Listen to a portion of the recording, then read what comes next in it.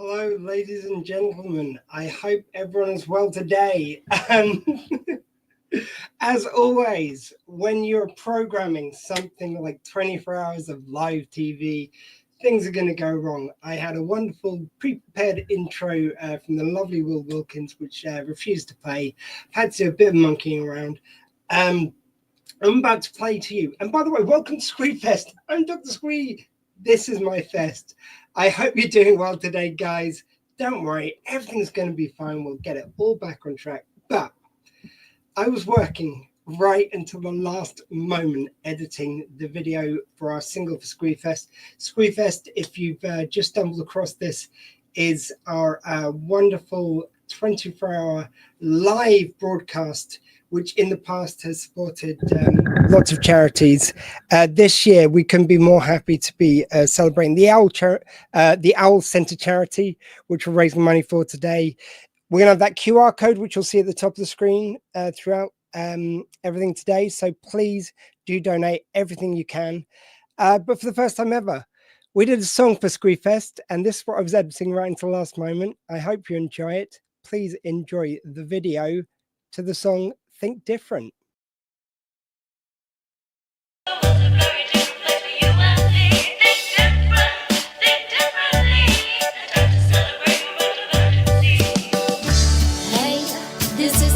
I'm new to the club and it ain't easy. The journey I've made's taken a different way, and I've ended up here, just gotta spend my days growing in ways, blending the haze, fitting the quitting, accepting the change, to embrace a new norm, fit a new form. But sometimes when I cry, my brain feels worn out, and I shout and I shout and I let it all out of my brain. So much pain and it's drowning me out. No control and no hold, and I cannot climb out. And I cry and I cry and I don't know why. Being restored and ignored, no matter how hard I try to show my way out. But enough is enough. Support and with love. Think different, think differently. The world's a very different place for you and me. Think different, think differently. And time to celebrate no road of urgency. Different, think differently. The world's a very different place for you and me. Think different, think differently. And time to celebrate no road of urgency. Hey yo, full disclosure, I was a bit of a loner. The weird one, the odd one. He's probably just a stoner. Reality flex, should I get my sanity checked? Cause if I say what I'm thinking, then I'm probably gonna get decked. I try to fit in, man, you gotta believe me. But other human beings give me the heebie-jeebies. May I introduce, please? It's your boy Matt Lees. Can only be what I be, so you can take me or leave me. I think so far out the box, I can't even see the box. I'll make the box into a hat. Maybe I will be the box. I used to feel like what I wanted wasn't real and I should stop. Then I rearranged it all to fit round me, now I'm on top. It was quite a shock at first, but honestly, I'm cock-a-hoop. Drop these verses about beauty, diversity and truth, and my tribe is all of you. Now we ride to somewhere new. All I ask is you keep smiling, it gets better, I'm the proof. Think different, think differently. The world's a very different place for you and me. Think different, think differently. And time to celebrate the road of urgency. Different, think differently. The world's a very different place for you and me. Think different, think differently. And time to celebrate the road of urgency. Different, think differently. The world's a very different place for you and me. Welcome to my show. This is me, Dr. Sweet. On podcasts, interviews, and laughs. That's always been my territory. But sages are calling. Nights are supposed to be boring. Gotta tell a new story. Dyslexic, hectic with ADHD. But it's just me after diagnosis, a painful process. And I reviewed my past, so at last I come out in front. Now I choose to think different and appeal to you. If I'm not real to you, or the neurodivergency, Dr. Squee energy, I've got a deal for you. Let me reveal to you. Refuse to see the real me and make me see through. We've got to stick together, respect me and I'll respect you. So from Squee and the crew, if you please, from Prof, Mr. Me and Mr. Lees, please think differently.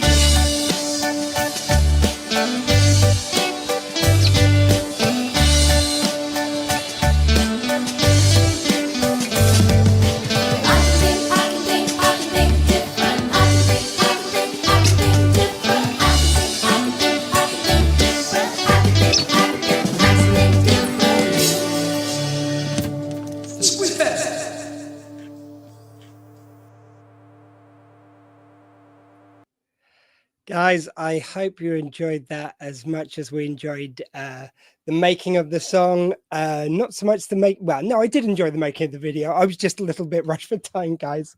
Just going to make a slight adjustment to my camera. I hope everyone's well today. I can't believe Squeefest come around already. You have to excuse the lighting. It's just a very hot and sunny day, which is obviously ideal when you want people to sit in front of a screen and watch you, but we'll never mind that now. The one time when you don't want good weather, eh? But guys, we're going to talk you through everything that's coming up today. I'm sorry, I did originally have this wonderful readout of what was happening during the day by Mr. Will Wilkins. Unfortunately, the technology did not want to play ball today, so let's go through a bit of the schedule we've got coming up today. There we go, part one. So the day is into 3 streams. Due to Facebook streaming limits, we can only go for 8 hours at a time. I didn't want to cut off this kind of audience because we get a lot of viewers usually from Facebook.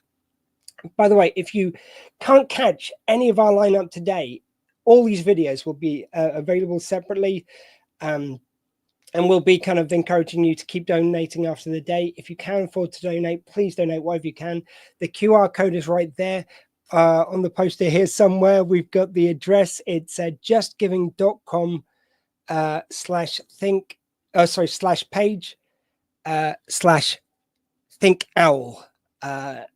And here is what we've got on our lineup today. We've not only got our usual range of celebrity guests, which we always have at Squeefest. This year, we've got the experts with us. So we've got, we're going to be speaking in just a moment. I can see her backstage there now. Hi, Nicola. Nicola Lathey is going to be joining me. We've got at 3 o'clock, we've got Ben Sims, the chronic pain specialist. This is one I've been really looking forward to because I have chronic pain. I know loads of people are neurodivergent who do, and it affects us differently. We've got at 4 o'clock, it's neurodiverse children in Vietnam. At 5 o'clock, we've got John Robertson from the Dark Room. If you haven't heard of him, boy, are you in for something. He's quite the comedian. We've got bipolar lived experiences at 6. That's with Ruth, Watson, Rees, and Kenton Hall. We've got at 7 o'clock tonight. And by the way, these times are all in UK time, which we're on BST at the moment. So please do look up your local time zones. At 7 o'clock, we've got The King's Comedy, and that's with George Coppen and James King. And we've got a little bit of James's stand-up to play. We've got at 8 o'clock, Outrageous Liars, the Due South Takeover. So our guest, as always, is Ed Fortune, and we're going to be joined by Catherine Bruier and Tom Melissis, both from Due South, and me and Michelle Sewell from the podcast Due South by Southeast. So that's going to be a great time. At 9 o'clock, we've got podcasting and neurodiversity with me and Rhys Jenkins. We've got in stream 2 at 10 o'clock. We've got neurodiversity, disability and family with Bethany Lunny, who's going to hopefully be joining us from a wedding she's attending. And she's going to be joined with her mum, Lynette Webster, who will be with us no matter what. So we're certainly going to be able to get to talk about her and her fantastic achievements, being an author at 15 twice over. It's amazing. Can't wait to give you that story. We've got at 11 o'clock, we've got the Director Files, David Lynch, Mulholland Drive. At midnight, we've got Arcane Frequencies with Andy Guy and Beth Smith. We've got at 1 o'clock in the morning, we've got neurodiversity and cuts in the USA with Gabriella, who's a speech language therapist and speech language pathologist from San Diego. At 2 a.m. here in the UK, but I believe in a bit more of a civilized time for the US, we've got none of us who's going to be talking Star Trek Deep Space Nine and being a mental health advocate, which he does lots of work with that on Instagram. At 3 a.m. we've got Ray O'Leary from Taskmaster New Zealand and a fantastic stand-up. At 4 a.m. we've got Blaine Garrison versus Squee, and that's the ADHD off. At 5 a.m. we've got neurodiversity around the world. We're talking to India, Vietnam, and Kazakhstan all in one interview. This is amazing. All these kind of fantastic experts we've got given to us by the Owl Centre charity. We're going to go on to the last one. So we have got, this is so packed, and we've got between these, by the way, never before seen brand new bits of video, which we're going to be covering lots of stuff with those as well. We've got at 6 a.m. random chat with Dr. Squee and virtual Paul G. So I'm going to be given random subjects from a recording of Paul G, and I've got to talk about whatever I pick out of the hat, essentially. So at 7 a.m. we've got all about dyspraxia. We've got at 8 a.m. we've got Unclassical podcast with Marsha Bevan, and usually she'd be joined by her sister, but instead it's her fiance David's going to be joining us for that. We're going to be talking about Oscar Wilde, so that's going to be great. We have got at 9 a.m. the Owl Centre charity chair this time. It's going to be with Laura Roberts. At 10 a.m. it's Bridget Snesden, Senko from Hertfordshire. At 11 a.m. we've got Dyslexia and Dyscalculia with Joanne Holdaway. We've got at 1 a.m. Due South by Southeast with me and Mounty Michelle. And then as a bonus, after 24 hours, we're still giving you more. This is the interview I did live the other day with TikTok Jesus. He talks all about everything there. I'm just going to say up front, and I'll try and remind people of this. Some of these shows might have swearing in. We'll try and remind you of the ones which are likely to. We try and keep it family friendly as much as possible, but I know some of my friends can get a bit fruity with the language, so we'll try and warn you of that. And I just want to say this up front, and we'll try and remind you throughout the day that the views of those of us talking in general may not reflect those of the Owl Centre charity unless specifically stated before. Just want to make that perfectly clear, because this is a day of entertainment as well as a day of learning. And I love the fact that this year, for the first time ever, Squeefest features experts literally around the world. I think it's 8 countries we've got. It is astounding. And I'm going to now welcome onto the stream, because I've got enough talking to do today. My friend, we've been spending so much time chatting, to and froing, sending ideas and bits and pieces back and forth ready for today. And I just kept on coming back to my email inbox with just a load of experts which had just been thrown my way, which is just tremendous. Please welcome back, back to this Dr. Squee show, but for the first time here on Squeefest, it's Nicola Lathey from the Owl Centre charity. How are you doing today, Nicola? Hello, Squee. I'm very well, thank you. Very, very excited to be part of the show. What a wonderful introduction, and I completely love that single. It's brilliant. It's already an earworm going through my head. I will just say, for the benefit of any of the people who are in it who might be watching, a few of those syncs might not be exactly perfect. Yeah, I was editing it to the last moment, but we will put it up in its full glory, slightly better time adjusted. But oh man, I just ran out of time on the editing side. And by the way, I haven't turned alcohol. I didn't even notice. Kombucha, but it's just like the mix of the bottle. But I didn't even notice the lip sync. Honestly, I didn't. It looked fantastic to me and sounded great. Thank you. I don't think we're too far off. Just a couple little bits which I'll tidy up for its proper release. But I really want to get that out there today. We're going to play it a few times throughout the night, no doubt, and the days.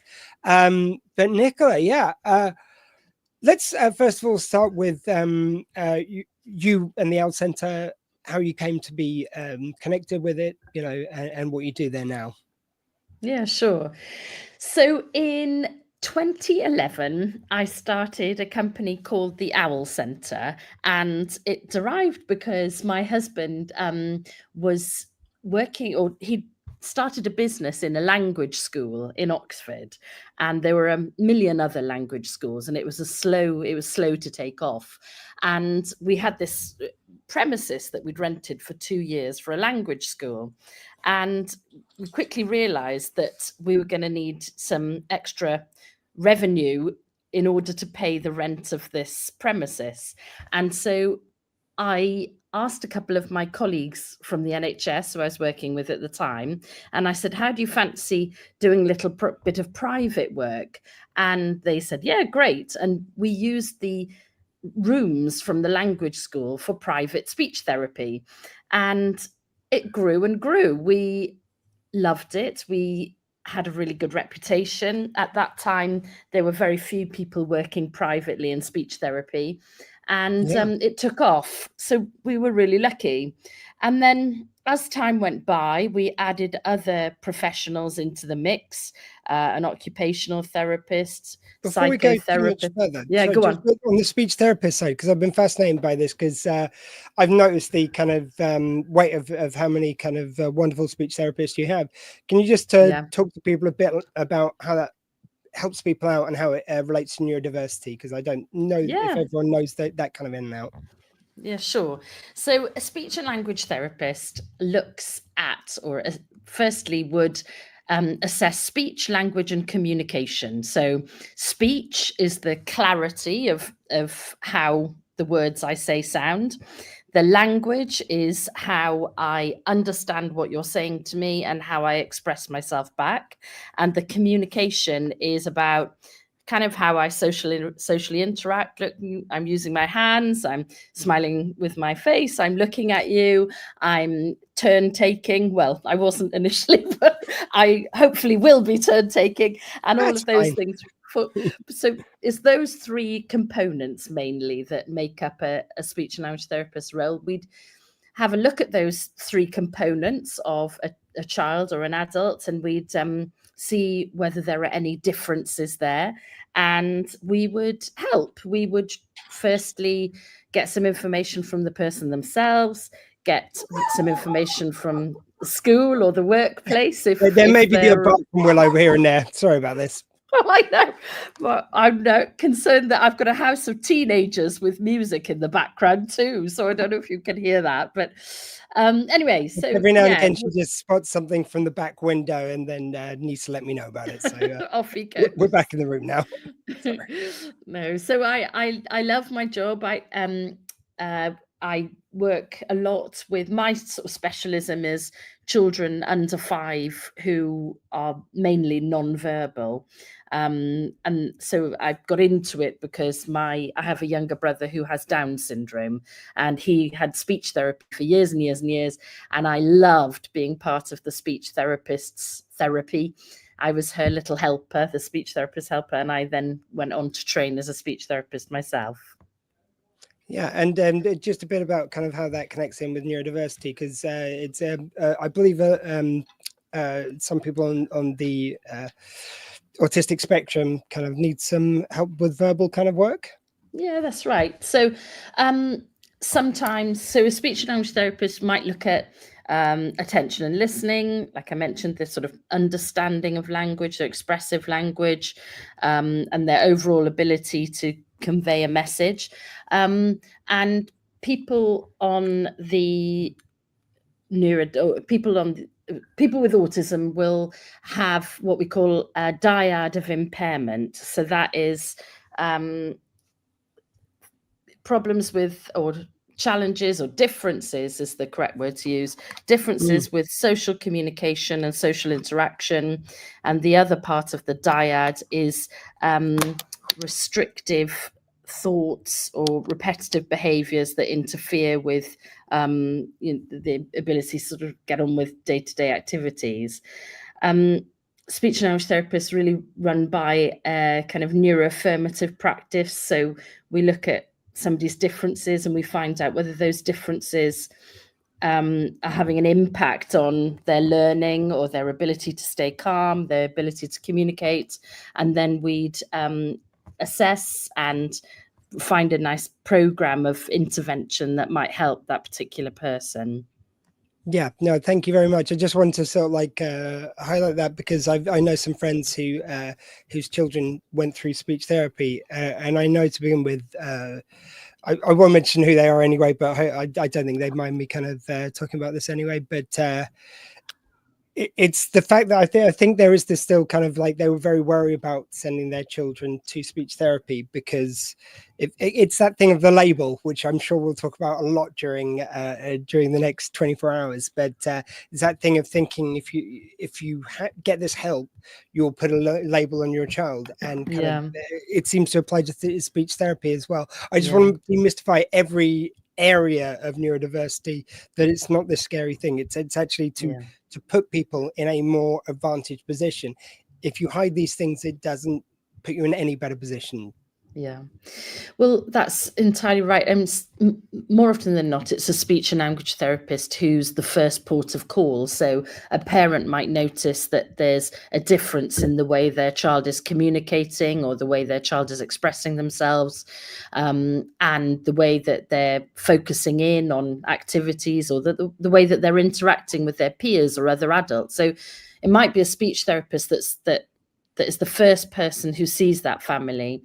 And then the speech therapist might, think about what the reason for those differences are, and if they feel that there's a pattern or a neurodivergent pattern there, then they will make a referral into a wider team, perhaps a pediatrician or a clinical psychologist, and see whether that pattern of behaviors or differences would warrant a neurodivergent diagnosis.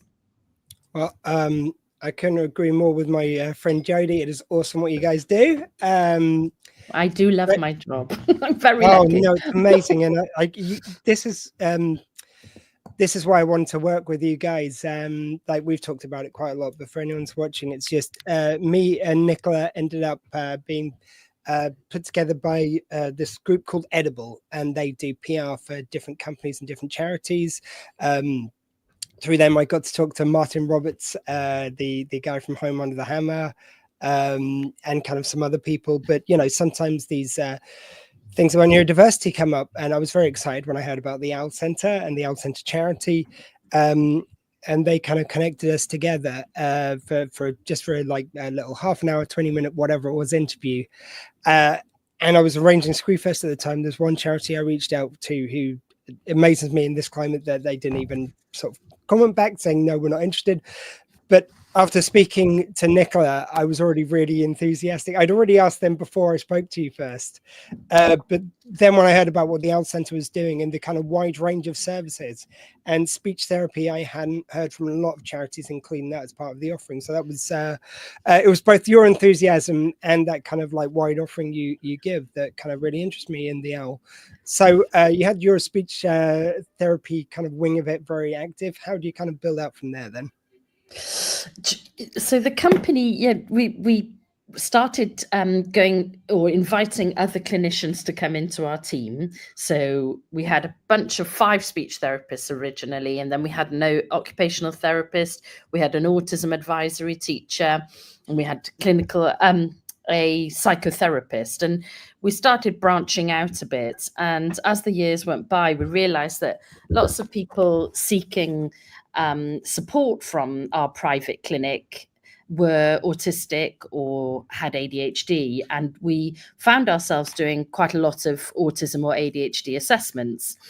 And then that led us down the route of being sought after by the NHS to take the pressure off their waiting list. So with the awareness of neurodivergent conditions and the sort of more and more people who realized they'd been missed in childhood perhaps coming through and wondering why their lives had gone in a particular direction, why maybe some things had been different for them as to their peers. The waiting lists in the NHS started really building up.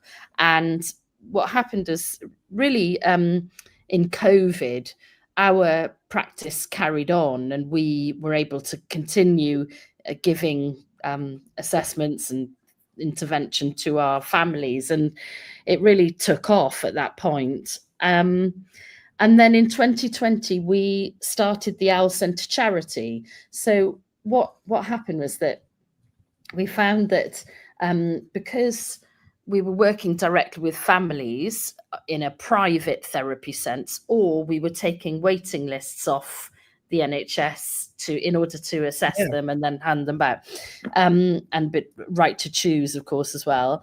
That's something I always preach to people about. Right, Yeah, you're on a waiting list. Look up Right to Choose right now. There's as soon as you get the confirmation from your doctor, you can then go to, well, you talk to your GP. You find out which place, like the Wonderful Owl Centre, is offering kind of places privately under Right to Choose.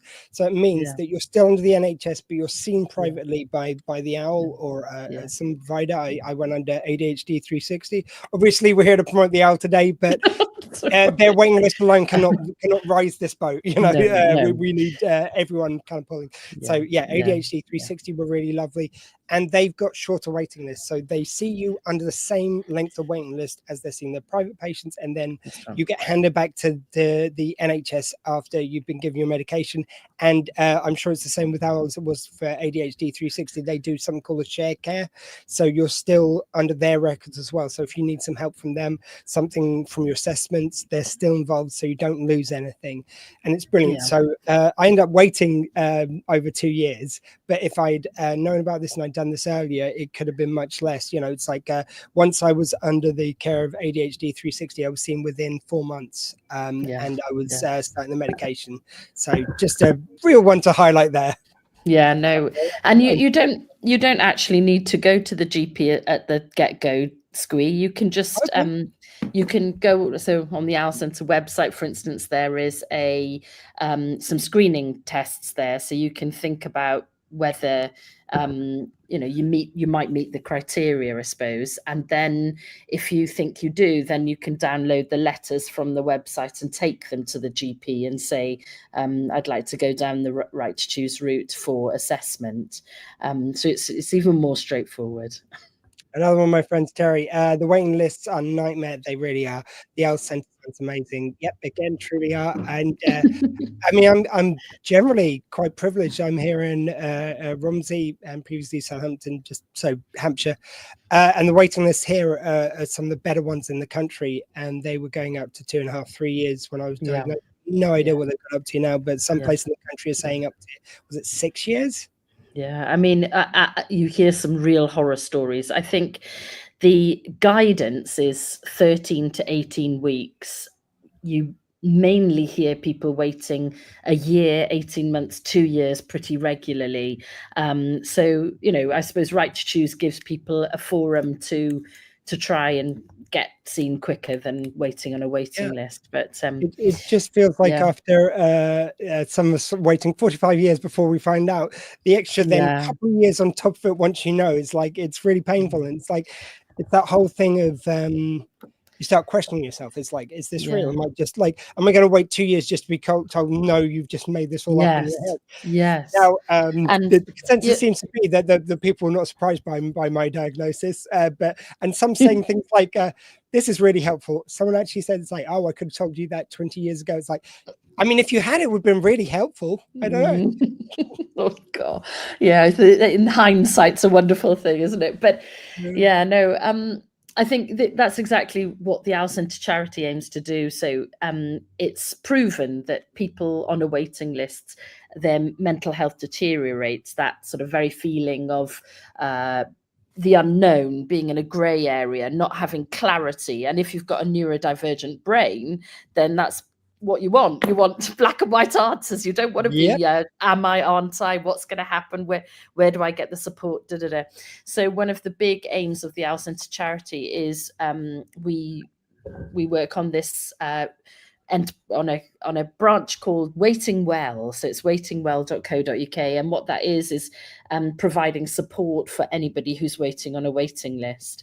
And the Owl Centre charities sort of next development is around grandparenting, but so grandparenting differently, it's called. So the other thing that we notice is that families, when they're parents, for instance, when they're looking after their children, trying to find the right interventions or trying to support them in trying to help them navigate tricky situations, sometimes they're so caught up in the day-to-day that sometimes it's the grandparents that have a little bit more time on their hands and can offer support, but somehow don't know how to support a particular child or family. So the Owls Centre Charity's next drive is to start offering support and guidance and an avenue for parents to build up their skills so that they are able to help a family and see,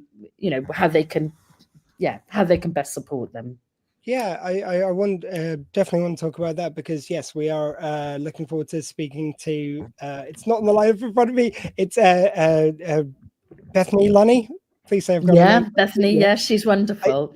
One of my worst things is name go the way, guys, and I've got so many experts, some which have names from around the world who my English voice might not be so used to.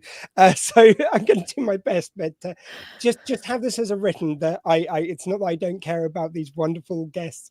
I'm just rubbish with names, but anyway, I digress. Bethany, 50-year-old author, and they had a setup whereby it's like a brother with a rare chromosome disorder, mum's dealing with that. You get several, like you were saying, there's several times where the wider family's involved, because you know, assisting someone who's got autism, like, you know, I'll use my son as an example. I hope you don't mind, Stu. Big shout out. When he was young, it was very difficult with while he's trying to process everything. We were told not to tell him, which I completely think is ridiculous now, but we're told not to tell him. And when he would have, and by the way, I like the term autistic meltdown. For anyone who doesn't like that term, I think it's really good, because the way I think about it is like, it is like a reactor melting down. You try your best to control it. You're doing everything. You're trying to put the controls in place. Yeah. But if something's happened that it's unavoidable, a meltdown, that is what happened. That to me feels really authentic to the experience. I know some people don't like it, but anyway, I thought I'd just explain why I like that term. But he would be having a really difficult time anyway. And when that kind of would happen consistently, it's very hard when you've just got two parents, as you might, some occasions, sometimes single parents dealing with that. You have to bring in other members of the family. But there is that kind of fear of, if they're not in control of their mood, I think is a decent way of saying it, then that can be very difficult for grandparents. Some who are elderly, and like, how do you control their safety with the grandson who, you know, granddaughter or grandchild who really loves them, but might not be in control of their emotions enough to keep them safe. So that there's so much around there. Yeah, that's exactly right. I mean, you know, just generations from generation to generation, there are different ideas, perceptions about what a neurodivergent diagnosis means, and where a neurodivergent diagnosis derives from. But in fact, when you speak to Bethany Lunny and her mum Lynette, you will find out that their grandparents have been a huge support to that family, and you know, and in fact, you know, arguably,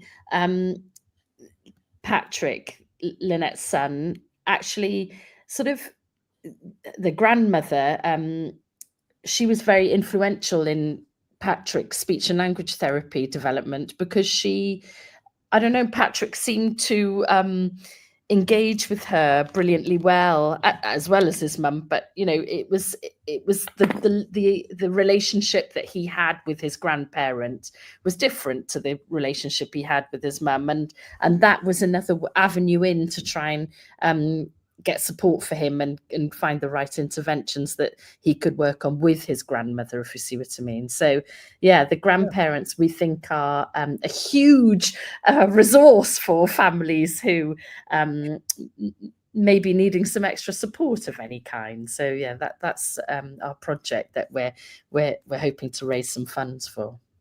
And I know this is not unique to grandparents, but grandparents, as you say, there can be generationally different ideas around a lot of neurodiversity.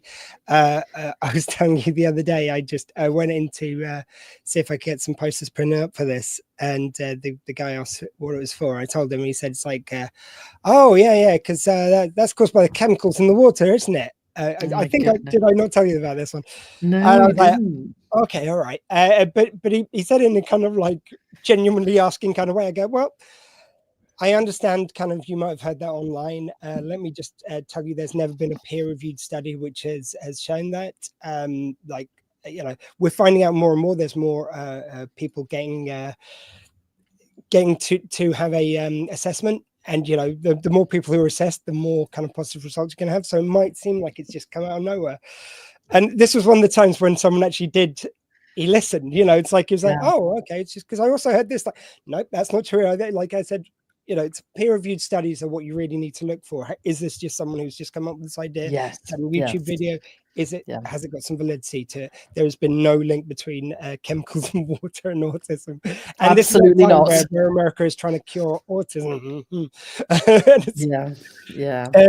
How do you go about when someone does come in with difficulty grasping it and accepting that it's real? And maybe there is some of it is denial because they don't want to think of their family member suffering. I don't see autism suffering, by the way, for anyone watching. No. I'm just saying that it's the way that it's perceived, and I understand sometimes it's coming from a good place, and when people are coming from a good place, I want to win them around more than chastise them for saying the wrong thing.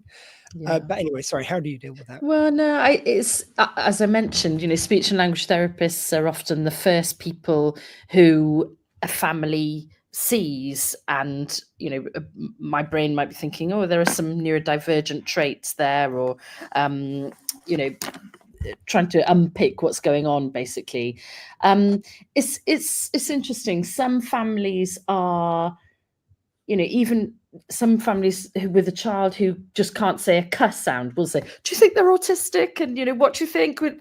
You know, they'll embrace that straight off. Other families are a little bit, they hold back a little bit. They're not quite so ready to embrace what a neurodivergent diagnosis means for that child or that family.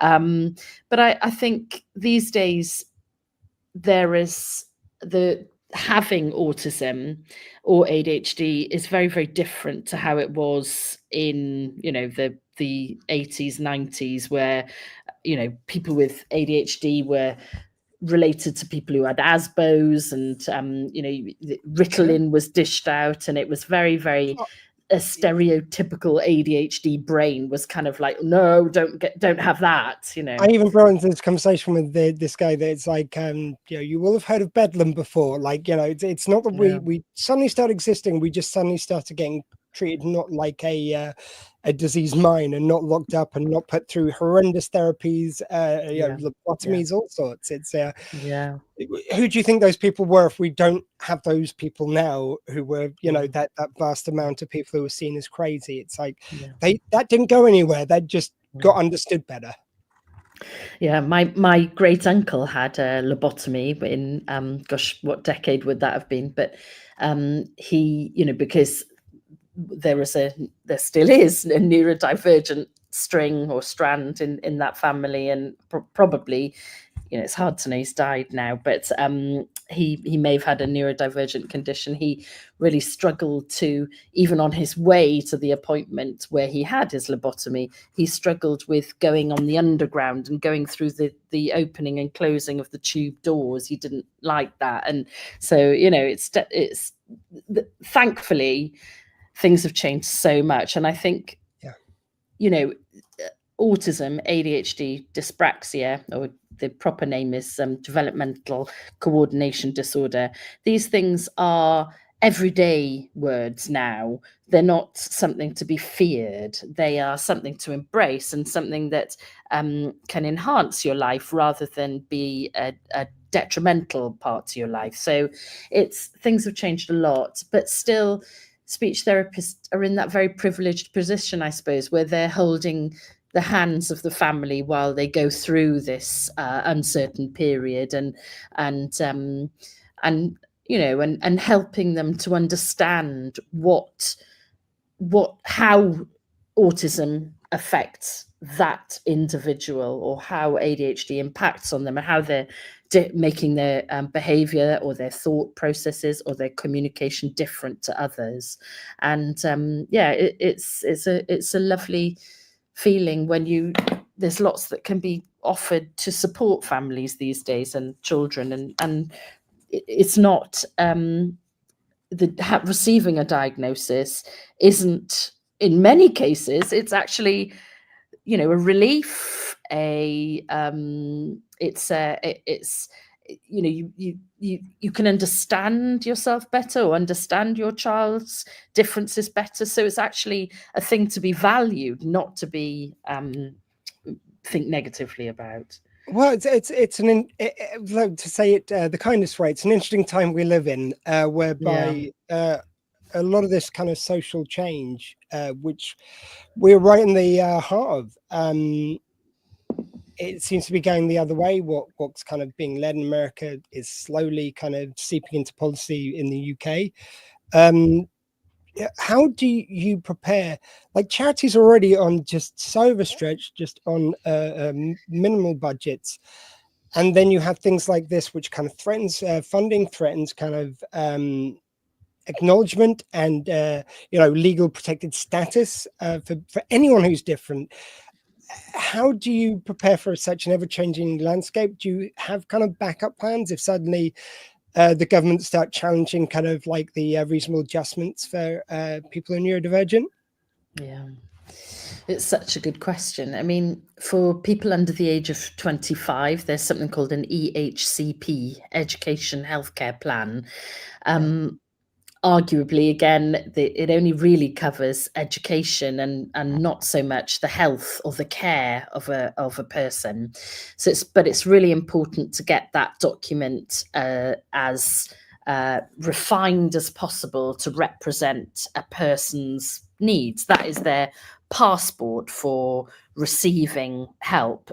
You've got Bridget Snasden coming in later on. So she is a Senko, and she is in the hot seat to be asked any questions about EHCPs. But same with in the workplace, you know, reasonable adjustments, talking to managers, and in every workplace now there's somebody with a neurodivergent brain.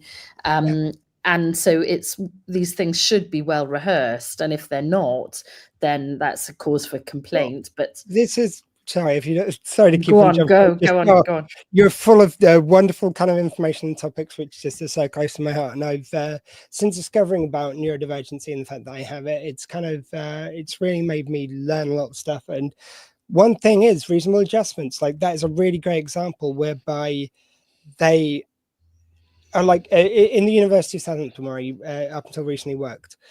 Different departments got to choose how they use reasonable adjustment, how they kind of applied it. So one department you could be in, you could have a wonderfully helpful manager, which would see the value in you getting, say, some people need a ThinkPad or something like that. It's like a tablet which you write and it kind of can wipe out, and it, you know, you handwrite directly onto it, changes handwriting to text, all these wonderful things. Some people in the university had it, some people got turned down for it with exactly the same condition. Oh, really? And I feel like right now is the time when we need to make these things more universally covered. So if a university's got a policy, there should be an HR department which is deciding what reasonable adjustment is, not some random manager who can just decide he doesn't think, or she doesn't, or they don't think that neurodiversity exists, and they cannot provide any help. I've had friends who've been in that position.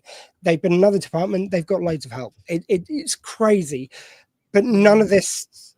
It's like there's agreements. There's far too many things done by agreement, not by law. And I think that's where, I'm sorry to keep on about America. Sorry for my Americans watching and maybe want a little break from this, but it's hard not to see what's happening over there. And the fact that things weren't enshrined in law, they were just on an understanding or a law which was easily got aroundable. I feel like we need to get our act together to enshrine these things while we haven't gone down a dark path ourselves yet. I don't know. Yeah. No, I think what you're saying is right, that the sort of inequity or I think a lot of parents and a lot of people themselves who are autistic or have ADHD would say that sometimes it feels like a constant battle to get help and support at the right time. There are waiting lists galore, and I imagine you could ask any autistic person, how many waiting lists are you currently on for, and for what types of intervention? Yep. The list would be vast, and I think that's the struggle, isn't it? And it does seem sometimes that those who shout the loudest get get hoiked up the lists a little bit, and because there is a lot of support out there without a shadow of a doubt, but how you access it can sometimes be a massive challenge. There was a question we got from the floor, Terry again. And EHCP is almost impossible to get. It can take years, and I say that from within education. Yeah, Terry's a teacher. Can a charity like yours help people step up into getting started on that path? Yeah, I mean, on our Waiting Well website, there is a section on EHCPs, and that is hugely important, because what Waiting Well is designed to do is help people prior to receiving an actual diagnosis, so getting all the support in place first. But to answer your point about the EHCP taking forever, it's supposed to take 20 months from the time at which there's been agreement on let's move forward with an EHCP. It's supposed to be 20 months, but again, a lot of families will tell you that is a bit of a long shot. But yeah, Bridget will have 1,000,001 examples of people who are struggling to get one, I know. And also there's a sniff in the air about whether EHCPs are going to be reformed in the near future. So we don't know. Watch the space. But yeah, I'm just quickly trying to get up the schedule so I can tell you what time Bridget's on. I think it's tomorrow morning, Squee. It's about 9 or 10. I knew it was in the morning, so I've got it right here. It is at 10 o'clock in the morning. So Terry, if you want to join us then, I think that's going to be really helpful. But yeah, I mean, I guess more generally along the same lines, though, how do you plan? Where you plan budgets, you try and plan them years in advance, where landscape and funding changes all the time. Like we've seen our government back and forth, the current government back and forth, and let alone historical governments. How do you plan ahead when you don't know what the kind of next bump on the road is going to be? Do you have some funding which is kind of like, this is definitely going here, this will do if we get the funding? How do you do that? Yeah.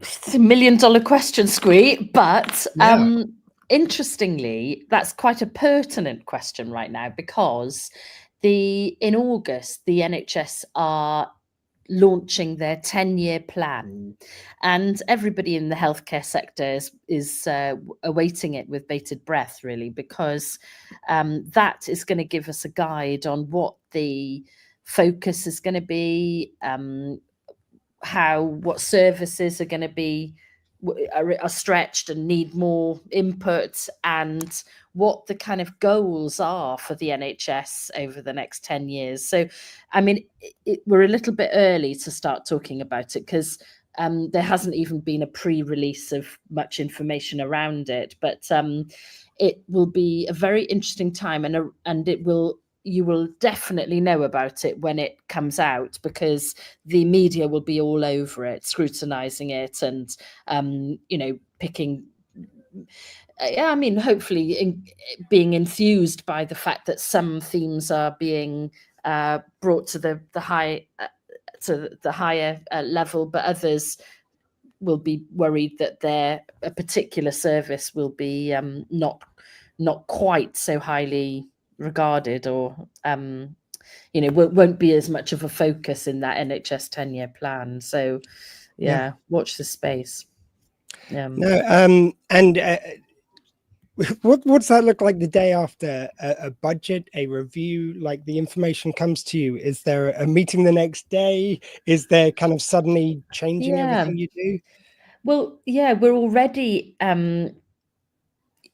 thinking about it and being, anticipating the kinds of things that might be brought up in that NHS 10-year plan. And also recently, in fact, Laura, who you've got on tomorrow, she is the chair of our Owl Centre charity, and she is a part of a committee around the future of the NHS. So it'd be a really interesting question to ask her. She's joining us at 9 a.m. tomorrow for anyone watching. That's right. But little snippets come through. I mean, so for instance, in the last maybe fortnight, there's been another publication from NHS England. It's the interim report for the Independent ADHD Task Force. And if you look up that, there's a lot of information about what's going to happen to ADHD services over the years. It's not it's the interim report rather than the big scale report. But these things, in our company are brought up most weeks, but very definitively once a month in our whole team meeting. So it's something we keep a close eye on. I'm just seeing in the bottom of my screen at the moment. I'm just going to see if Ben. Okay, I think Ben, our next guest. Ben, if you can hear us, we can see you're just having a little trouble connecting. No problem at all. We'll sort that out. But please send us a message if you're having any issue connecting. Ben, he's our next guest up to talk about chronic pain, which I'm very much looking forward to. Just send me an email or anything if you. I think I can see Ben on there now. Hi, Ben. Yep, he's giving me a way back, so we will finish off our little chat. So Nicola, I am going to wrap it up in a second. I'm going to play a quick video because there's something I've got to quickly attend to for another one of our interviews later. But Nicola, if there's one thing that you could say to people that they should be more aware of with neurodiversity, what would it be? Well, I thought you were going to phrase that differently. I'll tell you what. Let's go for could go for an easier one because we haven't done this one yet. Yeah, Nicola. And by the way, everyone, if you are at home, please do add your Think Different online. It's hashtag Think Different, and just complete the sentence. How do you think differently? And yes, I almost forgot, but Nicola, how do you think differently? Well, we had a discussion around this, didn't we, Squee? Because it's think different, and then we thought, now hang on a second, for a speech therapist, is that grammatically correct? And we thought, right, I read the grammar different. for a It doesn't matter. Started with speech therapy, like you're dealing with dyslexics now. So yes, I have a neurodivergent diagnosis of dyslexia too. So. I'm saying to people, like, it's hashtag Think Different, but the sentence is I think differently, because there you go. We're sorry. So I had a little think about this. I was thinking, how do I think different? And I, in my group of friends, is known as the ask hole. So notice there was no swear word there by me. An ask hole is somebody who asks everybody 1,000,001 questions and teases lots of different information from lots of different people, learns lots, and then makes their own decisions. So that is the way that I think different, is by being a very proud ask hole. And by checking your pronunciation very carefully. I know. All consonants very clearly pronounced. Okay, if you just bear with me 1 second, everyone. I'm just gonna. Squee, just before I head off, I would like to say thank you from the bottom of my heart, from the Owl Centre charity. Your enthusiasm, your energy, your drive to encourage people to think different is absolutely incredible. It's contagious. We have loved working with you, and we hope our little partnership will carry on beyond the Squeefest. But thank you, and thanks so much for raising money for the Owl Centre charity. We're really, really very, very grateful indeed. No, honestly, it's made all the difference in my life being diagnosed. I don't know how I could go through that experience and not want to help other people and not have the next Oh, okay. I'm trying to just get welled up too early in proceedings. But I do feel very passionately about what you guys do, and I don't want the next me to get to 45 before they get diagnosed and get the help they need. Like even just we're about to talk to Ben, who's a chronic pain specialist. I had no idea people with neurodiversity felt pain. Like we feel it more. All these years, like when I broke my arm, I hadn't found this out yet, even though I was on my path to getting diagnosed, and it's. Just that makes such a huge difference to your life, not knowing that one fact, and there's a billion of them. So I want people to live their proper actualized lives. And I was going to say, next Squeefest, I might be giving you guys a call, and I would love to work with the Owl in the future. I've always seen people kind of like their charity, their one that they support. And I've been very proud of what Squeefest has done in the past with, dog centre charities. There was the Ronald McDonald House, Missing People, Stonewall, some wonderful charities, which I'm so glad I helped. But I feel like I've got my cause in neurodiversity, and I would love to work with the Owl Centre more going forward. So thank you so much. I got the feeling this wasn't going to be our last conversation. Let's just say that. Well, absolutely not. Thank you so good much. luck. Good luck for the next 23 hours. And, I'm here if you need me. Just shout. Thank you so much. You take care. Thank you, Squee. Take care. Have a lovely day. Thank you. So, guys, in a moment, we're just going to talk to Ben. Ben, if you don't mind just holding on for just a couple of minutes, I've got an email to quickly answer. So what I'm going to do is I need to find a video which is the right length. As I say, guys, there's been a slight change to how I have to share things because they didn't want me to upload too big of videos. So if I remove the video... okay, so guys, me and Paul G and Will Wilkins, who sadly couldn't join us today because he's off in his holes with his family. He's been in every Squeefest prior to now. I think Paul G has since the very first one on audio. We sat down and basically Paul came up with these random topics for us to talk about. One of them was what language from a sci-fi would you choose? Because we're all geeks. But for the first 10 minutes, we just end up talking about Doctor Who because the recent finale had been on. And as I say, we're geeks. I'm sorry, I'm not sure, but I think may contain swearing. So swear alert warnings. And as with all of these, the views of the people here may not reflect those of the Owl Centre charity. I don't think we say anything too bad, but just in case. So, guys, here is a quick mini Gallifrey Stands, which is my Doctor Who podcast. I'll be back in about 11 minutes.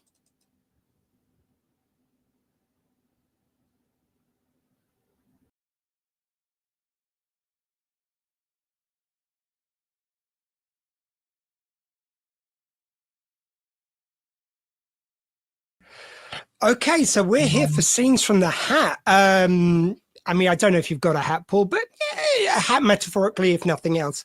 By the way, by the time hopefully Squeefest has rolled around, we're recording this a little while earlier. Hopefully this wallpaper isn't around. If I have to put up with this for like 24 hours.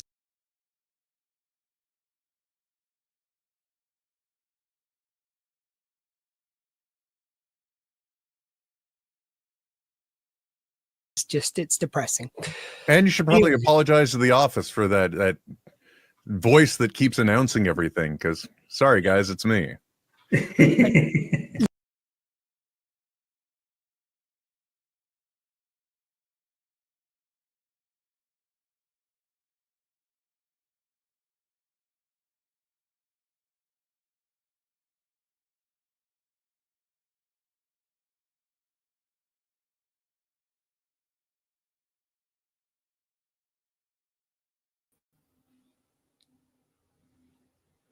Okay, guys, we seem to be having a little bit of trouble with that video. I'm not sure how it's coming out to anyone else, but on my screen, it was not coming out properly. Just give me half a tick. I'm going to try that again and see if this works. Weren't available for the day, so I want to include you as much as possible. And oh no, announcements. Yes, I have a wonderful voice for radio, or face for radio. That's what I'm looking for. You got to blame your buddy Kevin Smith. I mean, he got you doing voiceover stuff, and you just sound so good. There you go. There you go. So, guys, so Paul's going to pull some stuff out of the hat. We thought, though, we might start on something which we're all kind of like bonded by because we've kind of done my podcast about Doctor Who before. So before we get into all the other topics, which are going to be very geek heavy, just to warn everyone, Paul, what were your thoughts on the finale of Doctor Who? It was just sort of like a mixed bag of stuff, wasn't it? Really, to be honest, I think there was elements I quite liked. I thought the Rani didn't do a bad job, sort of thing, and it had lots of nods to Kate O'Mara, but he got disposed of too easily. Omega was a waste, sort of thing. We had the Poppy child who. It was the scariest child ever because she never said a word throughout the entire show. She just looked confused and as blank as I did most of it. So I thought the kid was cute. And it just seemed like a lot of padding, didn't really have a lot of direction, got to the end, throwing a few cameos, sort of thing, and put it back in its box for another 2 years. So if nothing else, I just wanted to give you the opportunity to complain about the underuse of Omega. Look, most people watching right now, I'm sure this won't mean much to, but anyone who watched Doctor Who and especially watched it back in the day, Omega was such a good baddie to be wasted in that finale. But anyway, and just again, because like me and Paul have talked about it a bit, so I'm giving you the kind of moment, Paul. But thoughts on Billy Piper kind of returning? I think it's just reductive to use anyone who you've used before, but. Yeah, it's what role she's going to take. It's what she's going to. Who knows, sort of thing. It's. Yeah. Any other thoughts, Paul? Sorry, Will, before we hand over to Paul and his hat, or I mean, on those topics, obviously, like my biggest complaint is the Billy Piper thing is, I mean, because it's wonderful to see her. However, like even when you look at that scene, which I've looked back on it more times than I probably should for a person complaining about the episode, but you can definitely tell that it was just literally a copy and paste over in Ncudi's body, right? So it was just like the head captured there, and it screams stunt casting and just trying to make sure people are talking to help generate buzz about it, which I think is from a realistic standpoint and from the world we live in where social media traffic really can help drive corporate decisions. I can understand it completely. I know why they did it. But for the persistent audience, if you will, I think it was definitely to a degree insulting. Intriguing, yes, but insulting. And I have again watched this finale back more than I should for a person who gave it a solid 5 out of 10 rating, because there's about 50% of it I can like, and then 50% of it I can detest. Yeah. But it all in all, none of us can make a Doctor Who, only the showrunners get to. So, we're always going to take what we get, and we're always going to watch no matter what. So, in the long run, I think we all would agree.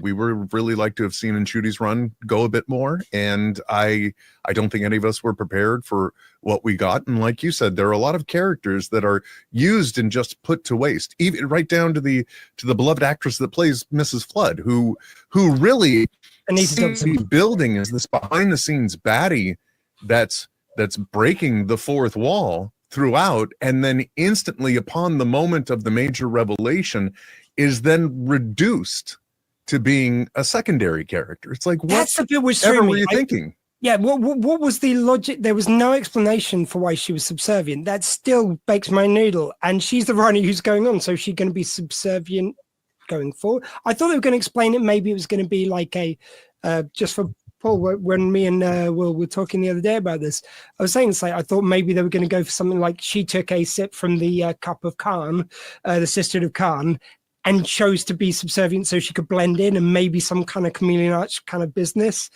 And then she'd be a dominant Rani again. But it was just like, she was saying Mr. the other her. It's like, then why shouldn't Ncuti have been like secondary to, or David Tennant been secondary to Ncuti? Oh, yeah.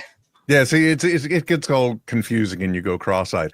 But I will say that I think that outside of the season finale, I think the great thing that does come out of it is that social media helps educate what I will call the Disney Plus viewers, because now I have an appreciation for Mrs. Flood's last few moments with the two Ronnies joke. You know, that is just having seen other elements. It's like, oh, well, that played out really well. That must have been a moment where RTD was just tickled pink with himself. I wouldn't be surprised if we start with the idea. I'm not going to lie. I mean, RTD, he literally just made a joke earlier on. Sorry, this is the Gallifrey Stands 10 minutes for anyone who's watching. Yeah, exactly. I haven't got it planned in the schedule, so why not? Sorry, say again, no. I was just saying 4 minutes and 50 seconds left to go. There you go. Yeah, let's go with this. We've got 10 minutes, Doctor Who, then we'll go on to the other bit. So, Paul, yeah, it's like the thing which was also really annoying for me is like they just made a joke that was like when Jodie's doctor turned up, it's like, oh, I was expecting the other guy. He always turns up. So instead of him, you give us the companion who always turns up. It's like, I love Billie Piper. It's not an insult to her. I thought actually the way they used her in the 50th, which was last time she was in the show, was at least something different. But she is the companion that they've reused the most from the new series. Like, I love the fact that for the 60th, they used Donna. Why not use another companion that hasn't come back yet? I don't. I'll tell you the reason why. It's because she is the only companion in this modern era who has been shunted off to somewhere else. All of the others still exist within this Whoniverse, if you will. But, you know, she's the one that had to get pushed back to an alternative dimension again. So, you know, I actually get it. I understand it. And like you said, in the 50th, her portrayal of the moment was just, it was absolutely delightful because it was kind of a combination of that Rose snarkiness and some of the ominousness of quote unquote bad wolf. So, you know, I understand completely why they did it, but and you know, this can go for a bad wolf. This is gonna lead to bad wolf being created or something. I reckon. You know, one of the things that we didn't talk about on your show that I really think I would love to hear Paul's opinion and your opinion on is the one moment that I kind of glossed over because I was just so enraged by what happened next was like the apparent literal shattering of the fourth wall, or the shattering of something. And we saw it shatter, I believe, at least twice while he's blasting the regeneration energy into the console or the heart of the TARDIS. What's your interpretation of that, Paul? What was that? I have no idea, to be honest. I must confess, sort of thing. I think by that point, sort of thing, I'd already sort of like drifted on into like a different train of thought of sort of like, you know, that confused me. That, you know, where you know the Doctor had just triggered off this like regeneration sort of thing, just at the click of a finger, almost, it seemed.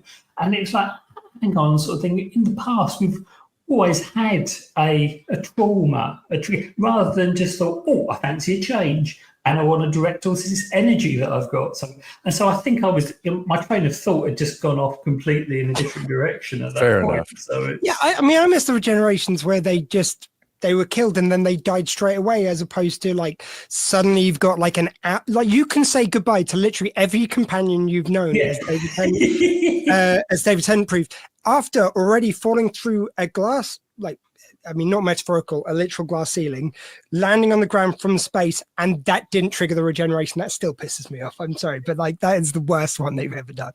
That just annoys me, and it's everyone's favorite. And it's like, and his last words are, "I don't want to go," which. The whole point of regeneration is you're handing over to the next guy. You're going to set up, or gal, or person, whatever, you know, you're setting up the next person ready to be the Doctor.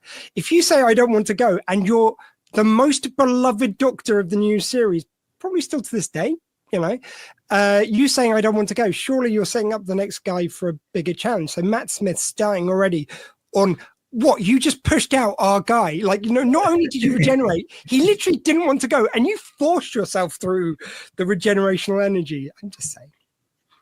Yeah, well, you know, we're all still smarting, and it'll be very interesting to see how this little mini-sode of Gallifrey Stands is interpreted during Squeefest, given that, you know, it is then 3 to 4 weeks removed from it. So, you know, Be sure to interact and give Squee here a few of your thoughts still, how you're feeling here, like 4 weeks out from the pain, if you will.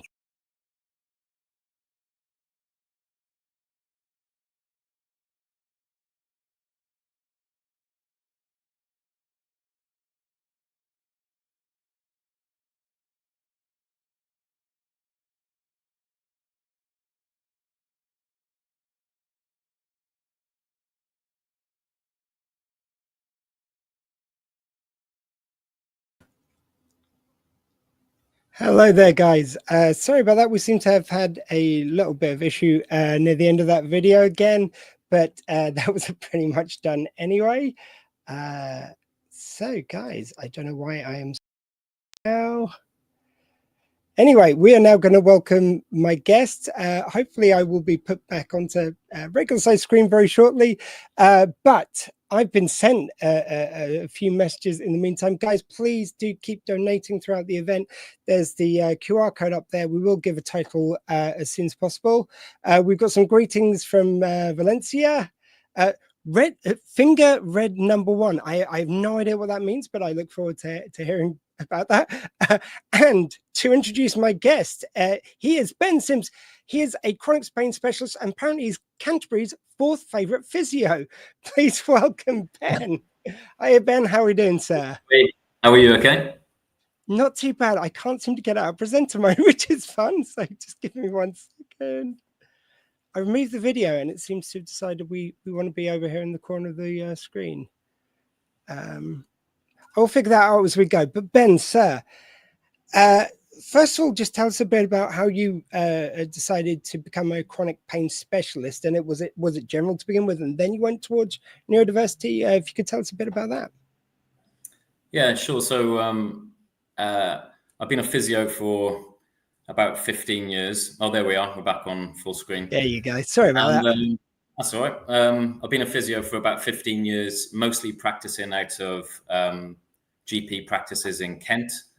And pretty early on in my career, I recognized that, worryingly, a percentage of patients weren't getting better with my own treatment, which was a bit unnerving, considering I've been through the universities to become qualified as a physio.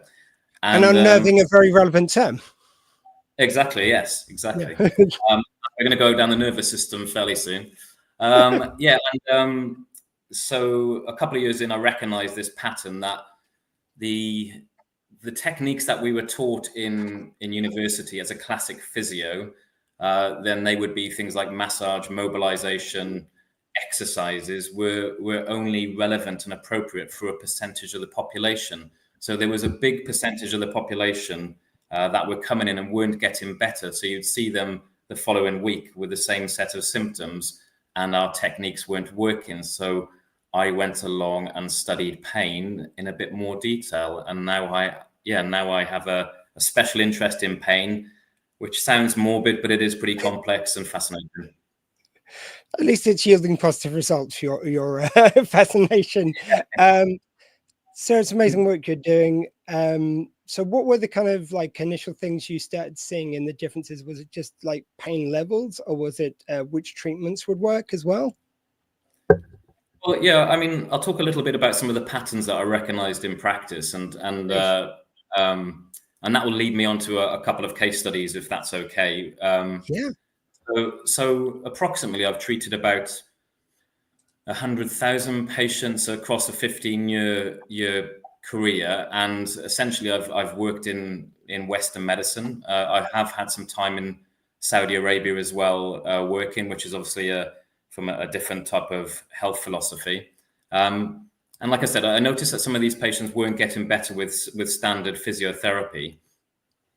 And another pattern that I found was that essentially we were taught that physical pain arises from physical injury, i.e. an arthritic knee creates physical pain, which is generally true. But what I wasn't expecting was that painful arthritic knee, for one patient, their feeling of that knee may alter wildly based on not only the level of physical trauma or arthritis, but perhaps their personality, perhaps their childhood trauma, and perhaps if they were even bereaved.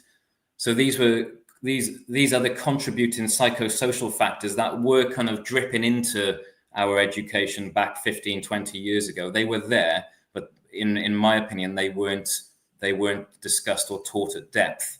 And what I was seeing in my caseload of patients was that these were some of the things that if you dared to talk to a classic physio patient in your clinic with these type of things, then invariably they would come up and they would potentially have some impact on the physical, even a physical knee injury. We could map and trace what happened to that person, not necessarily physically, but what was happening to them, what happened to them years and years ago, and how they dealt with pain and how they perceived pain and how they felt pain. So one of the patterns was that I started noticing fairly soon on that the physical perception or feeling of pain was sometimes disproportionate to the injury. Sometimes there was no injury, but they were still feeling, in inverted commas, physical pain. So this fascinated me, and it led me on to further research and study into chronic pain. So there were. Sorry, go on. No, I was just going to say, before we go into the study you had, I was just wondering also on a kind of more personal level. So my experiences recently, I've got nerve pain. They seem to think now it's in the neck. I broke my arm 2 years ago. Earlier it would have been 2 years earlier this month. Broken, dislocated it right at the knuckle where it kind of joins together. And I started getting nerve pain. So one thing I've noticed is, first of all, some of the doctors are way better than others at explaining what's wrong. Absolutely. Secondly, I don't know. I think now I am more showing my, sorry, can you still hear me? I'm frozen on my screen. I can still hear you, yeah. Yeah, brilliant. As long as my voice doesn't get stuck. But yeah, so basically, one thing I've noticed is now I am expressing my neurodivergent side. I'm not trying to hide it or mask it as I have done in the past. My treatment of the doctors seems to have changed. I've noticed they don't. I mean, I think I'm just more conscious of how they're not explaining things very well for how my mind works. But also, I got treated as if I'd been drug chasing for the first time in my life repeatedly. And I wonder if that neurodivergent energy gives a kind of a more intensity, maybe, that they're picking up as drug chasing. I basically asked them at one stage, can you give me another of the prescription you gave me before? It really worked. And as opposed to saying it's like, no, we can't have that one because it's addictive. We'll discuss some other options with you. I got told I'd get a call back from the doctor because this was with a musculoskeletal physio expert. And they'd asked me what I want. I said, no, well, I'm a bit worried of having physio when I don't know what's going on there. Like, I would like these painkillers if possible. And I'd like an MRI to check what's going on or whatever scans you think are commensurate. Didn't hear anything. So I called up the doctors and they said, yeah, we said no to that. Oh, no one called me. No, we just put a record saying no to the thing you asked, the drug you asked. Okay, what are your friends said? Oh, you'd have to phone and book another appointment. Sorry, did you think leaving me in pain was the solution because you thought that one drug wasn't right? They then, when I made a complaint because they'd been really bad with dealing with a lot of things, they then said that I'd refuse physio. No, I didn't. I said, I think it's a bit worrying to me to do physio before we've checked what's going on in the nerve, because I was told every sign that I'm getting is a sign of what I was told to watch out for nerve damage. So I took that seriously. And it's like, yeah, just the way they worded it as if I turned down physio, not said, I think we should do this first, but you tell me because you're the fucking expert, pardon my language.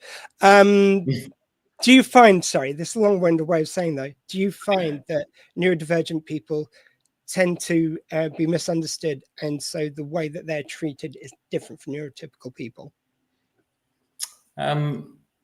Yeah, I mean, I've done a bit of work with neurodivergent folks. I mean, they essentially my role is a musculoskeletal physio, and I have a business in GP practices which takes on musculoskeletal caseloads in the GP practices. But you will get neurodivergent patients rocking in with a bad back or a bad neck, and I suppose I can't comment on that too much. But what I can comment on is the is probably how a chronic pain sufferer would land at a GP practice or land at certain GPs' feet in terms of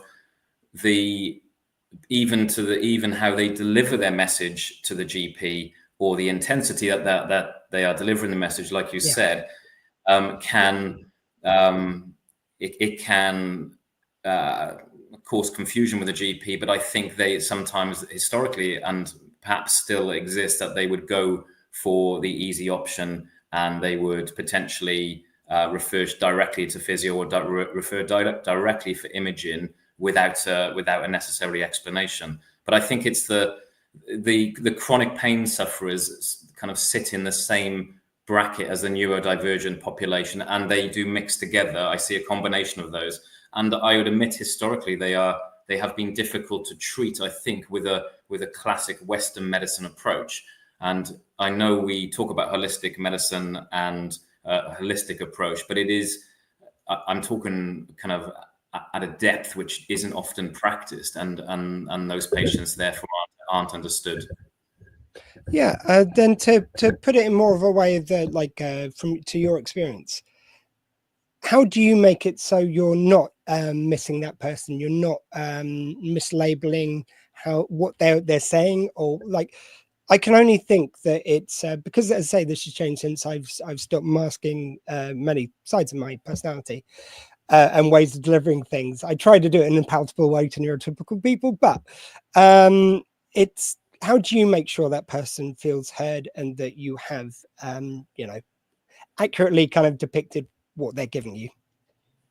I think it starts with like the most important part of any consultation is the subjective history. So 70% of a physiotherapy consultation is subjective, and that will lead to the greatest outcome. So that's sat there listening to the patient and gathering that evidence and that information, which, if you think about physiotherapy as a profession, it's essentially a physical profession where we're moving people's bodies around. But if you get if you have the right information, the first thing I'll do if I see a patient coming in, whether it's a chronic pain patient, neurodivergent, or an arthritic patient, I will look at the other associated comorbidities and their associated issues that they're coming in with. So in our GP practices, we'll have EMIS, which is the kind of national medical system that most GPs use.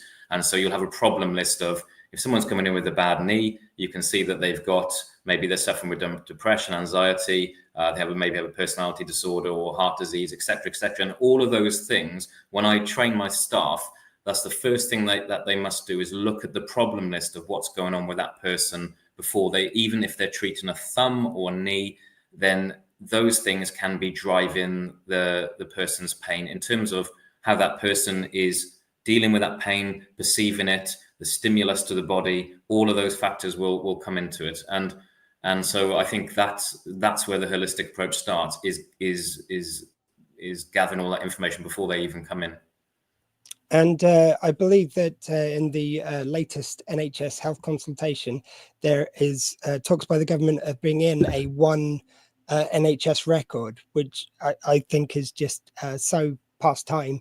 How would that make a difference where you're gathering all this information? Because it can be really frustrating that I've gone to a hospital, by the time I get to the doctors, they have no idea about it. They're asking the same questions.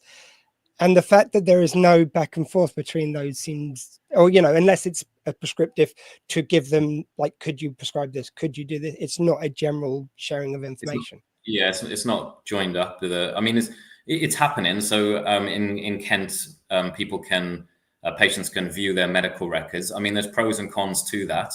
So what it does mean is what it means is that they can obviously access their medical records and query their care. It also improves our care in terms of our documentation and making sure that we are safety netting and safety netting red flags and documenting that as well. Whether it will have a link with more compensatory cases in the future, I'm not sure, because the patients having, I'm all for patient choice and patient information, but I'm sure now patients will literally come into the GP surgery and they will show me their phone and tell me the condition that they've got from Google, and and so I'm like, giving too much information to the wrong characters can be dangerous. Oh yeah, completely. It's sort of like it's by the upteenth time I've told a medical professional about my condition, I sort of start forgetting what I've told which one. Like it can be just as simple as that I'm worried I'm not giving the right information. Then I over explain, which is what can come across as being belligerent or drug tracing or whatever else.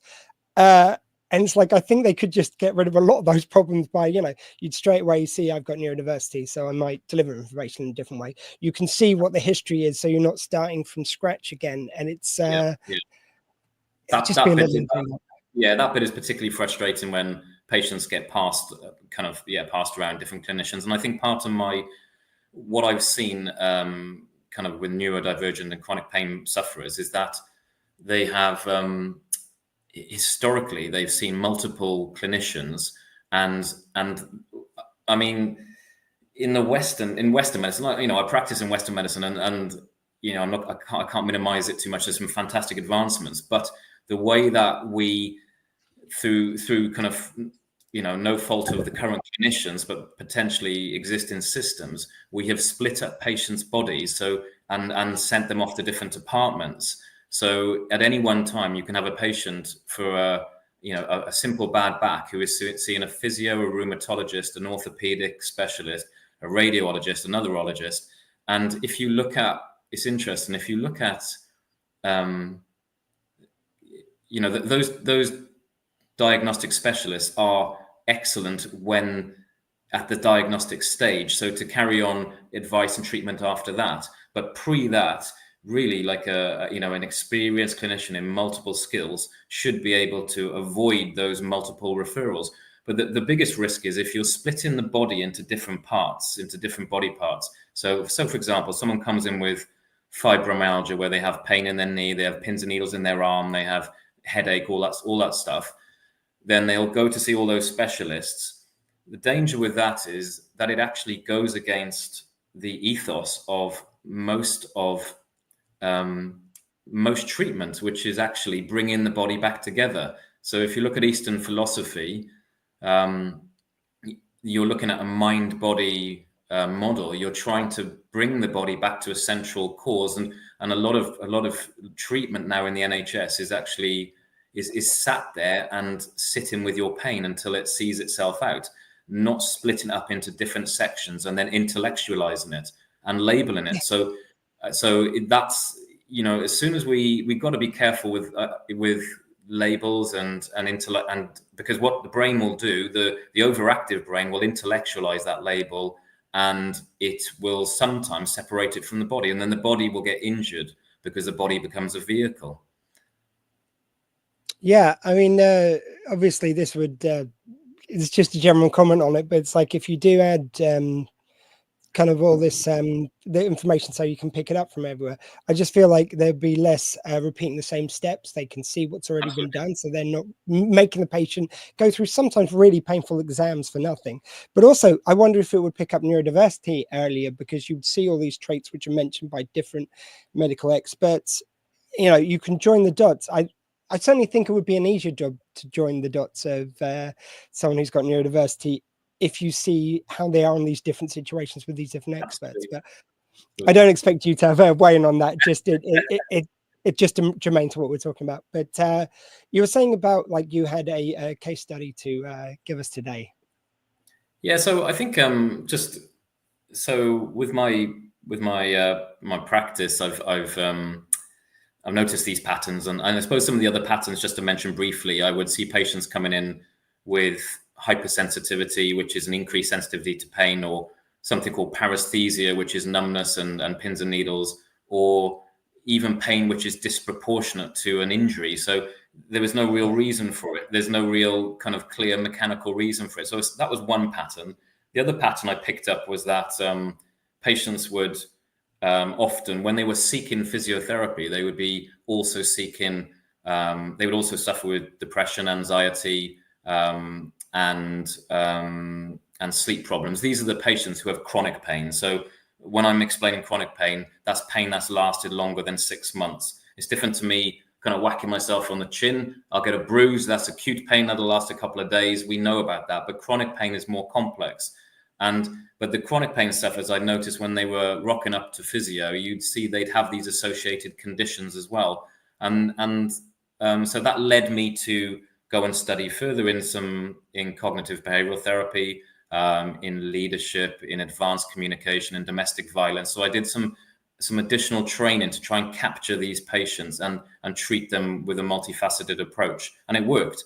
And then kind of lastly, another pattern which was anecdotal from practice. I did an audit on 20 chronic pain patients with neurodiversity, and they all of them had suffered with childhood trauma. Not one of them in their whole medical journey had been asked about this in any depth whatsoever. So we looked at that, and then we took it even further and looked at, go on. So just I want to drill in on that bit. So with the historical trauma, what kind of trauma would we be looking at? Because I think it is sometimes seen as the kind of some of the worst forms of trauma, for want of a better term, as seen as trauma. But you know, something interesting that I found out is like the way the body processes and the mind processes trauma. It's not by severity. A trauma is a trauma, I believe. And please correct me if I've got any of that wrong. No, it's not you're right. It's not the severity. It's like sometimes it's what didn't happen to you rather than what did happen to you. So we didn't actually go into too much detail on the level of trauma, but it was an audit in a recent pain clinic that we asked the 20 patients who'd suffered with adverse childhood events, and all of them put their hands up. And then if you strip that down another layer as to what that trauma may do to you, whether it's childhood, mostly childhood, but even in adulthood, you'll have a couple of the stuff from childhood. Usually you'll have what will happen is that those kids can develop into what they call disease-prone individuals. So they're more likely to have adult chronic pain or other conditions such as fibromyalgia or hypermobility, etc.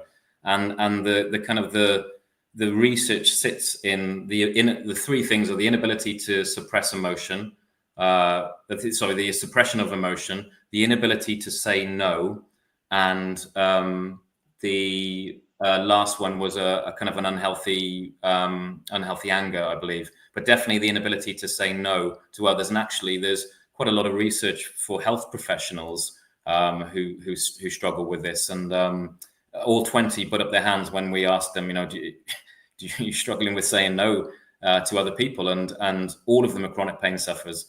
I mean, that was my own individual piece of research, but there is other research to back that up, secondary research. But it's just fascinating.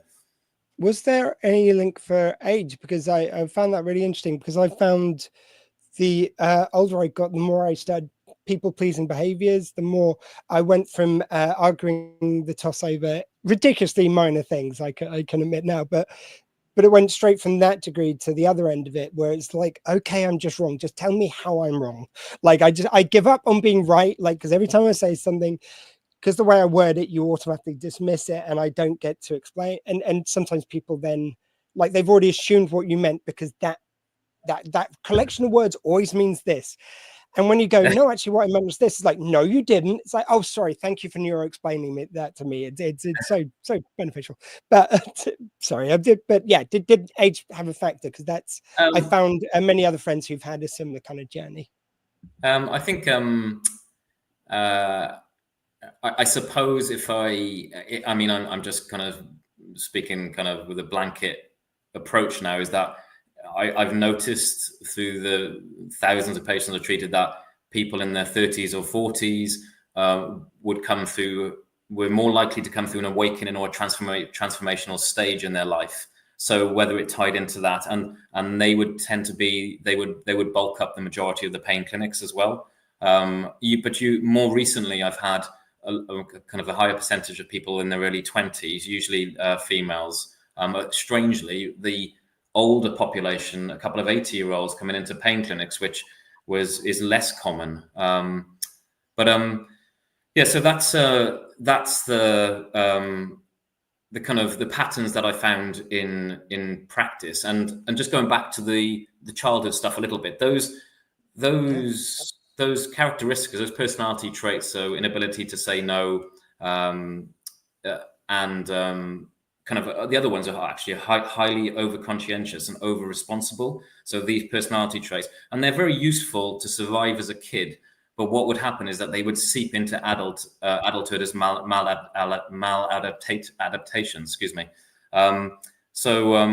Then they would become dysfunctional, perhaps lead to addictions, lead to kind of not looking after your body. Maladaptations for us. Sorry? If you could just break down maladaptations for us, just so for example, if as a survival tactic to say no, not to be able to say no to others, that as a kid that's useful because it probably kept you alive in some people's circumstances. But as an adult, if you don't say that maladaptation as an adult, if you don't say no to someone, as we've just talked about, is that then you are essentially, you're going to, at some point, you're going to burn out, you're going to become diseased, you're going to be in chronic pain, because a lot of the time you're giving yourself away. And that's, it does sit with people who are over carers and over givers. So that's how it can lead to that. Do you think there is or I don't know how deep you drill into this, but like, is there any connection between being bullied as kids? Because a lot of neurodiverse people get bullied when they're children. You learn not to make a fuss. You learn not to be as outwardly showing of neurodiversity, and it is heavy on the trauma. Like, there's so much, especially like sustained bullying over the years, as I experienced, and I know a lot of people did. Yeah, it's terrible. I mean, I see.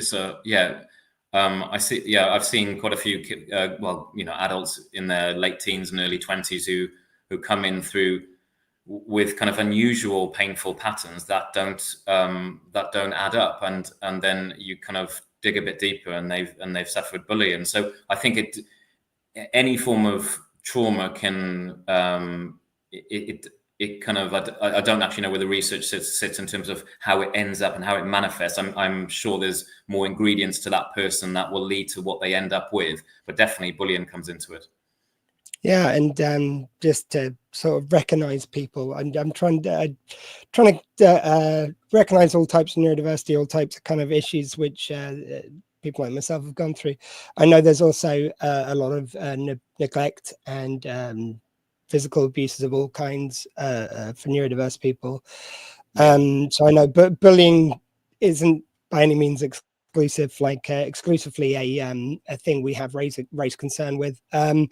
The other thing I wanted to kind of ask you was, with the study, did it show different neurodiversities acted differently, or was it just neurodivergent minds tended to kind of experience pain greater? Yeah, no, I didn't look into that. It was just a kind of broad concept that I took from it. Okay, you've got to listen to this interview for your next study. I've given you half a dozen ideas already. I've got a couple of case studies, so I don't know how much time we got, because they're quite interesting. So I think the message really that called it. So essentially, what I'm trying to do is blend my current practice blends Western and Eastern philosophy with a compassionate approach to mentor patients through their painful journeys. And I've, as I said earlier, in particular, I found that allowing patients to explore and sit with their pain through group interaction, meditative techniques, has been revolutionary for many. And we've actually reduced the pain clinics cohorts opioid use by 40%.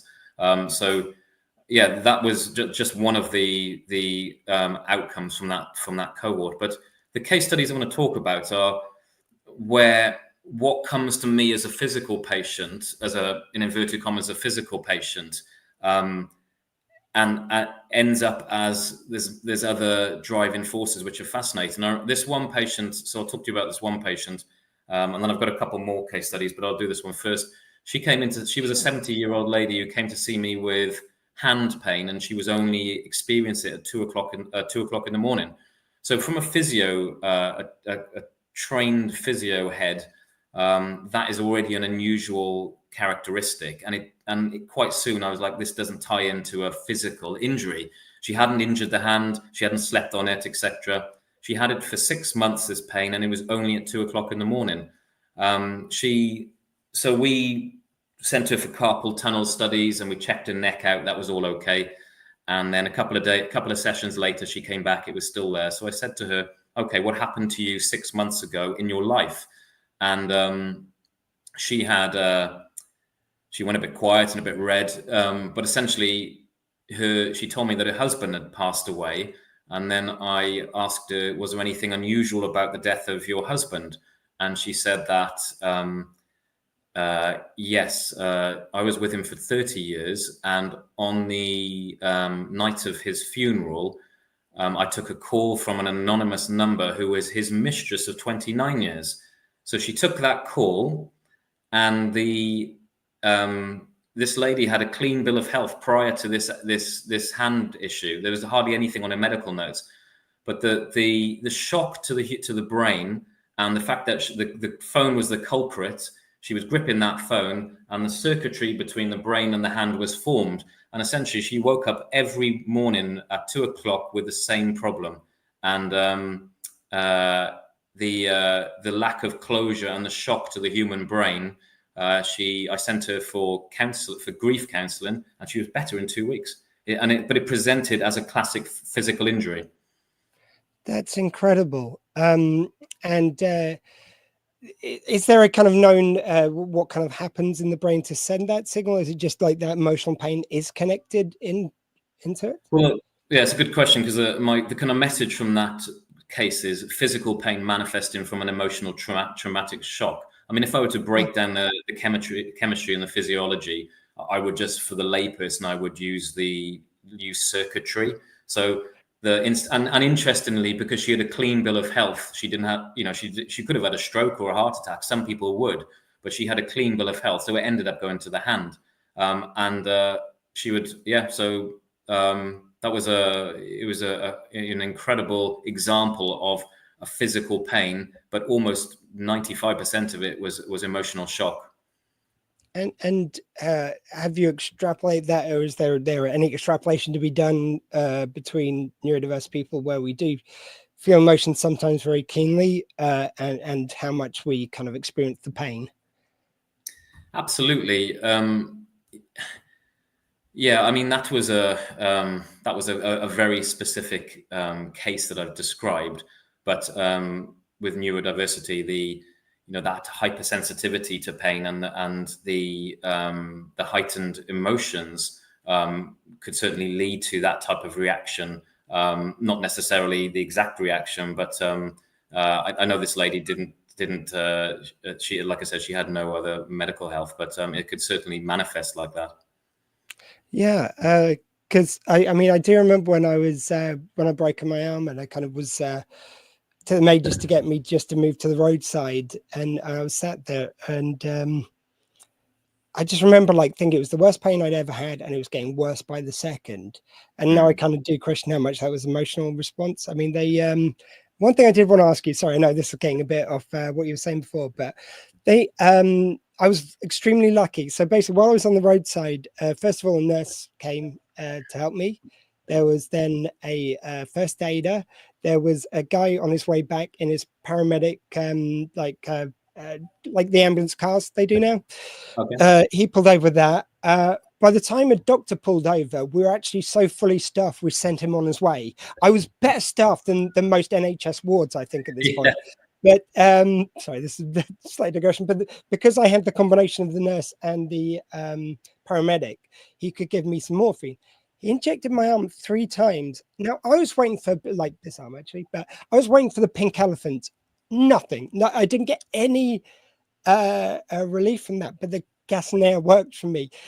Wow. What was going on in my system at that point? And is that anything to do with a kind of I don't know, did those things respond differently because of my neurodiversity or because of just the injury?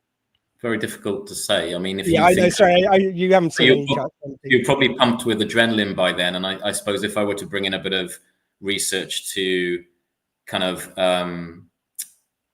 relate to your story. If you look at there was a study during the Second World War in Anzio when I think the Italian troops, most of them had been shot, but they all managed to return to hospital pain-free because they came together in adrenaline fueled, but also as a group, as a collective. And then when they got to hospital, they started feeling pain, but they had no pain. They experienced no pain from when they had got shot and managed to make it to hospital as a collective. So they put it down to being pumped full of adrenaline and coming together. So maybe your team around you on the roadside gave you that feeling. No, sorry. I think I've described that bad.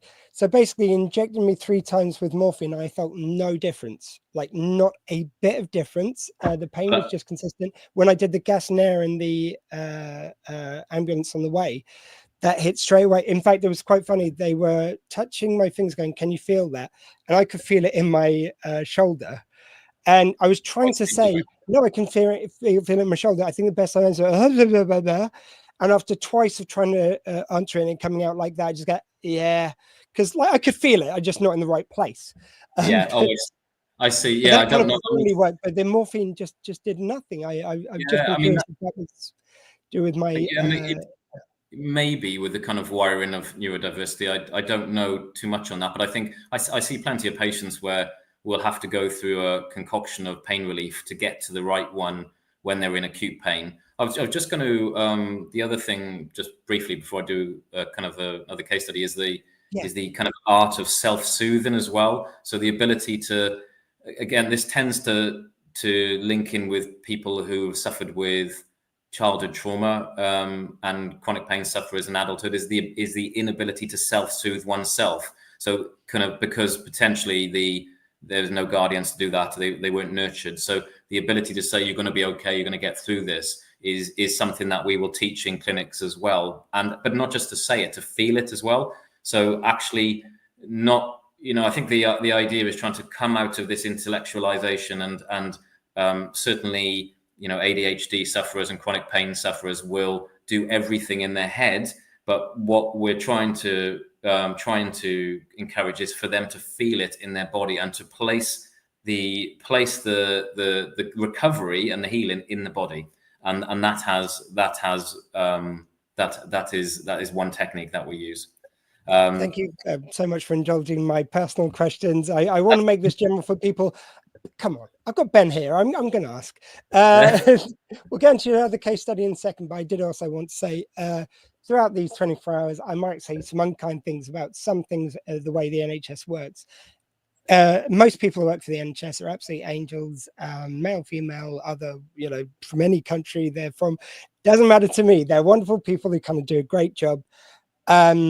And just to sort of make that really clear, because it's systemic that I'm talking about and individuals that I'm talking about, which haven't been great. The NHS as a principle is amazing. We need to protect it and make it better so it doesn't go away.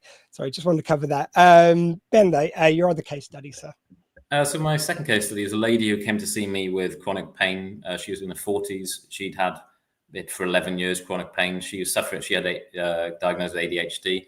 And she ran into my clinic. She was doing marathons, but in her words, it was taking control of her life, which to me is, again, a little bit of what we call a yellow flag. So it's a psychosocial element when someone's saying that type of schema. I noticed that, so she's seen multiple clinicians, and I noticed very early that she was trying to control everything, her speech, her facial expressions, her movements, everything was very regimented. And it's actually common knowledge amongst the world of physios that people who are kind of, excessively training or exercising or kind of busy in themselves, that they're often kind of potentially running away from themselves. That's the kind of phrase in physio, and it's a form of distraction, so they can get more injured because they're not mindful of what their body is doing. But anyway, this lady, I gave her some. After a couple of sessions, she wasn't getting better with classic physio, so I started talking to her, and she, at the same time, I gave her some acupuncture, and it was a perfect combination of someone who was willing to try something new, not necessarily acupuncture, but what we were talking about. She was open-minded. She'd built that trust with me, and we started talking about pain thresholds and what it's like as how that's affected by trauma, and that there's a lower sensitivity to pain from patients who are suffering with trauma. And anyway, she started crying during the acupuncture session, and I asked her if she wanted to stop, but she soon kind of cleared up. And then she disclosed that she'd been kind of neglected as a child and abused as a child. And I was one of the first people she'd mentioned that to, and she hadn't disclosed that to many people at all, at least in that depth. So after that, I gave her some research on pain thresholds and some CBT techniques to go away with. And she'd had 11 years of chronic pain, and she'd seen multiple clinicians. And she came back the week after, and she was 100% better. And this is rare. It's not me blowing my own trumpet. It's very, very rare for it to happen, but it does happen. And the reason it happened was that perfect combination of acupuncture, the relationship that we built, and her ability to disclose her trauma to me. And the message from that was her loss of control as a youngster, because she didn't have any control as a child. It contributed to her needing to control everything as an adult, even to the point where she was controlling her own back pain and her chronic pain. And I followed up with her 6 months later, and she was fine. By the way, please blow your own trumpet away. You're helping people like me in pain, so I'm all for it. And it does speak to something which I'm keenly aware of. You're just adding to an argument which I think has already got a lot of weight behind it, that if we did more to support, firstly, diagnosis of neurodivergency, and because people tend to, as a result, find out more about themselves, get therapy anyway, like, as just part of that process. Absolutely. And secondly, too, actively put money towards mental health services, because for it's clear from what you're saying that pain is related to emotions, to trauma. And there's so many people who've got one form of trauma or another, which if they dealt with it would get us further. Have you ever, I don't know, is there ever kind of any conversation you have with people about, like, putting support towards mental health, as a result of your studies and other studies of the type? I think where it needs to change is actually our education, the clinicians' education, and Western and at the kind of in the systems of Western medicine. I mean, GPs have 7 minutes with a patient, 10 minutes sometimes. You have fantastic GPs who have these skills, but they don't have the time to go into these topics. And often a lot of physios aren't trained to this level. I've had to go along and do several years of additional training to capture these patients. So I think the funding needs to go into the actual overall training of the clinicians who are facing these patients. I mean, I try at least to put myself in the shoes of the other side of an argument, just to try and work out what's at the heart of it. And I do understand that with politicians, they have to make changes seem instantly profitable. I understand how that model works. But for instance, we've just got a Labour government now, a year in. Isn't that a time when you can make bolder changes, where you can invest that money? Labour's whole thing has been about, well, you can't judge us by now, we've got to be 4 to 8 years or whatever. Mental health seems a great one to invest in, where you would see the savings, I think, very quickly.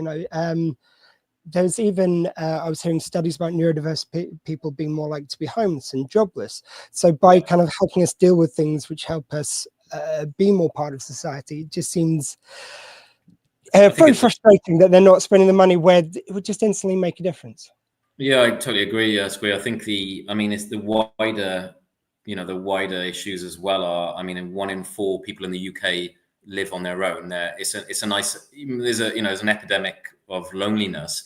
And if you, so most of my patients suffering with chronic pain are lonely, and I'm sure the neurodiverse community are, I don't know what the stats are in terms of they living on their own, but the being lonely, I saw some study recently, is as destructive as, or suffering with loneliness is as destructive as smoking, a certain amount of cigarettes a day for overall health. But I think we need to look at kind of not just mental health, but the system at a broader social level. And if you look at, tribal communities in Africa, when someone, there's a scenario recently where there was a tribe of 20, and one of the chaps come into the circle with stomach pain, and they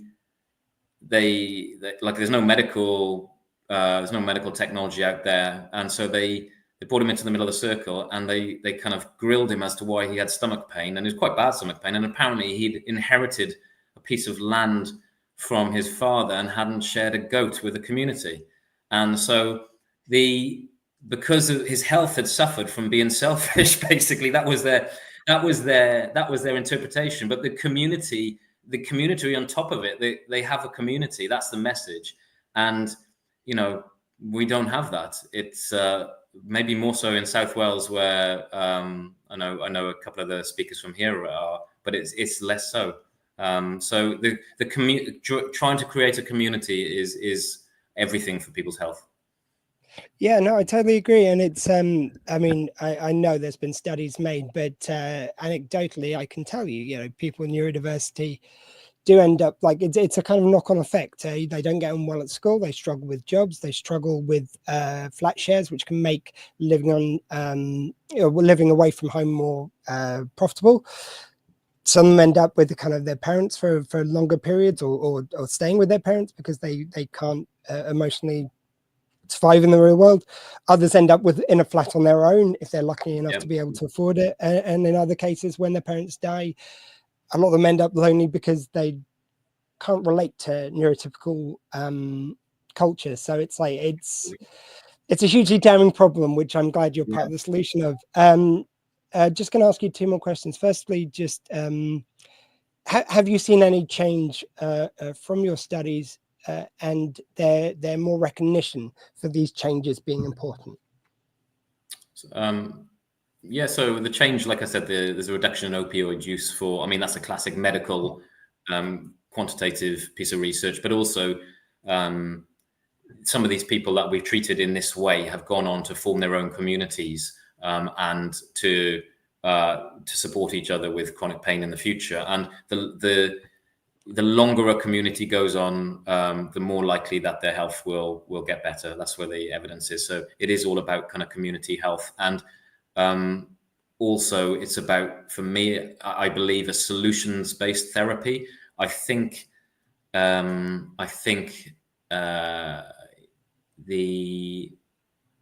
the need to kind of, like I said, intellectualize, label, I think that definitely has its place at a certain stage in a patient's journey. But at some point, then we need solutions to help them through that, through to recovery. Otherwise, there's a risk that patients will end up with analysis paralysis. So they analyze what's wrong with them, but they don't move past the next stage of getting better because either the clinician or they don't have the skills to have the solutions to get past that. Yeah, and I think that we come towards the end of the time, so I won't expect you to write in this, but I think issues of scaling things up when you find a study that works, when you find this new information, it just seems to get frustrated at the point of you're doing the good work still, but this studies like you've been talking about today should trigger national change. Of course it should. Yeah. And it would instantly make a difference. Yes, there's an initial cost to it, but the money which you make back from interventions such as you're doing is incredible. I couldn't agree more with Nicola. Just an amazing story. Thanks for sharing. So just quickly to round up, as I will be asking everyone today, Ben, how do you #think different? How do you think differently? I think differently in that I think with health, I think that my overall impression is that physical pain is real, and it will always have its physical foundations, but there is a clear lack of depth, patience, and understanding, particularly in Western medicine, in terms of considering other driving factors such as psychological, spiritual, philosophical influences for people with neurodiverse conditions and chronic pain sufferers. So I hope to deliver this message to a wider audience. And the way I think differently is that this is an alternative vision of health that we should be applying into Western medicine. Thank you so much. And if you're watching, you can put any comments on this last hour. You can put how you think differently on here. Ben, thank you so much for the work you're doing. It's making genuine difference in the lives of people like myself. I think you need to do a breakdown on different neurodiversities in your next study, just because I think that'd be really fascinating. Like you're not doing enough, but thank you so much. Yeah, as I say, it's making differences. I know so many people are in chronic pain and neurodiverse, and it's crippling, and just getting support can be more difficult right from the get-go. So I'd love to talk to you again further about this. Yeah, lovely to meet you, Dr. Squee, and yeah, we'll be in touch, no doubt. Thank you. Take care. Bye-bye.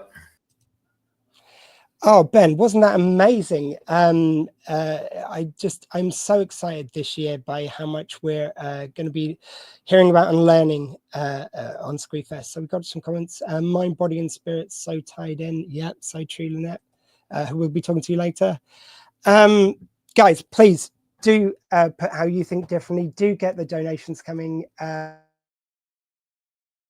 must admit, the donations so far, I'm just trying to navigate to another screen on my computer if it's going to play ball, but I think we're still on the total we started on. So guys, please get the donations coming. There's a link in the top corner right now. You can see just giving page at the bottom of the screen. And we've got our song, which you can buy, Think Different. If you go to Bandcamp, sorry, my machine is for some reason playing up a bit today. Go to Bandcamp and look up Dr. Squee. I'll have the full details later. Sorry, I can't find them at the moment. But my next guest is waiting. Again, I'm just going to flicker between screens. This is a nightmare. Please welcome. She is from the Saigon Children's Center in Vietnam. And I'm going to get you to say your name first so I don't butcher it. And I think I accidentally called you by your surname, at least in one email, so I will apologize for that. No, that's okay. Hello, Dr. Squee. Thank you so much for inviting me to this interview. It's so special for me. No, it's very much special to me to talk to experts like yourself around the world. So is it Huong? Hung. Hung. You see, I knew I'd get it Yes. right. So yeah. Hung, you're in, sorry, my computer. You're in Vietnam at the moment. Tell us a bit about the work being done by Saigon Children. Yeah. So Saigon Children's Charity. First of all, hello to everyone. A short intro about Saigon Children's Charity, where I'm working, and I've been working there for 13 years, quite a long time. And it's a British charity organization working in Vietnam since 1992. And its mission is to help disadvantaged children and young people to overcome their disadvantages and get a fairer start in life through education.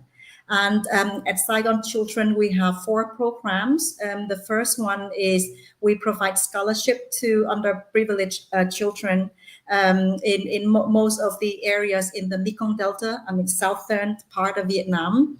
And we have a program called School Building Programs, where we build or we renovate dilapidated schools, or we newly built schools so that children in remote rural areas can go to school, to a child-friendly and safe learning environment. We have a third program on vocational training and life skills for young people, especially in Ho Chi Minh City. And last but not least, a program we call Special Needs Education Programs, where we provide support to caregivers, teachers, who are supporting children with disabilities, and especially children with neurodiversities. That's amazing, and such broad range support. I think it's wonderful. These are kind of services sent in this country which didn't exist when I was younger, and I think so many lives like mine would have been different if we'd had help such as you give to people. But how is mental health and how is neurodiversity seen in Vietnam? How is it catered for? Is your organization quite rare over there, or is there are a lot of support available? Yeah, I think in Vietnam there has been a lot of improvement in the providing service and support support to children, especially children with neurodiversities. But I think if we compare to the UK, let's say, I think it's still very backward, still very slow. As an example, when we provided support for children with disabilities, for instance, of visual impaired children or hearing impaired children, there have been so many strong, solid foundation of knowledge and skills in supporting children with this kind of disabilities, but with neurodiversity, and especially children with autism or ADHD or dyslexia. As I remember, we started supporting in 2016 when we first provided a support on a project. And at that time, everything seemed to be very new. People did not know about autism, and when children came to school and children had challenges and they did not know how to support them, and that was when we tried to contact with the UK expert, and at that time Mrs. Marianne Simpson, with her coordination and support, we got to know, very fortunately, we got to know about Nicola at the OWL Center. And then in 2019, we started our first Train the Trainers training course, where we invited experts from the UK to come to Vietnam and provide, knowledge and help people here in Vietnam skills. And from there, we built slowly upon what we have learned, and trained people. They applied for the acquired knowledge, and then they started to spread the knowledge and share with others. So that now I'm quite happy and confident that people are providing appropriate support to children with neurodiversity. So let's take it back to the beginning, where you first finding this wonderful charity. I don't know if you were connected with it from the beginning, but how do you even start gathering together such a service, and what kind of services did you offer to begin with and build out from? We started very slowly. We learned from what we have done. We learned through the way, and I still remembered at that time. We got contacted by one school we call special school for children with autism, and the director of the school said, we don't know how to support the children. And then it was a group of 17 teachers, and so we invited two experts from the UK, and they came and they learned about how much knowledge the teachers had. And from there, they built, kind of lessons, kind of not formal curriculum, but like a teaching plan to help these 16 people. Can I just jump in? What did you find the awareness was like from those teachers going in? The awareness at that time was very low, as they did not know about autism. They just knew the challenges of the children, but they didn't understand why and what they could do about it. And so the autism sounded very new to people at that time. Yeah, and you have to get past the whole thing of it never existed before, and no, it did. Just it wasn't recognized, it wasn't tested as well for it. Just we got seen as crazy people, basically. Yeah, that's true. And as I learned that some parents, they had children with autism, and they tried to find information and to find methods to help their own children, because during the 2000s, those years, there were no school, and even parents, they had to establish their own school so that the children could have a space to learn.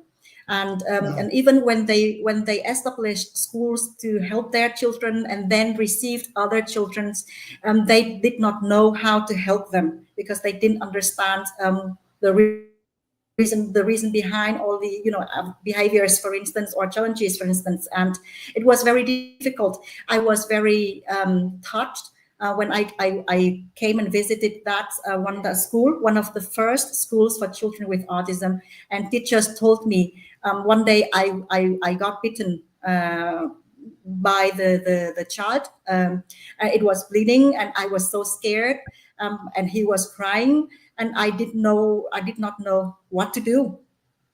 And so from there we tried to find ways, and invited trainers to come and help with the psychomotor practice, the sessions, and help teachers on how to regulate, how to help children with their behavior. We call it behavior management. So we during the way, we are not experts.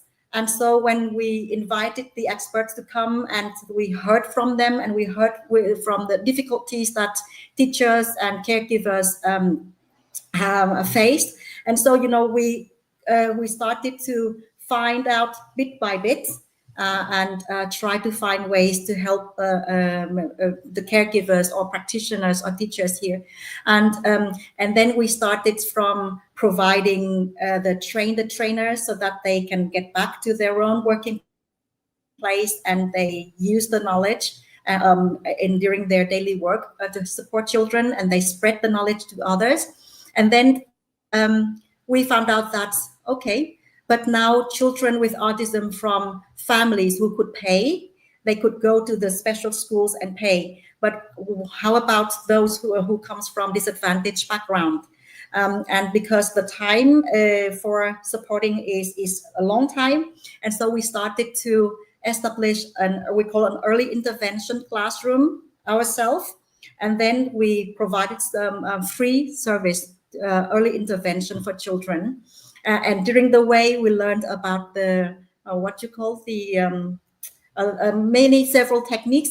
So with the support of the experts, and with the challenges people who work in the field face, and we find out that what else we should provide to the people who are supporting the kids. Yeah.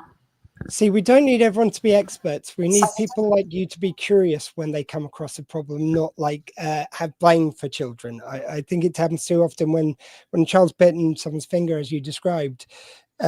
Some teachers, parents, whatever, will just respond with anger as opposed to what led to that incident, what led to them feeling like that. How were some of your earlier conversations with the experts, and is there stuff you needed to learn to put these things into place? Yes, we shared with the team of experts that we just shared what was in the field, what the reality was. And in Vietnam, we are working with one lecturer from a college of education, and this person, she is quite knowledgeable comparison with others about autism, because she has been able to contact and learn from various trainers. And with her support and with the need we see, so we shared with the experts, and we asked for their guidance and advice. So how should we start? Where should we start? And we received support.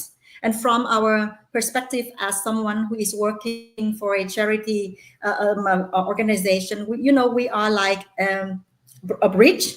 We connect people, and we find in the people in need and people who have the knowledge and skills to help. We connect them.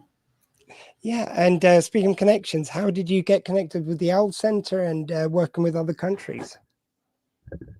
It was very fortunate at that time when we had our former colleague. She left Saigon Children quite some time ago, and she used to. She is a close friend of Marianne Simpson, and Marianne is a teacher for special education. And then Marianne knows about Nicola Lathey from the OWL Center. Yeah. And from there, Nicola and Marianne worked together. At that time, I still remembered. Even Marianne took a train from another part to come and visit Nicola, and they discussed about the training program. And then Nicola started to invite other teachers, other trainers in the network of the OWL Center to come and support us. And very luckily that all have been very supportive. And even now in the next coming weeks, around early or mid July, there will be the two experts who are coming to provide support on learning through play, on Lego therapy. So you see, from 2019 until now, we are still receiving support from the OWL Center, and especially from Nicola. We are very, very grateful for the support of Nicola. Yeah, it's something I've been really looking forward to today, is not just finding out about neurodiversity in my own country and how we tackle it here, but also what happens in other countries. What could we learn? What kind of things, do we do well here? It's kind of really fascinating to find out about all this. So thank you so much. I want to ask you, in those early days, when the parents of autistic children started talking to you, I mean, I imagine there must have been so much kind of joy at finally finding someone who wanted to help. But was there any suspicion? Because I find sometimes when you've not been given much help and then there's someone offering help, you kind of wonder what strings there are, or maybe worry about that. Like, what does this entail? My child having autism, which maybe the parents don't know a lot about. What was that experience? I had the opportunity to talk to 10 parents lately. And, the first reaction was shocked. All of them, 100%, at that time when their children were diagnosed with autism, they didn't know anything what autism is. They have never heard about autism. And all they could do was to go online, to surf the internet, to learn about it, what it is about. And you know that in Vietnam, and especially internet in the Vietnamese, there is little information about autism, and they started to surf for information and to look for the service provider, and most of the available service provider were private ones. I have to say that they provide with a very expensive price. And what I find a little bit heartfelt, not feeling very comfortable about when I heard they saying about it, is that when they send their children to these private schools, one thing, they have to pay a lot. The second thing, they know nothing about what people are supporting them. They were not told what the program is, whether there is an individual educational plan, what they should help, how they should help their children at home. And even when they asked about it, they were told that this is a secret and we are not allowed to tell you. And so you can imagine that these parents, they were quite panicked, and they were nervous, and they did not know what to do. And what happened was that they bring their child from one place to the other, trying to find a place where they think that can help their children either stop the behavior or either can speak very soon.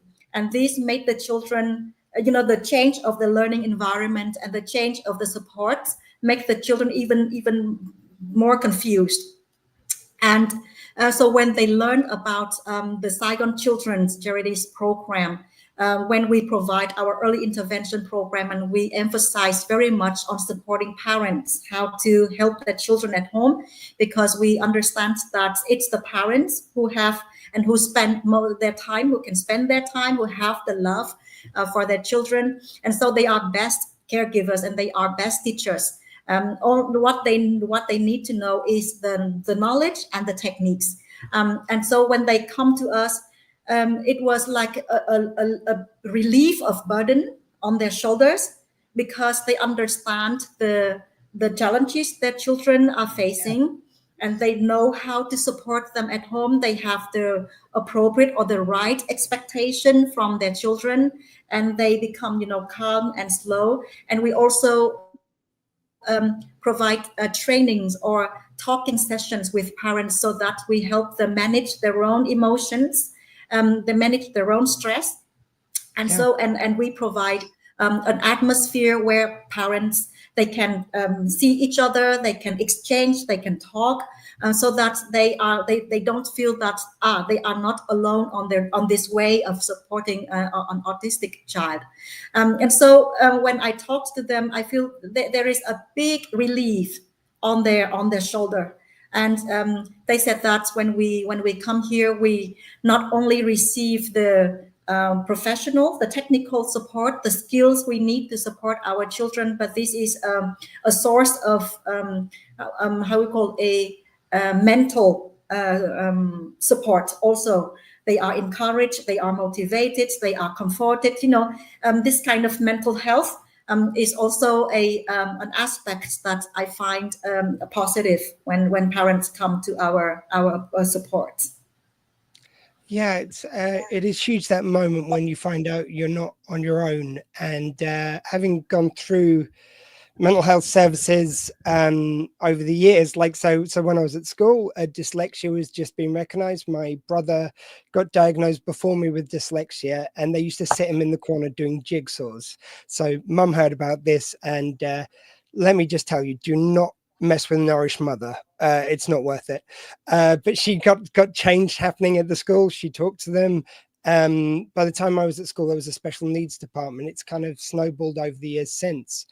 How have you seen kind of things improved in Vietnam, both through your work locally and more nationally?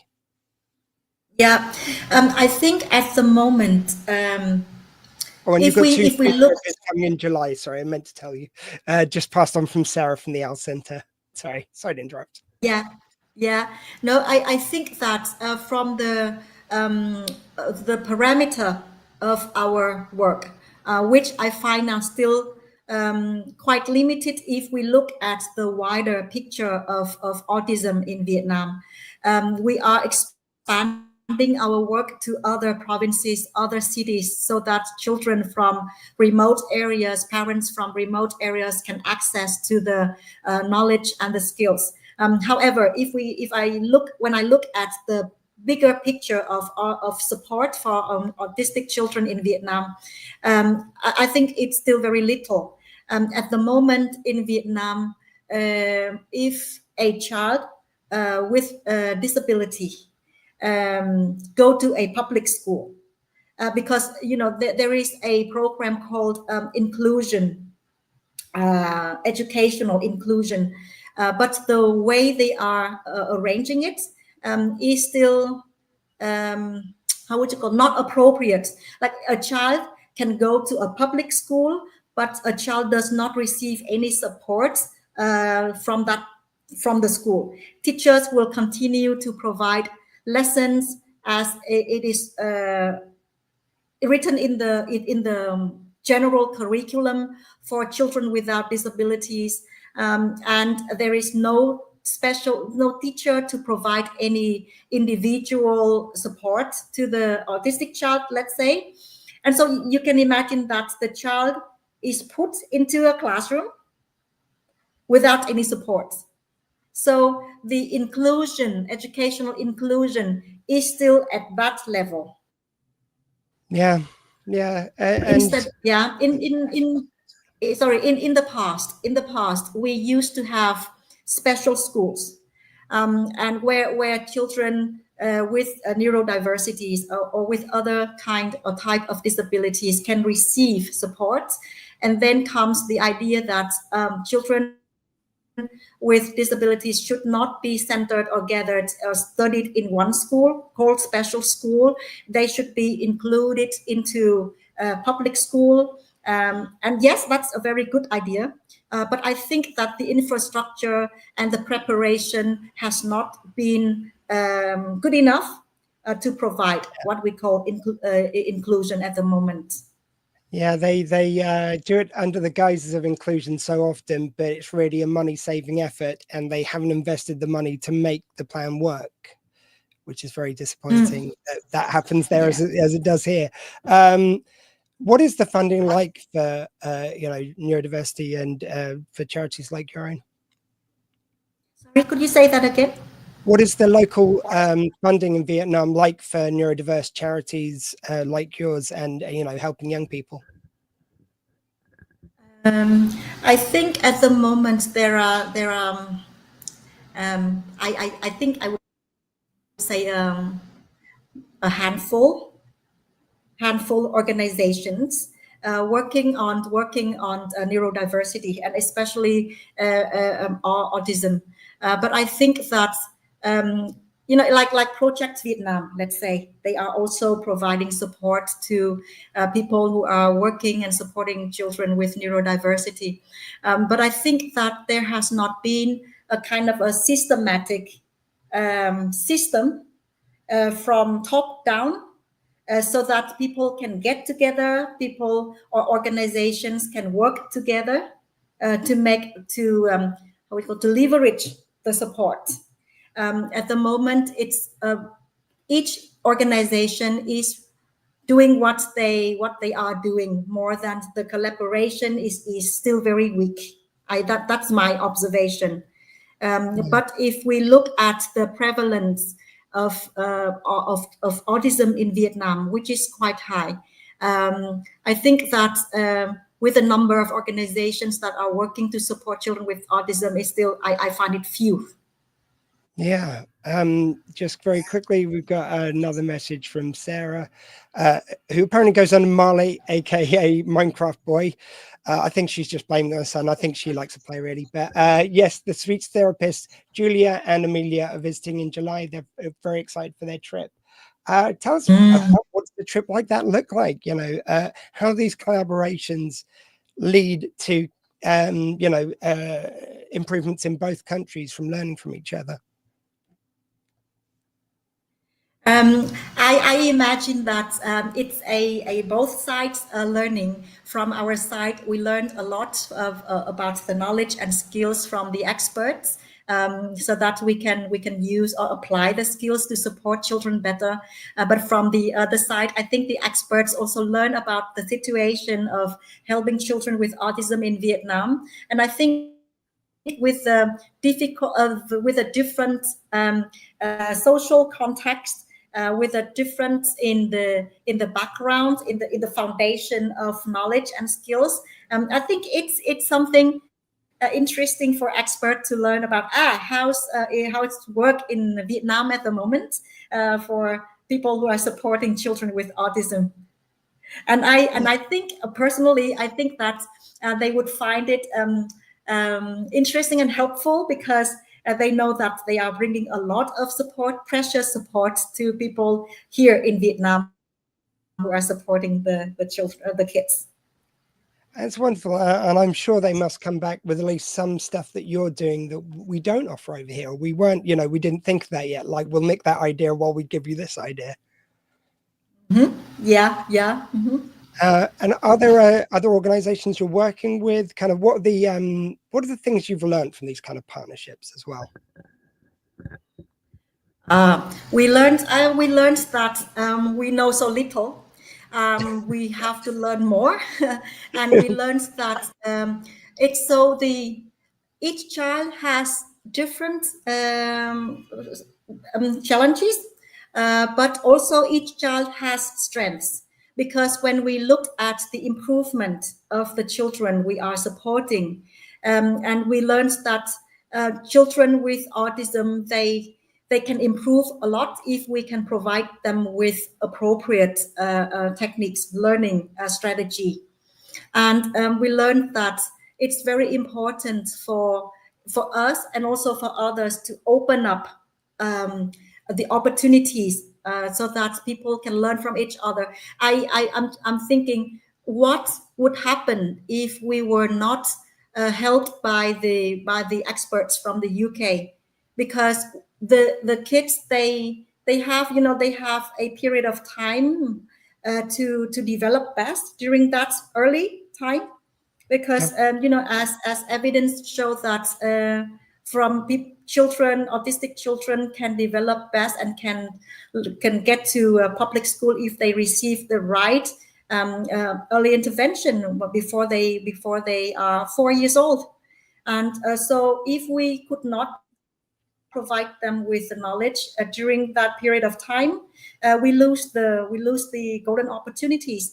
And so I think that looking back at the partnership between the OWL Center and Saigon children, I think it's not just between the OWL Center and Saigon children where the benefits come, but the impact of that partnership has been spread, has been I don't know the word to use, but it has been replicated, has been spread to so many people and to so many places. Before in the past, Ho Chi Minh City was the only place where parents from many provinces in Vietnam, they brought their child to Ho Chi Minh, and they had to rent room, and so that they could get support for their children, and their life was interrupted a lot. And now after some 3 years of providing support, and we realized that why shouldn't we replicate this good model, this good project to the Mekong Delta, for instance, so that at least 13 provinces in the Mekong Delta can go to that hub, Cần Thơ city, so that they don't have to travel 300 kilometers to Ho Chi Minh City to find help for their children. And from there, several institutions people in the several institutions were provided with support, and we organized training, online trainings, or even training organized in Ho Chi Minh City, but for practitioners and teachers from many other provinces. So the impact of the partnership has gone far. That's amazing. And through learning about provisions in the UK and what it's like over there in Vietnam, are there any differences that you've noticed, good or bad, between kind of how neurodiversity is seen over there and in the UK, and things that maybe you guys do right and maybe we do right, things like that, in the ways it's perceived? Actually, I think that I can't tell the difference because we are receiving the knowledge because we have too little. Yes. So the knowledge and skills we were provided by experts, for us, it's amazing because it helps so much. For the caregivers and practitioners in helping the kids so that they develop, and so far I can't say the difference. No, that's perfectly fine. That's a really good answer. But then to make it more centric to what you do, how is the perception of special needs is a term which was in my day, but neurodiversity and disability, how is the perception now? How has that changed over the years? Is it better or worse? Is it like we've seen in here, sort of following sadly America's lead, I've seen mental health services get better, and now there is such a push to go against anything which is perceived as woke or modern. How did the kind of the government and how it's looked at, how's that journey been in Vietnam? I think the journey has been improved in a good way. People start, I mean, not only through our work, maybe through other people's work, but the awareness about neurodiversity and about especially neurodiversity has been raised. People learned more about it. People care more about it. And as I said, when I talked with parents, at first they felt so heartbroken and they felt so disappointed. But now they said that now once I have learned about the symptoms. I understand about the symptoms. I don't find it, like a nightmare anymore. And it's at the personal level. At the higher level, when I talked with people in the government agency, they said that when we learn about it, we would be aware about it, so that we provide more support to teachers and to schools in finding support for the kids. Let's say we have provided trainings to thousands of teachers, and then we received feedback that we could not apply, we could not share about this in our schools because our managers did not know anything about it. So we withdrew the lessons, we learned from it. And so the coming, the next, trainings, first people we provided were the managers from the Bureau of Education and Training, the line managing agency, so that they know about it first. Yeah, because at the beginning we did not have the experience. We thought that when we provide training we should invite teachers because they would be the one who apply the knowledge to support the children and not the managers. But when the managers do not know about it, they would not provide the favorable conditions for the teachers to do. And so we learned from it. And so now I would say that there has been improvement in the journey of helping children with autism. And recently, when in the law of disability, they mentioned about autism as it is, because in the past, autism was not considered as disability, so that children did not receive any support from the government because they were not considered. Yeah. So, and there's in conclusion, sorry, go ahead. No, sorry, you just broke up for a second, please. No, I just wanted to say that in conclusion, the situation is becoming or has become much better and better. Yeah, that's wonderful. And you're speaking about the government there. It can be very frustrating that a change of government might mean a change of approach towards any given subject which charities are concerned with. How is the government in Vietnam towards kind of towards new ideas, towards kind of pushing forward neurodiversity to be better accepted and better understood? Like, how much does what you do get a chance to feed into, government policy? I have to say that, what should I say? How should I express this? Governmental people seem to care about neurodiversity. But at this point, I have to clarify that in Vietnam, the word neurodiversity is still very new. We are still using the word autism more. Or people or children with intellectual development. So they care about it, but I think they should have more action to push more solutions to provide more conditions, because in theory, autism is recognized as a challenge for children, and children with autism should get support. And it's still quite slow in the practice. Yeah. Do you have any kind of sorry, please. From our side, people who are working in the field, let's say, we would want, from our side, we are trying more in the practical aspect, trying to find appropriate ways to support.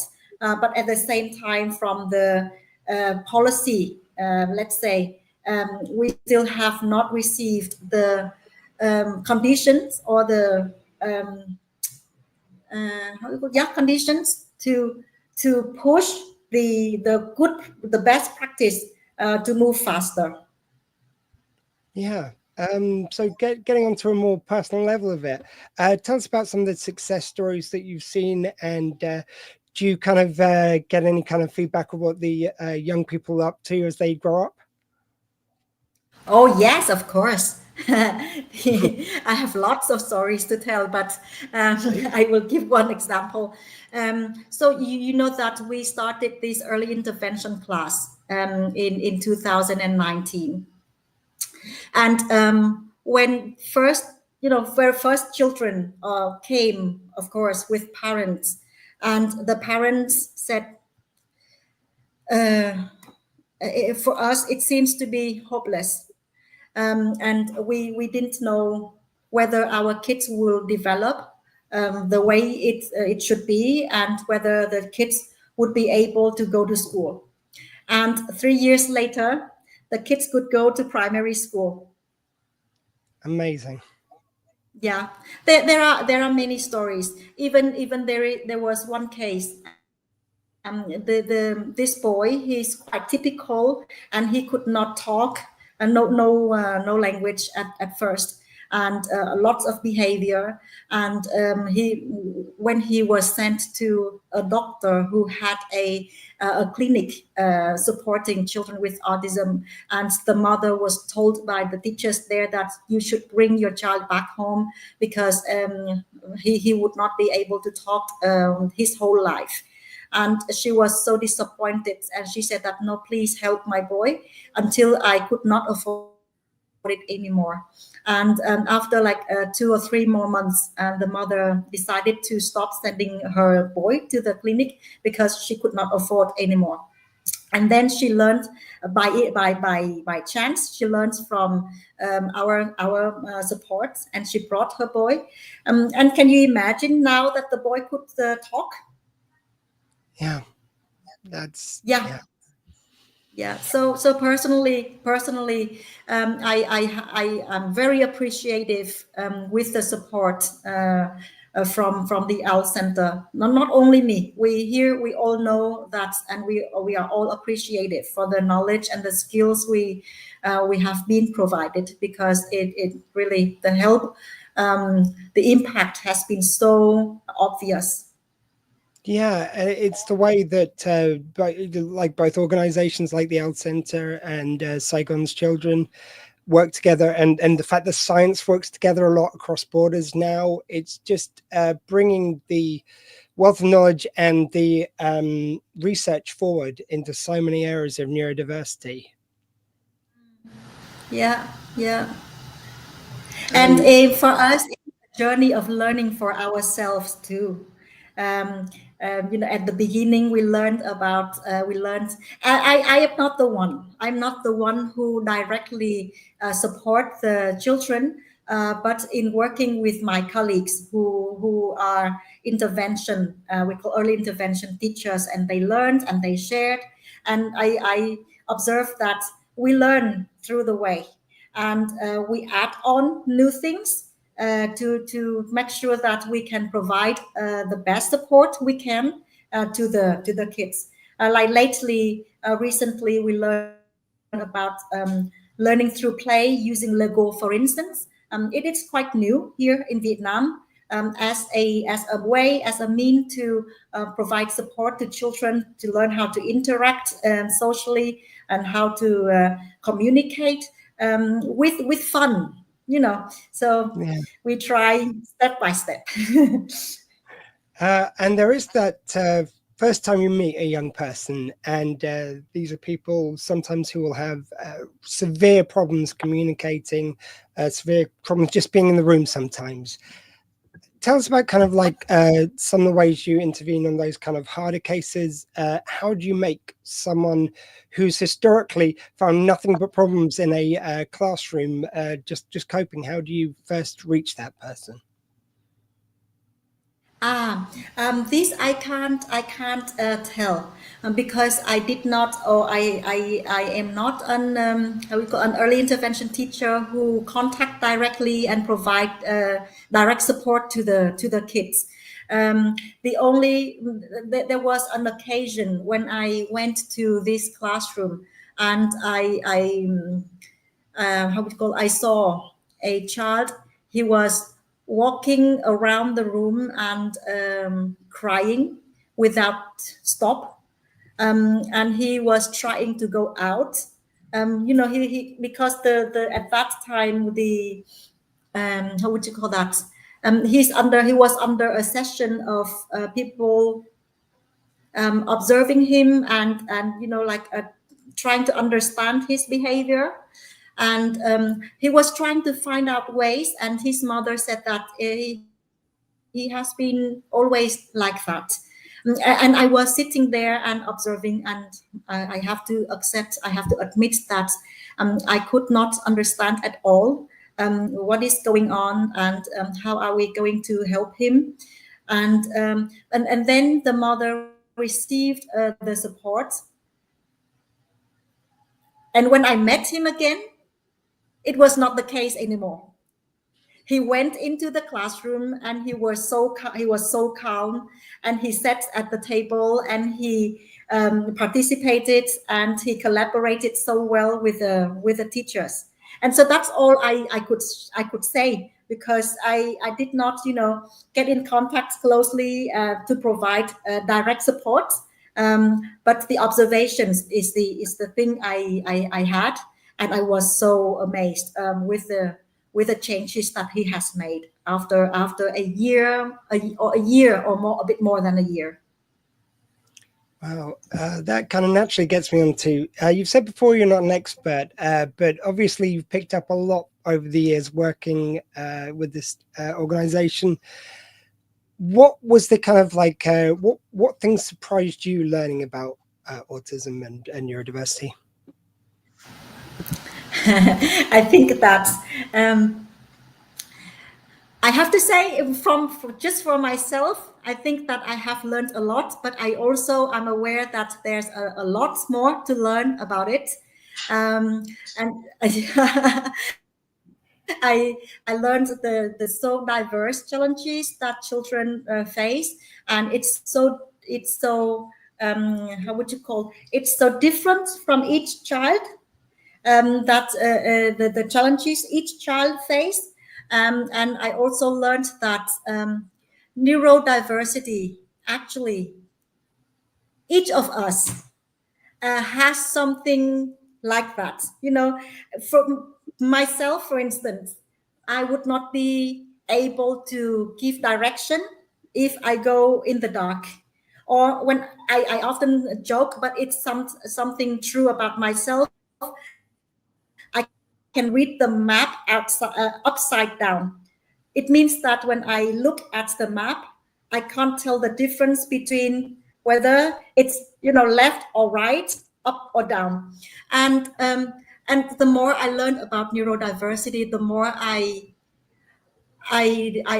know that each person has a different the way the mind works is different from one to each other, and the acceptance of children with neurodiversity is something that necessary, because we would not try to force them and how would you call, and make them how would you use the word, turn or make them change themselves, so that we feel that they are like us or they should be like us. But I see that we will try to find a way so that we can provide an environment which is appropriate, which is comfortable, so that the child can develop the way they are. I think that is, I don't know if I am right, but that's what I have learned so far when I went through the ways. Of course, from one hand, on one hand, we are trying to find approaches or strategies or whatever needed to support the kids to grow up and develop their fullest potentials. But on the other hand, in our awareness, we should not have a look at they are autistic and either they should, try their best to be like a child without autistic, or they are autistic, so just accept their challenges the way they are. The different way of understanding that, okay, we learned that the mind is working this way, and how can we provide best support so that when he grow up, he can be independent, but at the same time he is happy. Like some children. Let's take an example. If the child wants to look at his hands all the time, and so at first, if we did not understand, and we would say that why should the child have this behavior, and this is not right, and he should stop, and we would try to find ways to make him stop. And if he does not stop, we would think that he is not making improvement, or it makes us disappointed.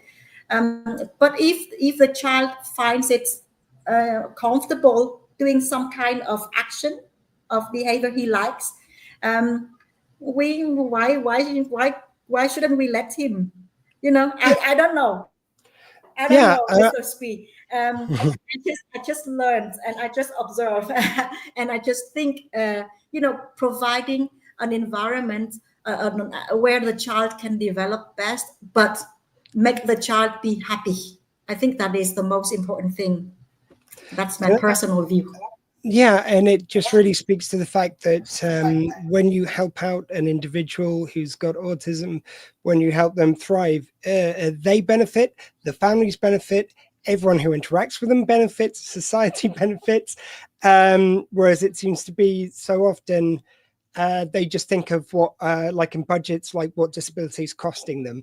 Whereas if you actually increase funding, you'd find it helps a lot of other services which aren't so stressed by someone with autism not going to the doctor for something which needs to be handled, with the way they process things. So I just think the work you do, it makes difference to everyone. Yeah, I think so too. I think because when the changes, when we observe, sometimes we cannot use words to say, because it's just the feeling that we have when we see the parents who came to us at the beginning, in their eyes, on their face, and in the way they spoke to us.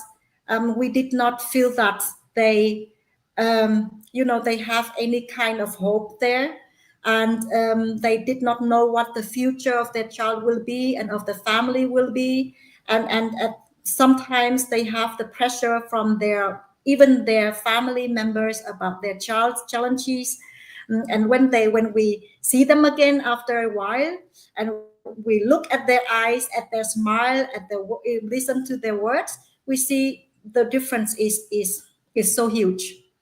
And so we know that there have been good things here, impacts. It's amazing. And what are you looking at next with the organization? Because I know charities like you are always planning for the future and what you can do next.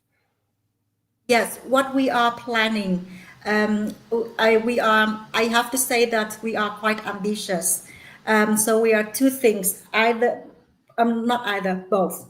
On one hand, we would like to expand the geographical area, and we hope that people in other areas, they also have their awareness raised about neurodiversity, and we also hope that with our work, we hope that once they learn that their child has some difficulties, the first thing is to bring and to find help for the children. And people should not keep the idea that the child will speak when he becomes 3.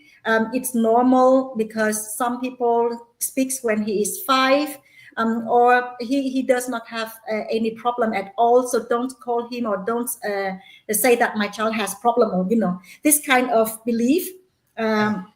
So we hope that with the awareness raising, people will understand, and then they will find help in time, so that their child can receive the support in time.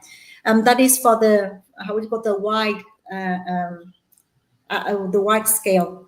And deeper, we would love to help or to bring more experts from the Owl Center to provide more training so that the practitioners here in Vietnam or the teachers, they will learn more techniques, have more, how we call that, be more knowledgeable about different ways of support, so that we can maximize or optimize the support we provide to children while they are still with us.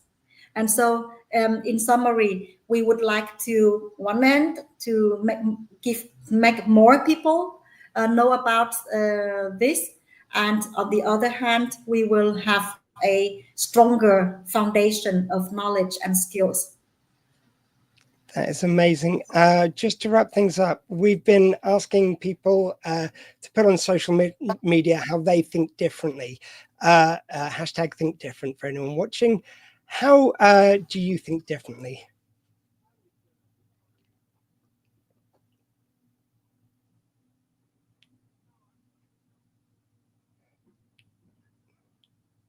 Sorry, you're asking others, right?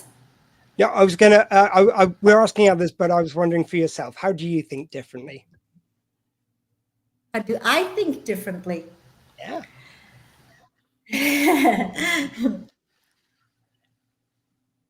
At the moment, I think that when we look back from what we did in the past, what we are doing now, every day in our work, we are trying to find different things, to think differently, so that we can bring more or new good things to our work. So I can't say precisely how do I think differently. That's a great answer. Thank you so much, Hung. Did I pronounce that correctly this time? Thank you so much for having me on this program, and I wish you, all the best, and I hope that with the as collaboration, partnership, knowing you and knowing more people will help us enrich our knowledge and will help us providing a better support to the children with autism in Vietnam. Thank you so much for making a difference in the lives of people like me. I was saying in the last hour that hopefully the next me will be diagnosed before the age of 45, where I found out about my autism, ADHD, went testing for autism, found out dyslexia when I was at school, but it felt at the time like you got one and I got dyslexia, so that's it. Knowing it has made such a difference in my life, just the thought that kids over there in Vietnam are going to grow up knowing who they are, it will help them so tremendously. So thank you very much for giving the next me over in Vietnam that opportunity. Yeah, you're most welcome. Thank you so much. You take care. Have a lovely day. Yeah. Oh, sorry, I might have just accidentally moved her from the stream mid-sentence. That might happen today. But wow, how fascinating, how interesting to hear. A lot of the struggles actually seem very similar to the ones over here. It's interesting to hear about the differences, how, based on where you're born in the world, how it might affect how your kind of, just way of being might be considered. I find that amazing. And thank you to the Owl and Saigon Children for doing those partnerships and forwarding the cause. Guys, you can still donate justgiving.com/page/thinkowl or scan the QR code at the top of my screen right here. We're just going to do a little refresh and share the page to see what we're on at the moment. So guys, if I can get this to share screen. Now I've got to find the right screen. Sorry about this, guys. Here we go. We are currently up to 30 quid. So guys, thank you very much to everyone who's donated. Thank you very much to my friend Terry who's just donated. There are a couple of donations which happened earlier on before the day. We had to re-raise the link. I am trying to find the information. Nicola, if you're watching, if I could get the information on the extra amount donated during the last fundraiser, I will add that to a total. But guys, I'll say this all the way through. If you can't afford to, fair enough, like, please, these are really difficult times for everyone. But if you can afford to, please just give whatever you can. It'd be much appreciated. We've got our song out as well, which I'm going to play the video for again. So John Robertson, who's just waiting in the wings there, thank you very much. It'll just be like a couple of minutes while we play the video again, then I'll be right with you. So let me share the video again. Sorry, this is all happening a little analog today. For some reason, the videos did not want to upload today. So just 1 second. I hope you guys are enjoying it so far. It is just the best thing that we've got. So many experts around the world joining us today. It really does mean the world to me. So I think we are getting there with showing. Here we go. Guys, here's the video. I think different.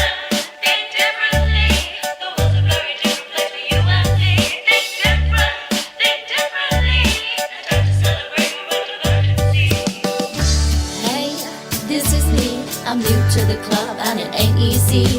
The journey I've made's taken a different way, and I've ended up here, just gotta spend my days growing in ways, blending the haze, fitting the quitting, accepting the change, to embrace a new norm, fit a new form. But sometimes when I cry, my brain feels worn out, and I shout and I shout and I let it all out of my brain. So much pain and it's drowning me out, no control and no hold, and I cannot climb out. And I cry and I cry and I don't know why. In rituals and ignored, no matter how hard I try to show my way out. But enough is enough. Sport and with love. Think different, think differently. The world's a very different place for you and me. Think different, think differently. And time to celebrate the world of urgency. Different, think differently. The world's a very different place for you and me. Think different, think differently. And time to celebrate the world of urgency. Hey yo, full disclosure, I was a bit of a loner. The weird one, the odd one. He's probably just a stoner. Reality flex, should I get my sanity checked? Cause if I say what I'm thinking, then I'm probably gonna get decked. I try to fit in, man, you gotta believe me. But other human beings give me the heebie-jeebies. May I introduce, please? It's your boy Matt Lees. Can only be what I be, so you can take me or leave me. I think so far out the box, I can't even see the box. I'll make the box into a hat. Maybe I will be the box. I used to feel like what I wanted wasn't real and I should stop. Then I rearranged it all to fit round me. Now I'm on top. It was quite a shock at first, but honestly, I'm cock-a-hoop. Drop these verses about beauty, diversity and truth, and my tribe is all of you. Now we ride to somewhere new. All I ask is you keep smiling, it gets better, I'm the proof. Think different, think differently. The world's a very different place for you and me. Think different, think differently. And time to celebrate the world of urgency. Different, think differently. The world's a very different place for you and me. Think different, think differently. And time to celebrate the world of urgency. Different, think differently. The world's a very different place for you and me. Welcome to my show. This is me, Dr. Sweet. On podcasts, interviews, and laughs. That's always been my territory. But sages are calling. 9 to 5's too boring. Gotta tell a new story. Dyslexic, hectic, with ADHD. But it's just me after diagnosis, a painful process. And I reviewed my past, so at last I come out in front. Now I choose to think different and appeal to you. If I'm not real to you, well then you're a divergency, Dr. Squee energy. I've got a deal for you. Let me reveal to you. Refuse to see the real me and make me see through. We've got to stick together, respect me and I'll respect you. So from Squee and the crew, if you please, from Prof, Misfit, me and Mr. Lees, please think differently.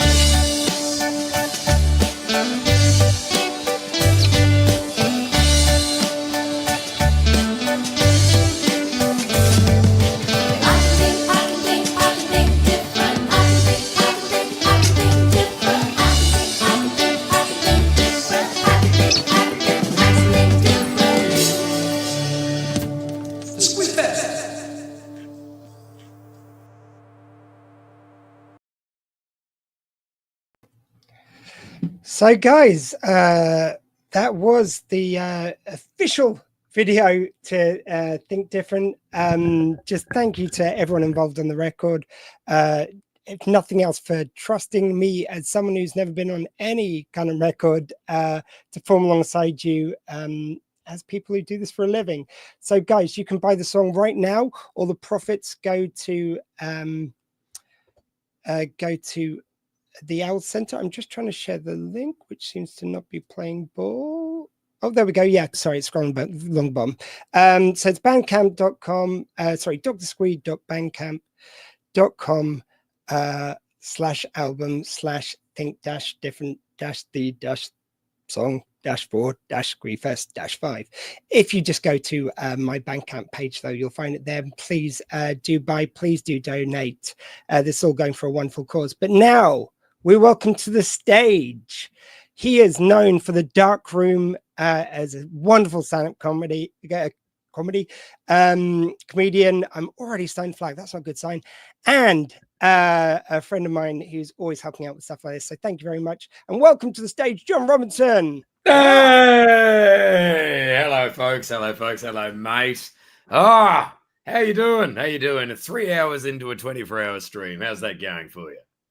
See, that bit's easy. Like, it's just the admin side of it where you suddenly get messages from people who someone hasn't received a link. Yep. I don't know why. Someone else is like some other problem. I realized suddenly I hadn't watched the David Lynch film I'm meant to be talking about. So I'm messaging with my friend Jim. I wouldn't worry about that. I mean, some subjects we have. Yeah, but not watching a David Lynch film is the same as watching a David Lynch film. Just say it was a bit dreamlike and there were times when you were bored but also confused. And there's a day that you've done it. I think life confuses me even more than David Lynch, though. So I probably as it should, because it can affect you a lot more than David Lynch can. Certainly recently. By the way, our usual warning of the views of me and my guests might or might not reflect the views of the Owl Center. They can talk to themselves, and they might be the Owl Center have one. a lot of strong opinions about David Lynch, do they? No. It wasn't David Lynch which triggered that.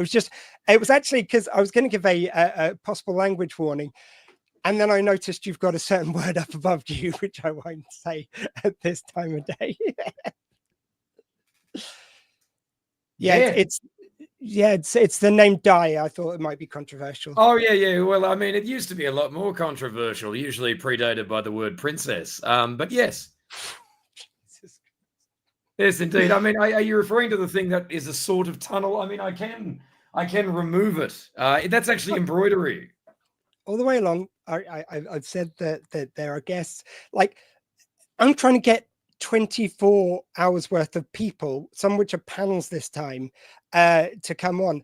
I don't necessarily get to decide time, and plus it's going to be the evening somewhere. You're from Australia. That's got to be on a past the watershed, probably. Indeed. What are we talking about? It couldn't possibly be the word cunt written behind me by any chance, could it? You see, I just shouldn't have encouraged you, should I? This beautiful embroidered cunt that we've got there. Yes. Say might just get a bit spicy, guys. Well, yes. Well, it might get spicy, but there's a cream for that. Anyway, yes. Also, like as I always say, it's not just about the words you use; it's about the context behind it. And you, Sarah, is very lovely. You just hide a lot in some of your material, which is why we love you. That was a compliment. Thank you very much. Calculate. It's like, do I attack or do I accept the compliment? I'm not sure which one that was. I didn't detect a compliment, and it's a real pleasure to help you out on your charity stream. Anyway, okay, I might. It's all good. It's all good. Like a cunt, it contained multitudes. Anyway, yes, that actually, the trouble is you can't see what that actually says. It's not just that word. It says you can say cunt, just don't be one, which is the thing that we have on my stream, which is you can engage in profanity. Like don't be transphobic, for instance, or don't be. This is a thing. It's very much in the Australian sense. Yeah, I mean, if you hadn't detected that I was neurodiverse, the way I ask questions sometimes give it away. Well, we all indulge in a little bit of parallel play, and sometimes the sort of giving of a pebble. Nothing wrong with that. But I mean, there's probably a better way of putting it, and I do sincerely mean this. It's like I think to do the way you do your humor is a bit like with a roast, which people do. If you're not coming from a place of love, then that's just awful to hear a roast. If you ever watched the roast of Chevy Chase, a lot of people have said this. It was like loads of people said no. So it's basically people he didn't know who were just coming on to just talk shit about him. It's like there was no love behind it, and it told. When you've got the other ones, and like with your work, like when you're on stage, you'll go right at someone, but it's kind of the love is always dripping, and you always kind of like give enough signs to that. Thank you. Oh, thank you very much. I mean, that's a huge part of what we try to do. I think in the case with Chevy Chase and a lot of TV roasts is that quite often you actually can't get people who want to do it, and sometimes you got people that the network would like to have do it. So, like in Australia, they did a TV roast of John Cleese. Now, Michael Palin's not on there, both possibly because he didn't want to fly all the way to Australia to do this, but also because it's a lot cheaper to get a whole bunch of Australian comedians John Cleese has never heard of to say mean things about him. And, some of them do love him, but some of them, wouldn't have ever heard of him. But yeah, we try to do this. Otherwise, yeah, it is just abuse. But that's also the old thing with roasts is you roast the ones that you love. That's what it's meant to be. Yes, indeed. Yeah, no, I think God knows why this might be on this occasion. Oh, is that something you wanted to talk about? No, not even remotely. I just wanted to. I wanted to see if it would what it would do, and I was glad it fascinated you. Please enjoy the cursed. Just when you lifted it, I was like, oh yeah, cool. Yeah, please enjoy the cursed portrait of Greg Wallace. This oh God. Yes, this was a gift given to me. And I keep bringing it to shows, and then it is cursed because I never managed to bring it out. So I've just started hiding it down on the bottom of screen.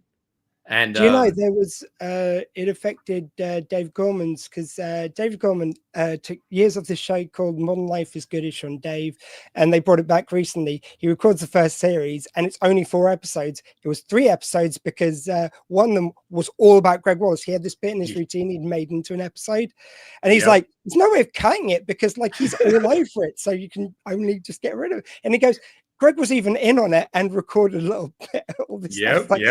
Just to make it really unideal.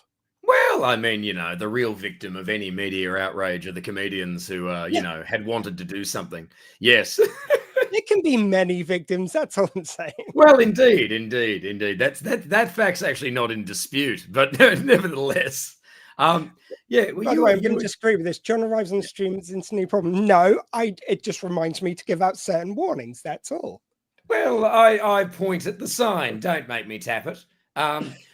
No, that's fine. All right, it's okay. I can see 3 people agreeing. Let's do the Trump roast where half of the days just wanted to take shots. Yeah, but even then, it was like it's before. Am I right in saying it? I think it was before his first presidential. Well, of course it was. Massacre. It would absolutely. But like then he was in that category of like, oh, he's such a buffoon. We can take the mickey out of him. Don't worry, he'll never get the chance to do any of these ideas. Oh, yeah. I mean, with him at the time, I mean, he was he was a famous person and somebody that people might have made the great mistake of assuming had any degree of a sense of humor about himself. Or even that the absence of a sense of humor wouldn't be followed up with homicidal intent. But nevertheless, I will just say that, yes, people lining up to take shots at him, well, good luck. Give it a few more goes, Why not? There we are. It's all right. Yes, once again, this doesn't reflect the values of the Owl Centre. They seem like very nice people. Somehow knew you were going to say that at the end of the answer, so I just let you go for it. Oh no, our accents have been perceived. Sure. Indeed it was. Anyway. Half the time by the time I click on the thing, I don't know what they're relating to, but there we go. Oh, don't worry about that, mate. I mean, it's all good. Like pretty much everyone is just saying things that are broadly supportive of what you're doing. So let's go for that. And anyone who wouldn't be being broadly supportive of somebody doing a 24-hour stream for an autism charity would be as we say over here on the sign. So I'm just going to throw in neurodivergent just for everyone else. Terribly sorry, neurodivergent. But like brings me onto you, someone who celebrates his ADHD. Brings you into me. Ross, are you here now? Are you in the room with me? Is that what that is that I can feel? No, oh God, 9 inches in.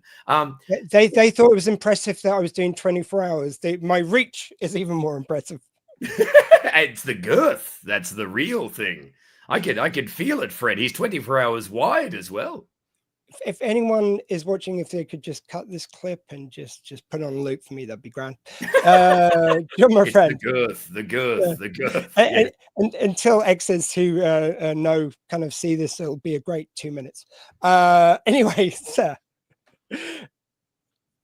how did you kind of like first discover about ADHD yourself? Like, how was school for you? How did that kind of journey go?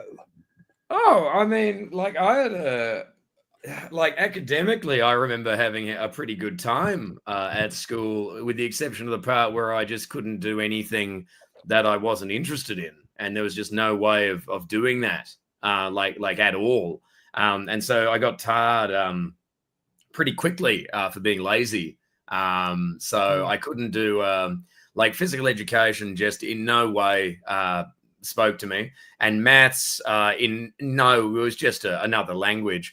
And yeah, I mean, I was once off for about a semester.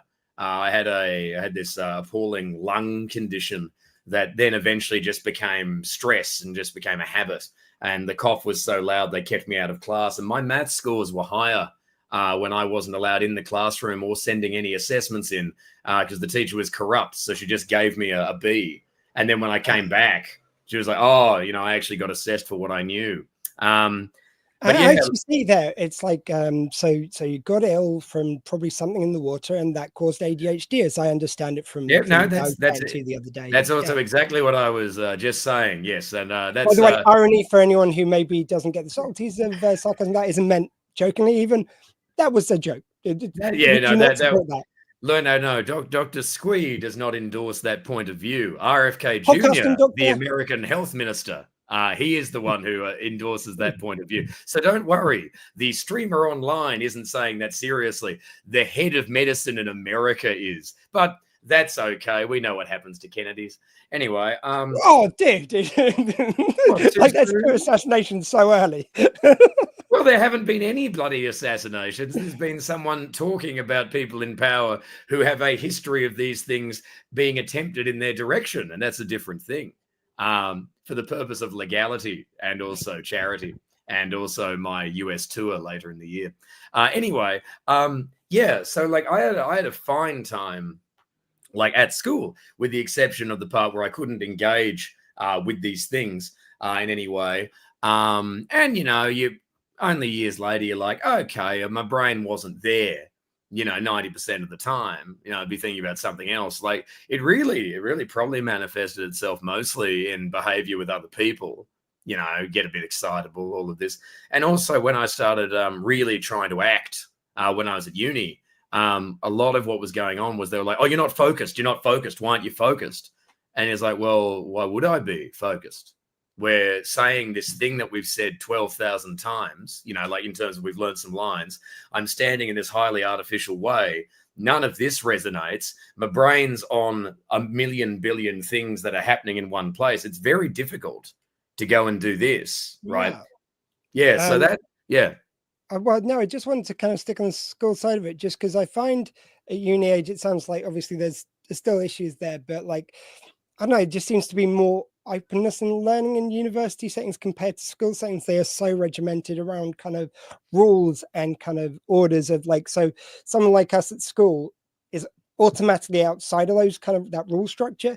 How do you find the teachers? Did they help at all with that? I was like, teachers were fine, with the exception of the maths teachers who thought I was doing it deliberately. Physical education teachers who've never had a single thought in their heads, and if they had, they wouldn't be physical education teachers. Well, that's a very old joke, that terrible statement, those who can't do teach, and those who can't teach physical education. But yeah, we don't need PE. We've got kind of ADHD energy. We just ran around the classroom anyway. We'd already done our PE. Then they want us to do it again. Yeah, I think also like there was something to be said for my behavior at school was good. Like I was able to rein in the physicality, right? When I was listening to something that engaged me, but what that tended to be really was, like usually an intelligent, empathetic woman telling me something that was of great interest that I could understand, and everything else I'd sort of be everywhere. But I didn't, I don't know, like Australian acting up in a classroom is probably quite a lot like here, but I could look at a child called Alvin who would just sort of, scream incessantly, and, all the rough boys who would, just kind of, I don't know, basically be, just throwing crap around and all of this. And it was somewhere between, it's like, all right, some of these kids might be neurodivergent. Some of them are actually just popular children who are bored and are exerting authority. And somewhere in the middle of that, because I was quite a polite boy and well-spoken, what I was doing didn't really matter because I wasn't about to set the classroom on fire, except that time that I set the classroom on fire in science. But that was the object of the exercise. So that was okay. It wasn't just a lucky coincidence. No, You've been doing that all week, and that one day it was perfect. Oh, it was incredible. No, I was meant to be doing a presentation on stomach acids, and my way of expressing the idea of stomach acids going through a stomach wall was my father had bought a firework in Bali, which if you lit it up, would shoot some beautiful undulating purple flame about 7 feet in the air. And the teacher seemed to know that this was coming, because he gave me like a scientific beaker holder, like to hold it, right? And then we've already had undulating. Now you're putting the you're just doing this on purpose now, aren't you? out of sweet interest, when you have sex, what undulates? What you're doing it wrong? Are you on a waterbed? What? Again, for what I'm doing wrong, please consult any of my exes. Together. They'll happily give you a list. Oh, really? Like a slightly hardened jellyfish going in and out of. No, I wasn't saying yes to that. I was saying if you ask my ex. No, anyway. Anyway, and the thing just went, boom, up it went, and then bang, and that was an enjoyable moment as we realized that maybe the ceiling wasn't 7 feet above that desk and was now on fire. That was good. Good time. And did you kind of creative stage start kind of coming out of that age, or was it kind of later you managed to focus down a bit more? I don't understand the question.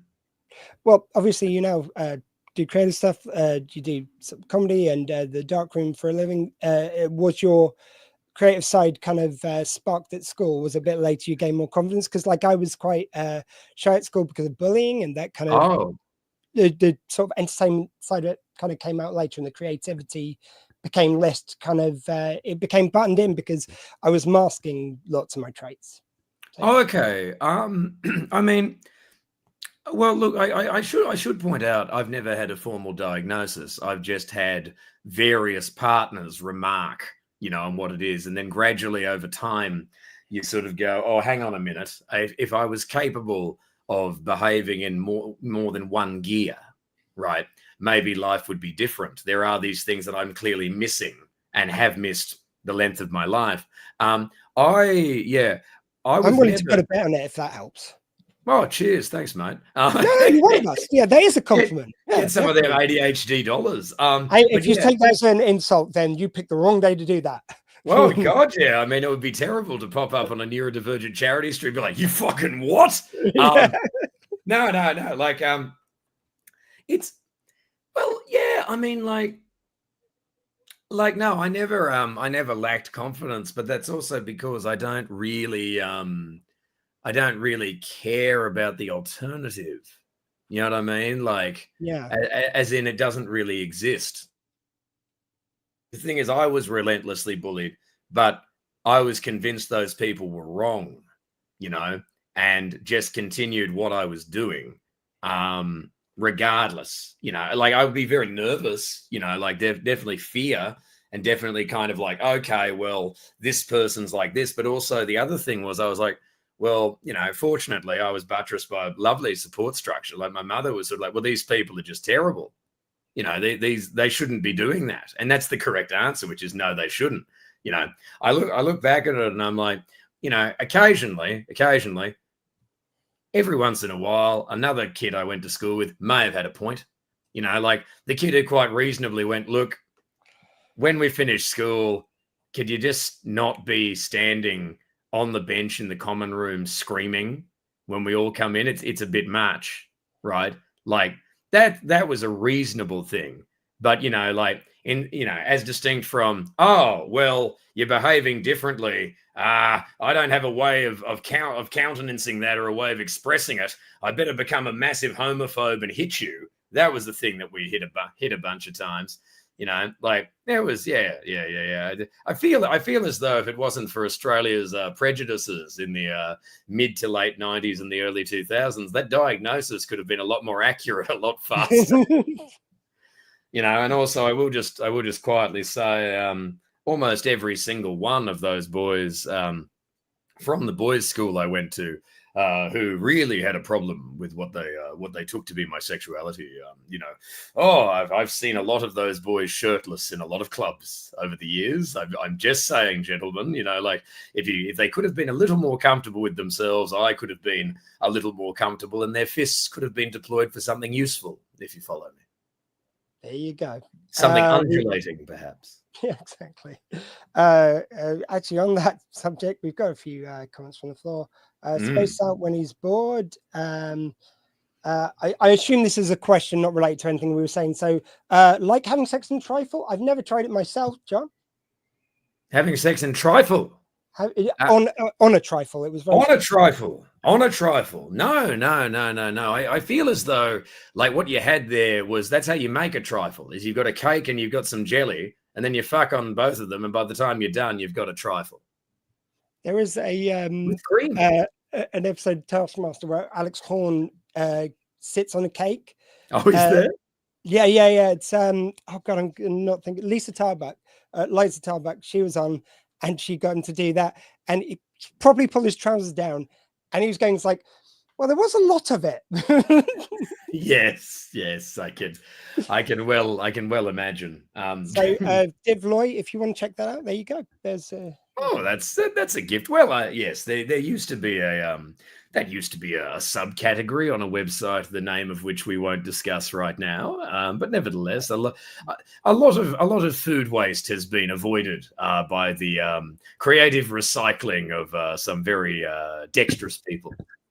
You see, yay the pervs! It all worked out. Straight up, yay the pervs. Yes, very specific ones who don't. Anyway, I hate maths and got diagnosed with dyscalculia as an adult because they never noticed and just thought it was stupid. Yeah, yes. A story. And another one from Aratastico. Yep. That's the worst when they're like, you just need to try harder. So let's play a bit of kind of ones you heard at school. So lazy, stupid. Never heard stupid.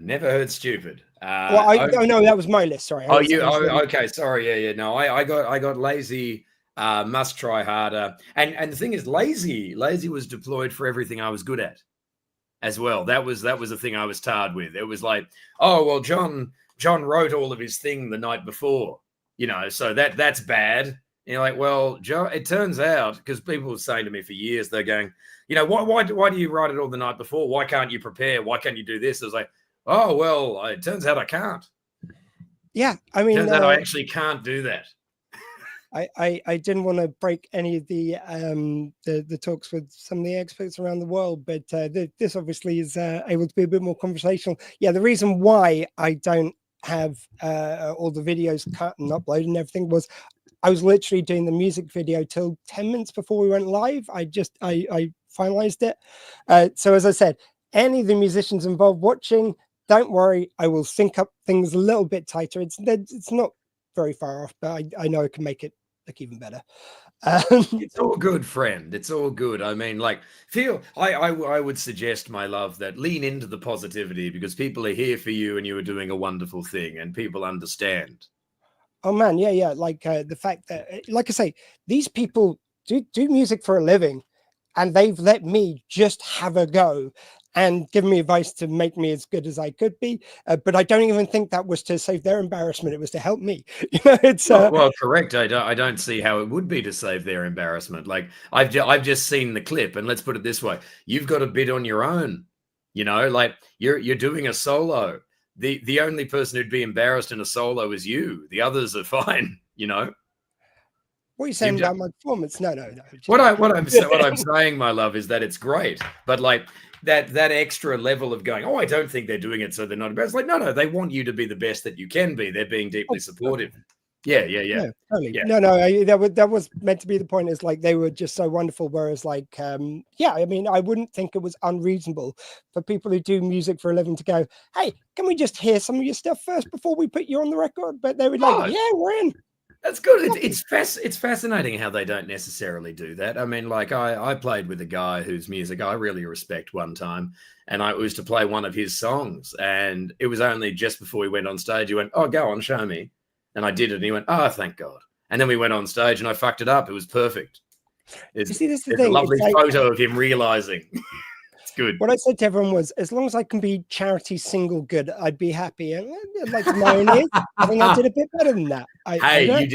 You did beautifully. You did a fabulous rap. It was a nice thing, like, yeah, you're not the sausage roll guy. Remember him? It's true. We've got some more. Where did the money go, mate? Where did the money go? Anyway, yeah. Well, hopefully it went to justgiving.com /page/thinkowl. Yeah. Donate right now, guys. So no, we've had that one. Where was I up to? Oh no, sorry. My mum was the opposite and told me my life would be easier if I could just be normal. Yeah. Yes. Be normal. Yes. Yeah. My mum didn't do that, but other people were a bit excited by the idea that that would be good. I must admit, I didn't get that from my parents. That's like good.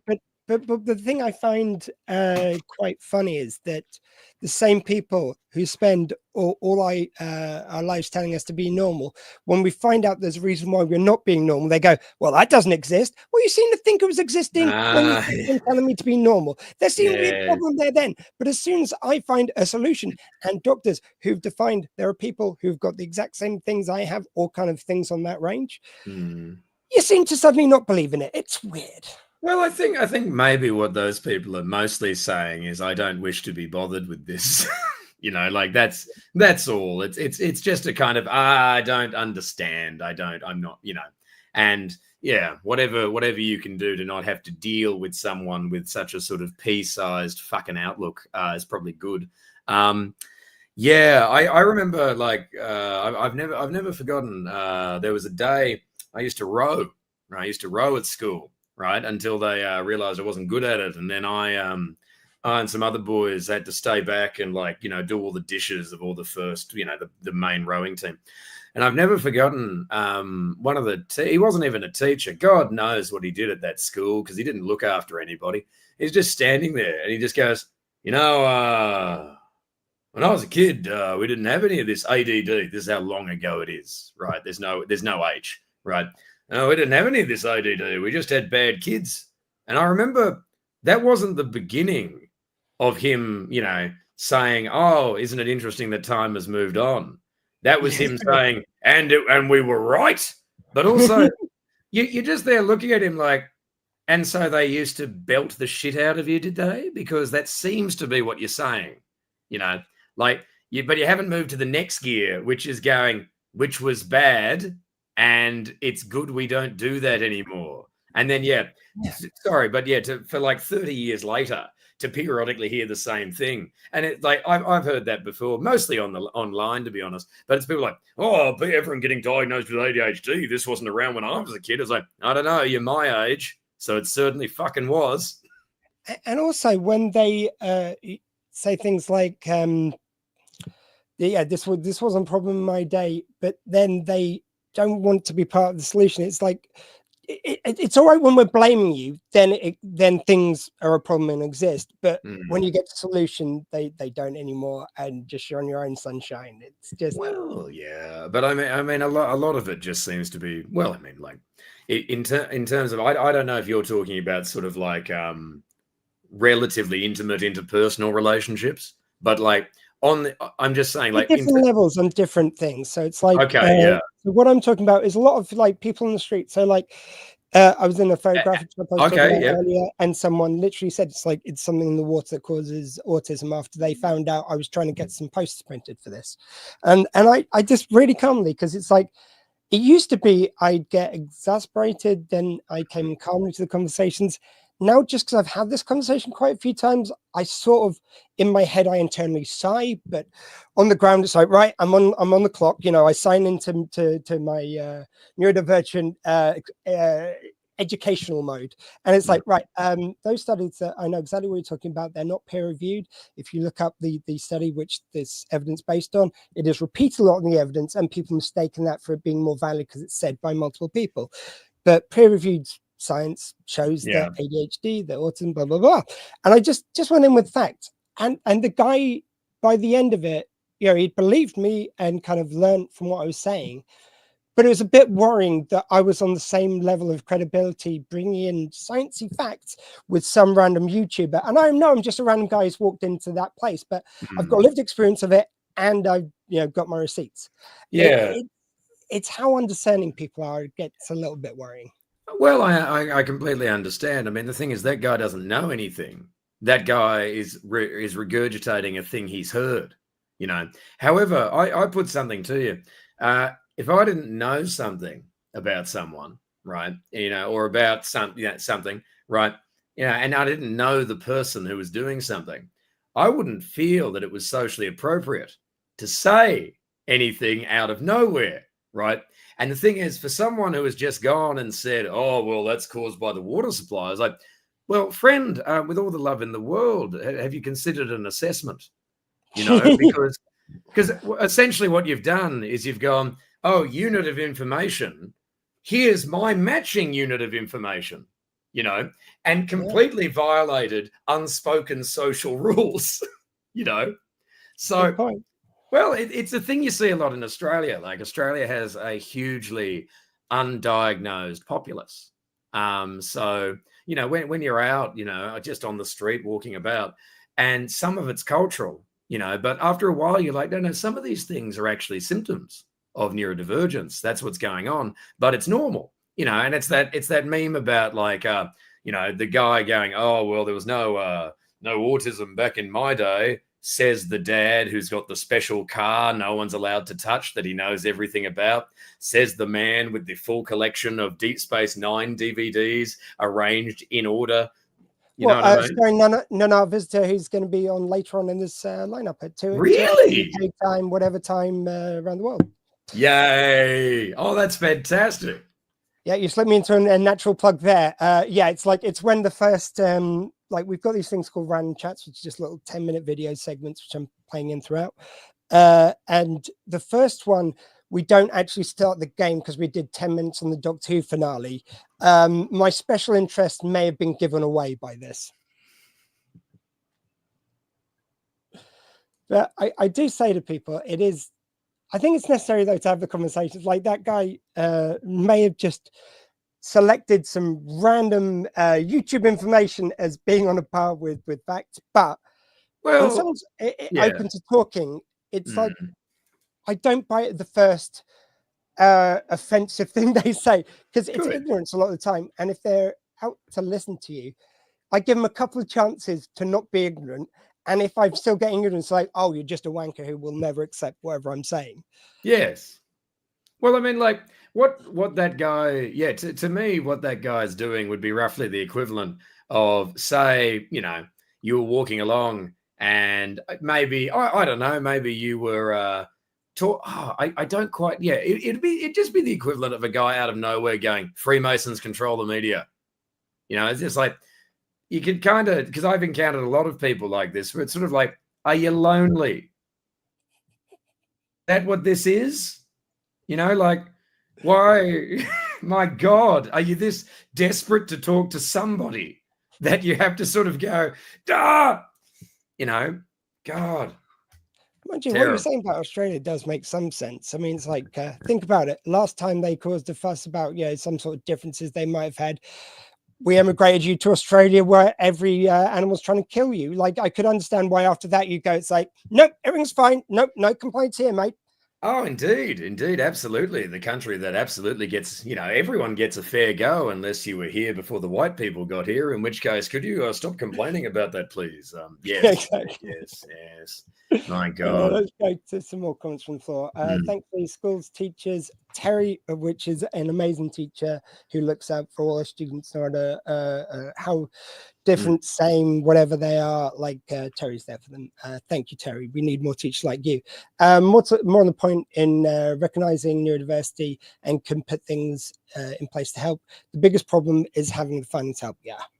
Yes. That might come up a bit today. Yeah, funding and time. Yes. Yeah. Resources. Dark shine light. I have a friend who discovered she has ADHD while doing teacher training and learn about it. Things are definitely improving in education, and female autism is a hugely underdiagnosed thing. Yes, it is. Yes. About. Yes. Yes. I've got a song about that. Ooh. Yeah, I thought you were going to bring out the guitar. I thought that was just. No, I was thinking about it. No, I actually do have a song about that. It's coincidentally about that. It's a song called "Small Autistic Women." It was my my wife sort of at one point trying to figure out who my supporters were, and we were just standing around at a cosplay show one time, and she is a small autistic woman, and she went, "Who are these small autistic women?" And so as a result, I wrote this song. But yeah, it's Play the song. What was that? Yeah, right. Oh, sure. What's that? Okay. I don't know how they're getting into the stream. Why don't I? Oh, how interesting. Okay, good. And perhaps even in key. That might be an idea. But yeah, here we go. We'll just play an enjoyable instrumental called Tuning, shall we? Yeah. Well, at least I know, like, because this is, unless it's up somewhere, not likely to get the thing struck down. Like a copyright strike. Yeah.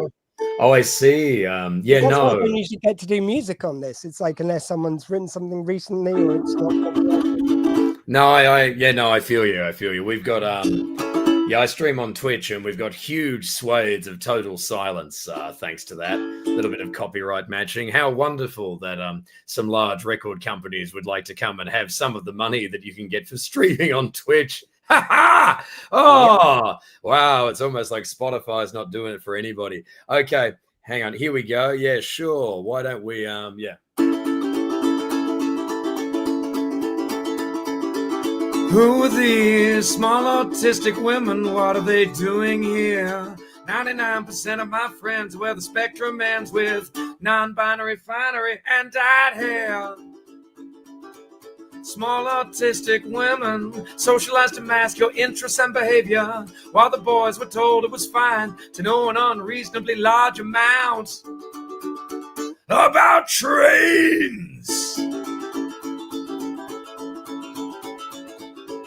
We're all somewhere over the rainbow in the bit with the special interest section. Sci-fi, fantasy, S&M/DC, Marvel, science, books. Sci-fi, fantasy, S&M, DC, Marvel, science, books. Small autistic women, they can fix the computer, they can fix the TV, but the thing to remember is they can't fix me. Small autistic women, there you go. Woo! Come on. I know. A note of appreciation to small autistic women everywhere. And if you like songs about neurodiversity, if that did, tickle your pickle, there's be another one we got out there. Outstanding. Oh, that's a fantastic lineup on that song. That's wonderful. Yes, I will also just say that usually in the intro to Small Autistic Women, we do tend to point out that this song is also about tall autistic women and medium-sized autistic women. And if you'd be so good as to not think that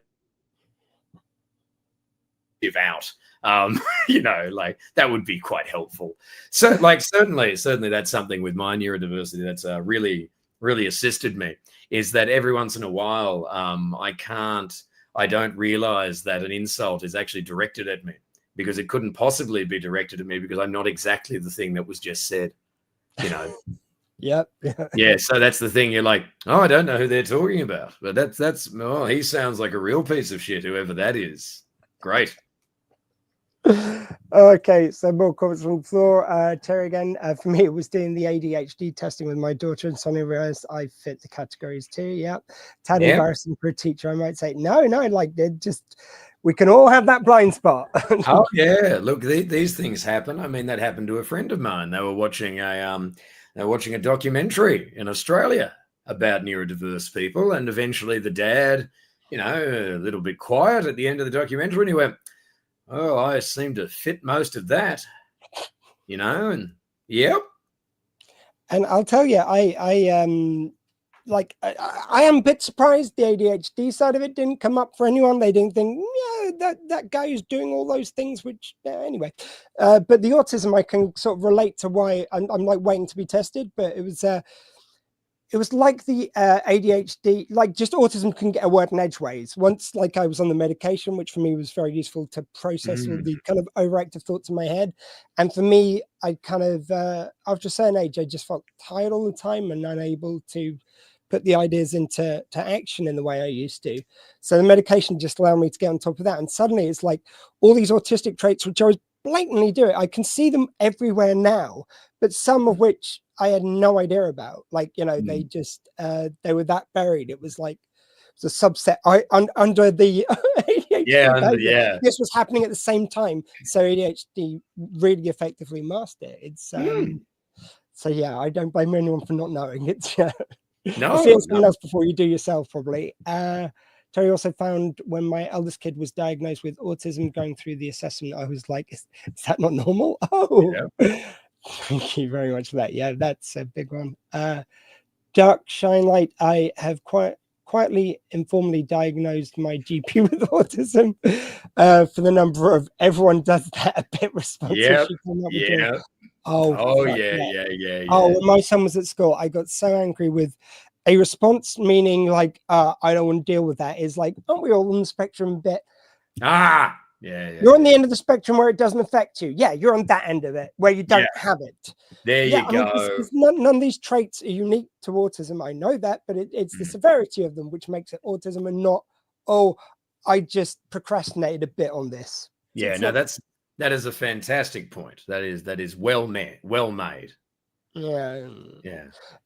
Terry, the amount of people I've heard saying things like, "Oh, she has these new letters they didn't used to exist." Yeah. That Bedlam, like it was empty. Didn't have any neurodiversity at all. Well, I mean, the street, well, it'd be like sort of walking around, office buildings in London and going, "No psychopaths here."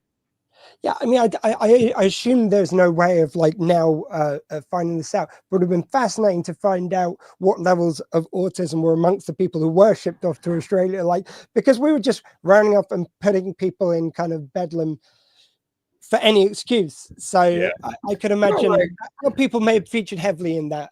Well, I mean, a large amount. I mean, you see this in America now in a contemporary way, and you see it here as well. Like a large amount of the criminal system is people who haven't had various, whether it's just, whether it's neurodivergence, whether it's mental illness, like we're talking about this, these things have been untreated, right? And then when this is manifesting itself in behavior that's just, that's decided to be criminal, and I'm talking here about petty theft and things like that, and homelessness, gradually, so, you have a bunch of elements there which aren't being looked after.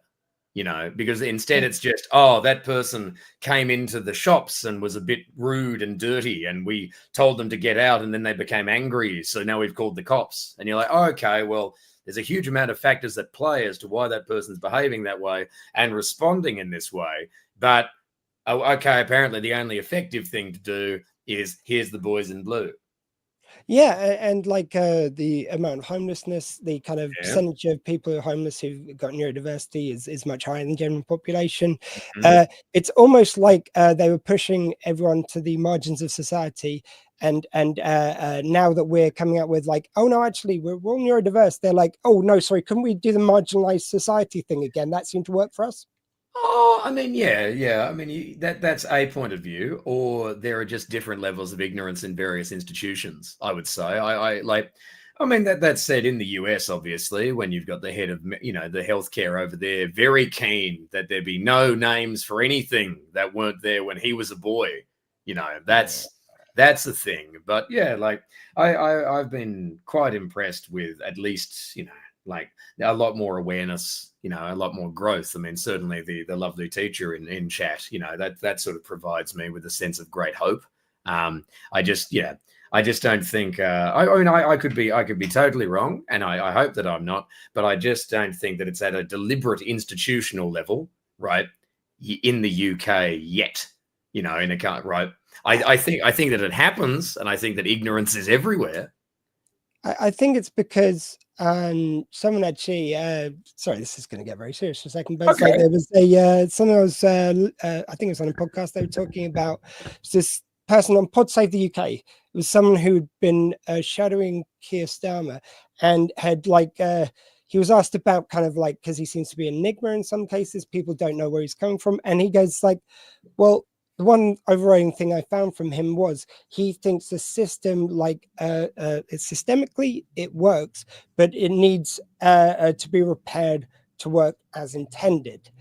I think the problem is that that's what we've kind of done for a long time, is tweaking things as opposed to making bigger systemic changes. Like we were talking earlier with a pain specialist who specializes in pain and neurodiversity.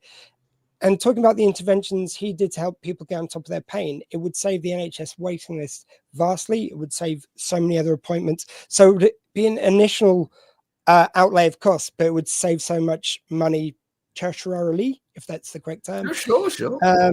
And I think that's the issue, is we're not making systemic changes. We're trying to rearrange the deck chairs on the Titanic half the time. Okay. Yeah. Yeah. I mean, that's on a range of issues as well. It's not just neurodiversity. Just we want to tweak things as opposed to actually change them to something which makes sense. Like the benefits at the moment aren't tied to what someone needs for the essentials in life. There's a bill to try and get that happening. It's just a number they pull out of the air. Well, if it's not tied to anything, what's the point? How's it ever going to work if you don't tie it to the money people need to live?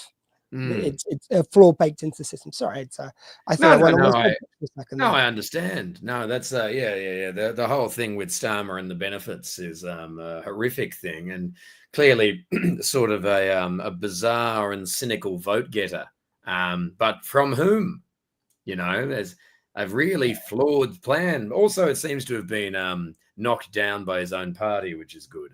But yeah, I mean, as I've said a bunch of times, it's like, well, you know, once you've gone and given a huge historic defeat to the Conservative Party, it's a very weird thing to start cosplaying as them so soon after. And it is a little worrying at a time when America, as we discussed, has decided that ADHD is something to be cured, that the UK seem to be following a lot of dog whistles from America. It's a little concerning. No, I feel you. What like the thing that gives me a little bit of and various people who've seen me before will have heard me say this. As an Australian, what happens is, as goes America, so goes Britain, so goes Australia, right? However, that's becoming increasingly less true the longer I'm alive, and it's wonderful to watch. Like the Australians, right? We've had 2 consecutive elections where the Conservative Party has been obliterated, like to the point that the coalition that had won almost every election since I've been a boy, and I'm 40 years old, right? Almost every election since I've been, since there have been elections while I've been alive, right? They've split apart. And a big part of it is this. All the Conservatives in Australia do is campaign on American talking points because they think that that's what the electorate is interested in. And the electorate isn't interested in it. The electorate is a bit interested in getting on with their lives. Incidentally, their houses are on fire. Could someone kindly do something about it? Right.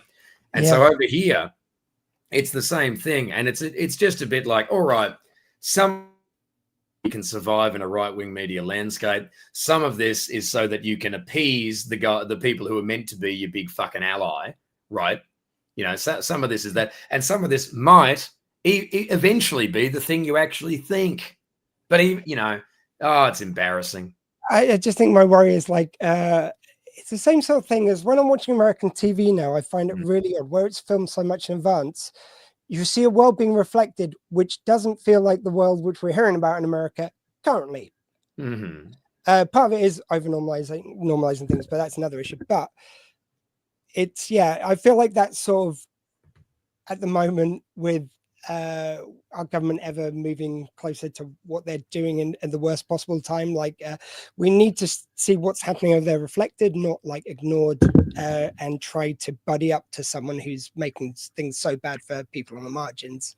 Yeah. We're not seeing like I just think it's happening so quickly. The danger of us following a couple of things and just one law, which makes huge difference to America, because like most laws aren't as consequential as every law that Trump's trying to put through at the moment. And it's just very disturbing. All it takes is following the wrong one to make a systemic change to the lives of people over here. But what we have just talked about is that they're not interested necessarily in systemic change. So hopefully that original thesis is correct. There's a lot of noise that you'll see, right, where it's just, we're thinking of doing this. And like a lot of it, I mean, I'm just being cynical, but a lot of it at the moment is just the Labor Party deeply hoping that they can get some of the votes they think are going to go to reform, right? Yeah.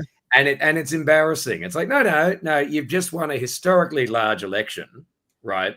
You know, maybe do that, right? These people aren't going to come with you.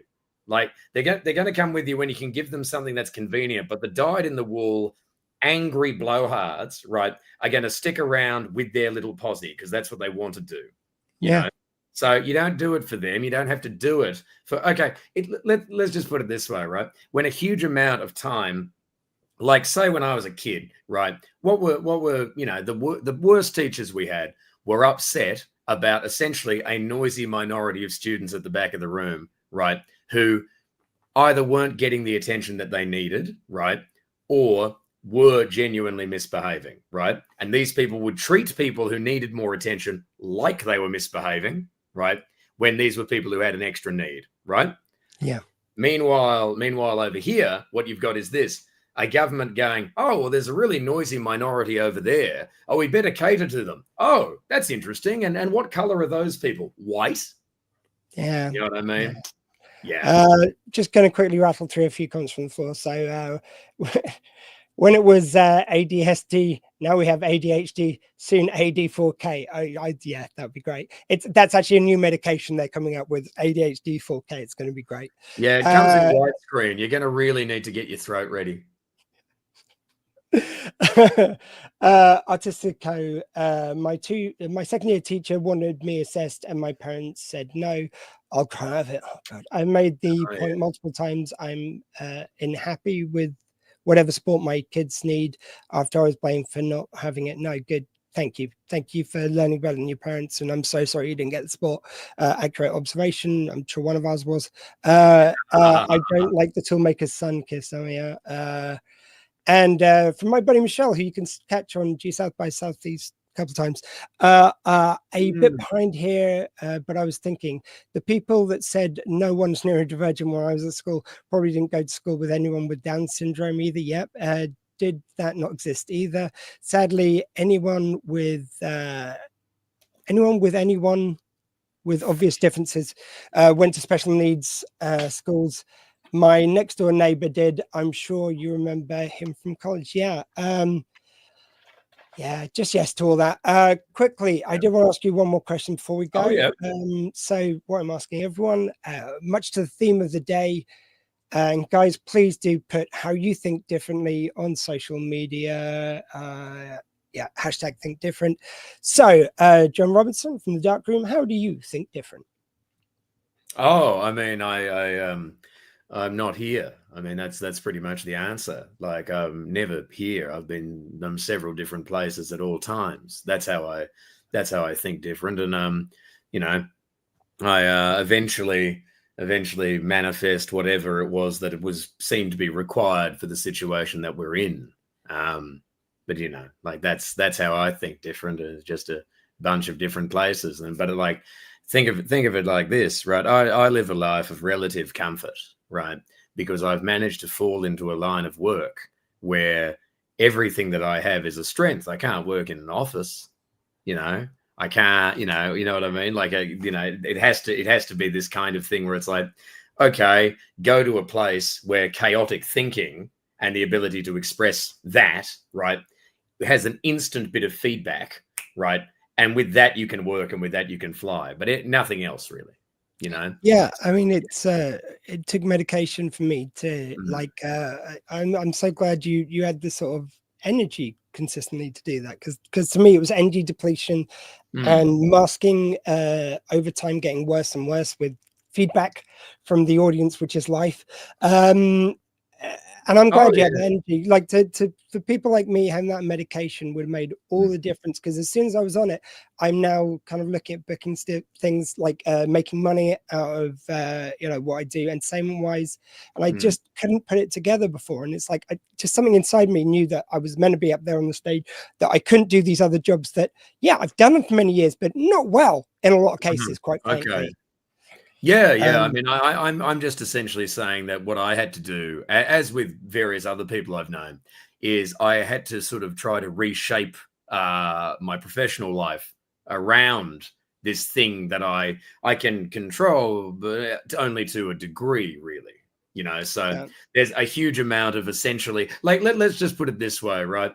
I've managed to do my own PIP assessment and make some reasonable changes, you know, but you know, in a moment, I'm about to go and eat the exact same meal that I constantly have, you know, and then I might go and put on another black T-shirt. Well, the first one's got a bit sweaty during the day, you know, in this weather. So I just want to say thank you for being out there. Like you said that you're not diagnosed, formally diagnosed.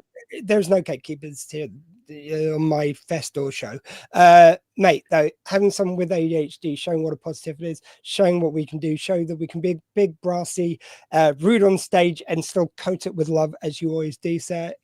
You're a credit to us, and thank you very much for being evidence of what a neurodivergent person can do when he's given the right environment around him. You are a beautiful human being, and you are doing a wonderful thing. I wish you nothing but as much energy as you need for the next 20 hours. Bless your heart. This is bloody superb. Good on you. Thank you, sir. I'll speak to you. You're welcome. See you later. Bye, doctor. No, you hang up. It's not actually giving me the option of your screen. I got it. Don't worry. It's okay. I got it. I got it. I can see it. Hi. And by the way, I didn't get a chance to talk to him about it, but please check out John is on the Richard Herring podcast, which is amazing. I'm so pleased for him. And the Dark Room, just look it up online. It is amazing. There's no way of describing it. But please welcome to the stage now. It's Ruth and Kenton. Thank you very much for waiting there, guys. Sorry I'm running a bit late. All right. And I am loving emotional support, Devil Ruth. You are muted though, so I can't hear what you're saying about it. You're still muted. Can I mute you here? I think. See, that's what I get for thinking I'm being all clever and logging on beforehand. You were there half an hour early, which is it's very neurodivergent thing to rather be half an hour early or late. Well. I thought I'd better do it just to make sure that the technology is behaving. Because God knows we won't. How are you doing, Kenton, sir? I'm all right. Agree. We do not have Rees at the moment. I got a message from her earlier saying, "Oh, was your thing today?" Because we're doing family barbecue because of the weather. I go, "Oh yeah, it's today." I haven't heard a thing since, so I take it's just the three of us. But just a quick run through the messages. So if she appears, we'll kind of work her onto the stream. Doing a pit form deserves a fucking trophy. So I'm just going to read it. As before, the views and words of the people on screen don't necessarily reflect the views of the Owl Centre charity. Darren said we might swear and stuff. Thanks for having me, lovely man. You are so lovely, John. Thank you. Brilliant chat. Thank you very much. And yay, Ruth, always. Guys, thank you for being here. We're going to be talking about lived experience of bipolar. I want to make sure today really represent all types of neurodiversity. It's even down to kind of what neurodiversities kind of like what's count on neurodiversity to different people. I've always understood bipolar to be part of it. Can you guys kind of just give me a brief summation of just the general broad strokes of bipolar? So people start understanding out there. Whoever wants to go first. You We'll just Give be, it a go, we'll Kenton. just be both silent, fighting for it. Yeah. There was you moved your mouth, so you're the one who's got to talk. Sorry. So, can you repeat the question, my lord? Yes, my dear Kenton. By the way, a really kind of credit to neurodiversity in kind of all the creative stuff you do. So, can you just tell us a bit about bipolar and what it entails for us who are less educated towards it? It is an interesting one because I think, like a lot of neurodivergencies, it's widely misunderstood. I think the general consensus from those who have even bothered to think about it at all is that it's mood swings. That sometimes you're happy and sometimes you are sad, and it's really reductive and doesn't really capture the extremes. And obviously there are varying degrees of bipolar disorder. There are varying flavors. I myself have bipolar 1, which is marked by depressive episodes and manic episodes that occasionally become psychotic episodes. And I've exhibited symptoms my whole life. It means that there are times when you're suffering from absolutely crippling, incapacitating depression. And there are times when you begin a swing into mania, which can first exhibit as extremely high levels of energy, sort of fizzing ideas and the capacity to get loads of stuff done, and your brain's snapping from between idea to idea. You're able to make these connections you can't make the rest of the time, but it continues to speed up until eventually your brain catches on actual fire, and if it goes past simply manic into psychotic, you lose complete touch with the reality, and can behave in ways that are deleterious at best to your life and well-being, and you have very little control over which is going to happen when it's going to cycle between mania and depression, and you sort of always remain hopeful that you're going to level out at some stage, and you don't always. And also the problem, and this is a reason why there's one of the main reasons why there's a lot of misunderstanding, one of the reasons why there's a lot of misdiagnosis and lack of diagnosis, is because people rarely report manic episodes until they reach a point of crisis, because for the first part of a manic episode you feel fantastic. You feel unstoppable, feel like I again, in the views may not be shared, but I remember as a younger musician trying cocaine for the first time, and my reaction was kind of like, eh. It was no comparison to actual mania. That's. I'd just like to agree with the views not shared and everything, but these are lived experience, guys. This is what I want. I wanted how it affects people in the real world, not just the clinical side of it.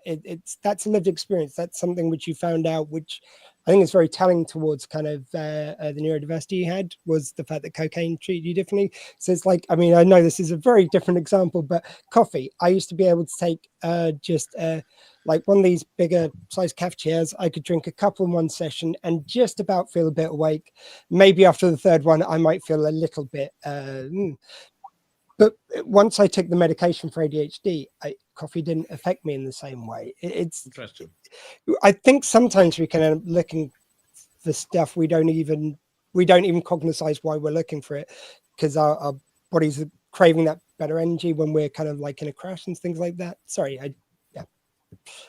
No, not at all. I think, and I think one of the side points from that is that anything to do with your brain, and we all know, no matter sort of how we are neurodivergent, is that one of the things that prevents us from getting help or prevents us from seeking support or even realizing that anything is wrong is that if it's your brain and you live with it your entire life, you just assume that's your personality. Yeah. I assume, you know, for a long time, I assumed that everyone was dealing with the same intensity of emotion that I was dealing with, and wondering why they could cope with it better than I could. You know, why when other people would say that they were down, I was like, well, how are you standing here? Like, how are you getting through the day? And they go, oh yeah, I'm a bit depressed today, but they're doing stuff and they're being alive and in the world and coping. And I'm like, yeah, well, that does not reflect my experience of depression. And also, you know, when you're in an altered state of any kind, when people are telling you, trying to explain reality to you, and you think you're being gaslit because it genuinely isn't your reality. No, but it no, bears you a actually meant resemblance. this when you said that. No, no, I didn't. I'm telling you what I meant. Like, maybe believe Yeah. me. I don't know. Yeah, exactly. Yeah, that's And it's tough. Think one of the things that's difficult with the whole conversation around neurodivergency is that there is a level of acceptance that you have to reach, where it's just like, well, this is who I am, and it shouldn't prevent people from engaging with me the way they would engage with someone who is not neurodiverse. But at the same time, with bipolar disorder, if they came up with a cure tomorrow, I'd take it, because for all I've got out of the highs and all the creative stuff that I've done off the back of it, I really would rather enjoy not wanting to walk into traffic half of the year. You know, it would give me back some time to learn to be creative slower. And so, you know, this is who I am and how I am. But do I ever wish it were differently? Absolutely. And I know there are other people who feel completely the opposite way around, and that's absolutely fine. That's, you know, the subjectivity of living. But it's sometimes hard, because I think there is a tendency when you have something that has an adverse effect on your life to want to put a positive spin on it and say, well, you know, it's a superpower, it enables me to do this, and that's true. And you know, there are aspects, positive aspects to be drawn from it. But I think sometimes you say that to yourself often enough, and sometimes people start to misunderstand the level of suffering that's happening in parallel with that. No, that's a fantastic answer. One thing I knew about this panel was going to be that we wouldn't run out of things to talk about. I think we might get through, for the amount we each are able to talk, we might get through 2 questions maybe. Precisely, yeah. It's great, but you've just covered about 10 of them, so it's perfect. I'm going to eat this banana chip while someone else talks. No, it's lovely. It's lovely. Ruth, yeah, talk about someone whose neurodiversity kind of makes them bigger and bolder. You know, you're one of the kind of biggest and most fantastic personalities I know. Tell us about how would you describe bipolar, kind of adding to what Kenton said? Well, adversely to Kenton, I am bipolar type 2, which is the main difference is that we don't have psychosis. But very much the roller coaster. Imagine a very slow roller coaster where you're up here and then you're down here and then you're going along at the bottom for a long time and then you're up again, and it could be months at a time. I also have this circadian cycling, which can be very fast when it kicks in. So I can be happy as Larry for 2 days and a miserable bitch for the next 2, you know, and it can be that quick until you find yourself somewhere. You're never, ever going to be level, but if you can get it to that rather than this, it's a lot easier. But for me, I was essentially a weird kid. I spoke way too fast. No one could understand what the hell I was talking about. I was reading at 2, which I put down to watching Sesame Street, but I did everything with an American accent, which was very odd. And it was like, oh, super bright kid, you know, top band at school, all that sort of stuff. But essentially, I was a nerd as well, and horsey, which is like double nerdy. So the popular kids at school really hate you. Well, according to the dating apps, apparently every other woman has a horse. Yeah. It's like, it just seems to be, I like dating profiles. Yeah. Half the ones I see seem to have horse. Maybe it's Hampshire. I don't know. Oh, it's posh down there, darling.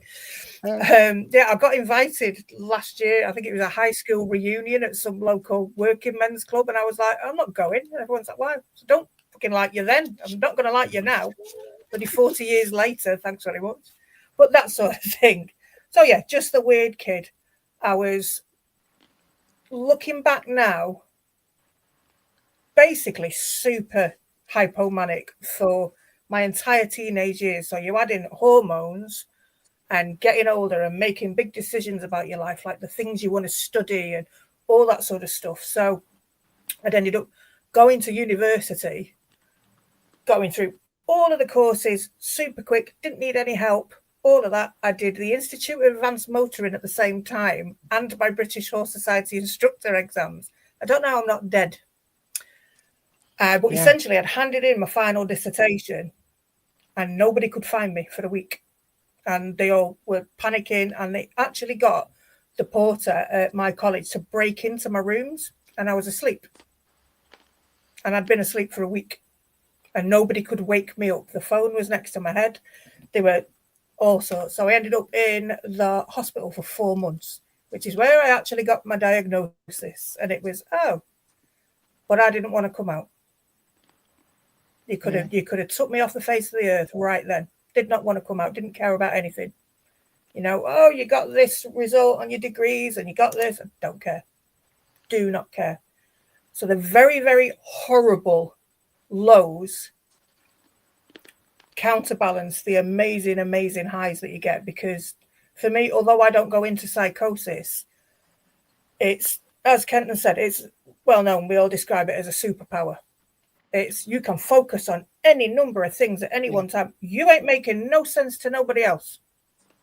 It's like people are not recognizing us for years as a culture by kind of like, oh no, it's a super, just except we've got a condition which sometimes benefits us, sometimes is our kryptonite. It can be both things.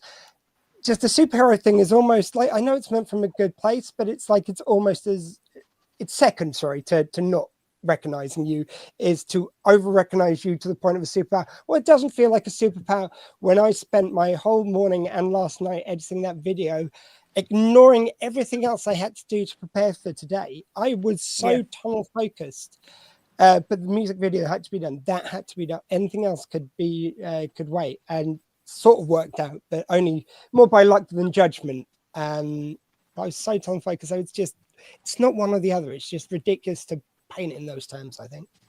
Yeah, you can spin a lot of plates, put it that way, but eventually the plates will drop. Yeah, exactly. And it's like I've got a different experience to Kenton in that I think if I was given that magic button to get rid of like my neurodiversity, that wouldn't be my choice. But I understand why people do. There's some days when I'm just bereft, where I feel like there's no point in living. Everyone hates me. I talk too much. Every time I have a conversation, there's something I'll say to insult dear friends who I love by miswording something. Like in my mind, I said pass the salt. They heard fuck you in the face. It's like those moments. It doesn't feel like a superpower. And pardon me for my language. But Kenton, we talked a little bit about how Ruth got diagnosed. How about for yourself? When was it discovered for you? I went through a phase where I grew up in a very strange environment, for starters, in that I was raised in a cult, which is always a good conversation starter. And so there wasn't a huge amount of concentration on, are you doing all right? And I was the same. I learned to read when I was 3. I was super advanced at school. Everyone was telling my parents how quick I was, and I was just reading constantly from being 3 years old and just filling my head up with stuff, and I was capable of all these things. But I was also living in an extremely strict church environment where they were plotting to use those gifts as kind of for the ministry. So I was that appalling thing, a child preacher in a cult. So I was up giving extravagant talks from scripture when and as long as it was enabling me to do things that seemed kind of miraculous, no one really minded that much that I was also extremely skittish, extremely I could reach a point. But I had no self-knowledge of my limits at all. I would just keep running at 100 miles an hour until the wall threw itself up. And I had my first, well, I guess would class of nervous breakdown at 12, where there was a project that I was involved in through school that I was really invested in, and I just worked 24 hours a day on it, and then just went into complete emotional collapse. And at the time, the doctors were like, "Oh, he's coming up. He's." I also hit puberty really early at like 8, so I was well confused by everything. So they're like, "Oh, well, it's just hormones. He'll grow out of it." And then by 16, I had a suicide attempt, where a social worker sat at the end of the bed and said, "So I understand this religious environment you're growing up in. Do you think that might have something to do with the way that you're feeling?" I was like, "Well, no shit, Sherlock, but that's not really something I can do much about unless I want to be crazy and homeless." And there was just this resistance all the time of that until I got out of adolescence. They didn't want to put a diagnosis on me. It was very much that mindset of, this could just be the extremes of adolescence that he's going through. And it just kept getting worse. I ran away from my parents, and the whole religious thing finally kind of got out of it. But the whole thing was that my stress levels were mounting the whole time, and kind of at 23, I had kind of full-scale psychotic break, and that was when they finally diagnosed me officially. Although they'd been like suspicious about it, but then they put me on. At the time, they weren't clear on the fact. Again, it was because the depression had kind of mounted. They caught the depression had become sort of that I was regularly a danger to myself, and so they put me on antidepressants, which they now know are the worst possible. A particular type of antidepressants that are the worst possible thing you can give to someone with bipolar disorder. And because it's worth just at this point pointing out like how often many neurodiversities people end up on antidepressants, anti-anxiety meds, which just make you feel sleepy most of the time, as opposed to actually helping anything before we find out. So in some cases, the medication which is required for certain disorders. Yeah, so the old school SSRIs that they put, if you put on them in isolation with bipolar disorder, particularly with bipolar 1, they have a tendency to just push you full scale into mania. And so they made matters a lot worse. And then eventually they did a Panorama documentary about it. And I was like, well, good timing. And 2 years after I'd been prescribed them. And it took a very long time. And then for years after that, because that was such a scary experience. I mean, I think everyone, people talk about the thing that they fear most is losing their mind. And having lost my mind on more than one occasion completely, it is utterly terrifying. But it's less terrifying when you're in the middle of it because you don't know. It's terrifying leading up right up to the cusp of it, and it's terrifying coming back out of it because then you have to sort of reckon with whatever's happened to your life in the time when you've not been steering the ship. And yeah, but it was so scary being on medication that first time because they got it so badly wrong that I just avoided medication. And I did the traditional bipolar thing of just self-medicating with, cigarettes, alcohol. And I was also a full-time musician. So other self-medication options were regularly available to me. Again, I can co-sign for ADHD, I think probably autism. Like I kind of, with autism and with dyslexia, I'm not sure, but certainly with ADHD, I feel like there's a definite link between over substance use and and you're trying to either calm the voices on one hand, or you're trying to sort of pull yourself out of the the depression, and also and I think like a lot of people with bipolar, they have all sorts of other comorbidities that kind of the bipolar sort of is the ruling king of. Like it's been, doctors have suggested where I am on the spectrum, but it's complicated by the bipolar because before the bipolar sort of really triggered, I was showing signs of autism because I was very.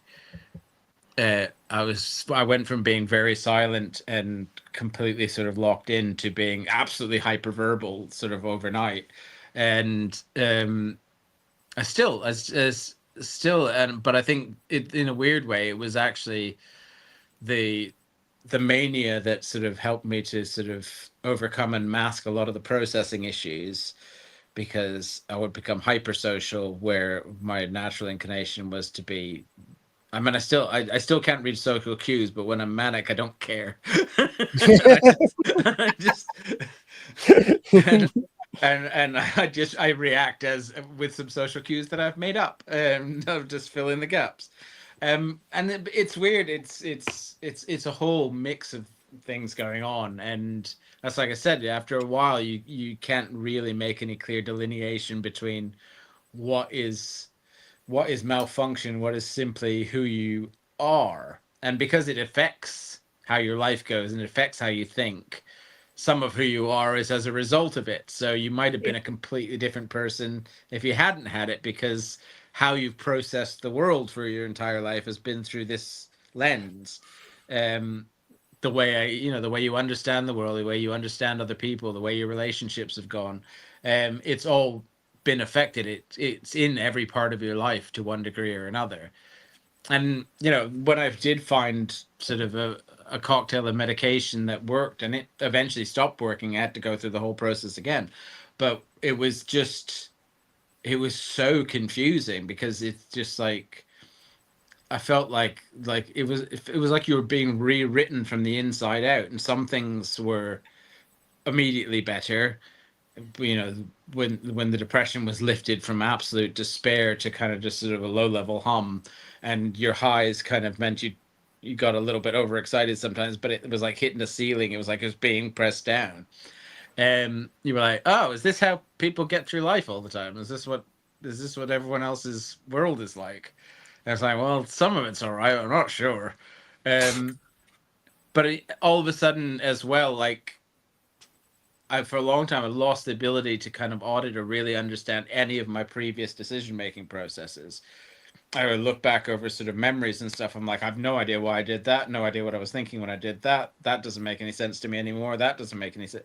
Whole years and whole relationships and whole things where I was just aware that much of it was caused by just having a completely altered perception.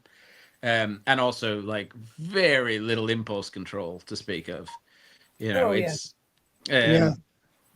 do make decisions that you regret, but at the time it's not you're not like you're wrestling with your conscience and going, oh, but I'm going to do it anyway. You're just like, this is a great idea. This is a perfect idea, and I can explain to you right now exactly why if you have 2 or 3 hours, but I'm afraid I'm too busy doing the stupid thing. And then when you sort of when you get any moment of lucidity, you're like, what? I did what? Well, that's stupid. Well, but it's too late by that point. Just to bring Ruth in again. Ruth, amongst what Kent was just talking about, we heard about like his job and how kind of acting worked in with the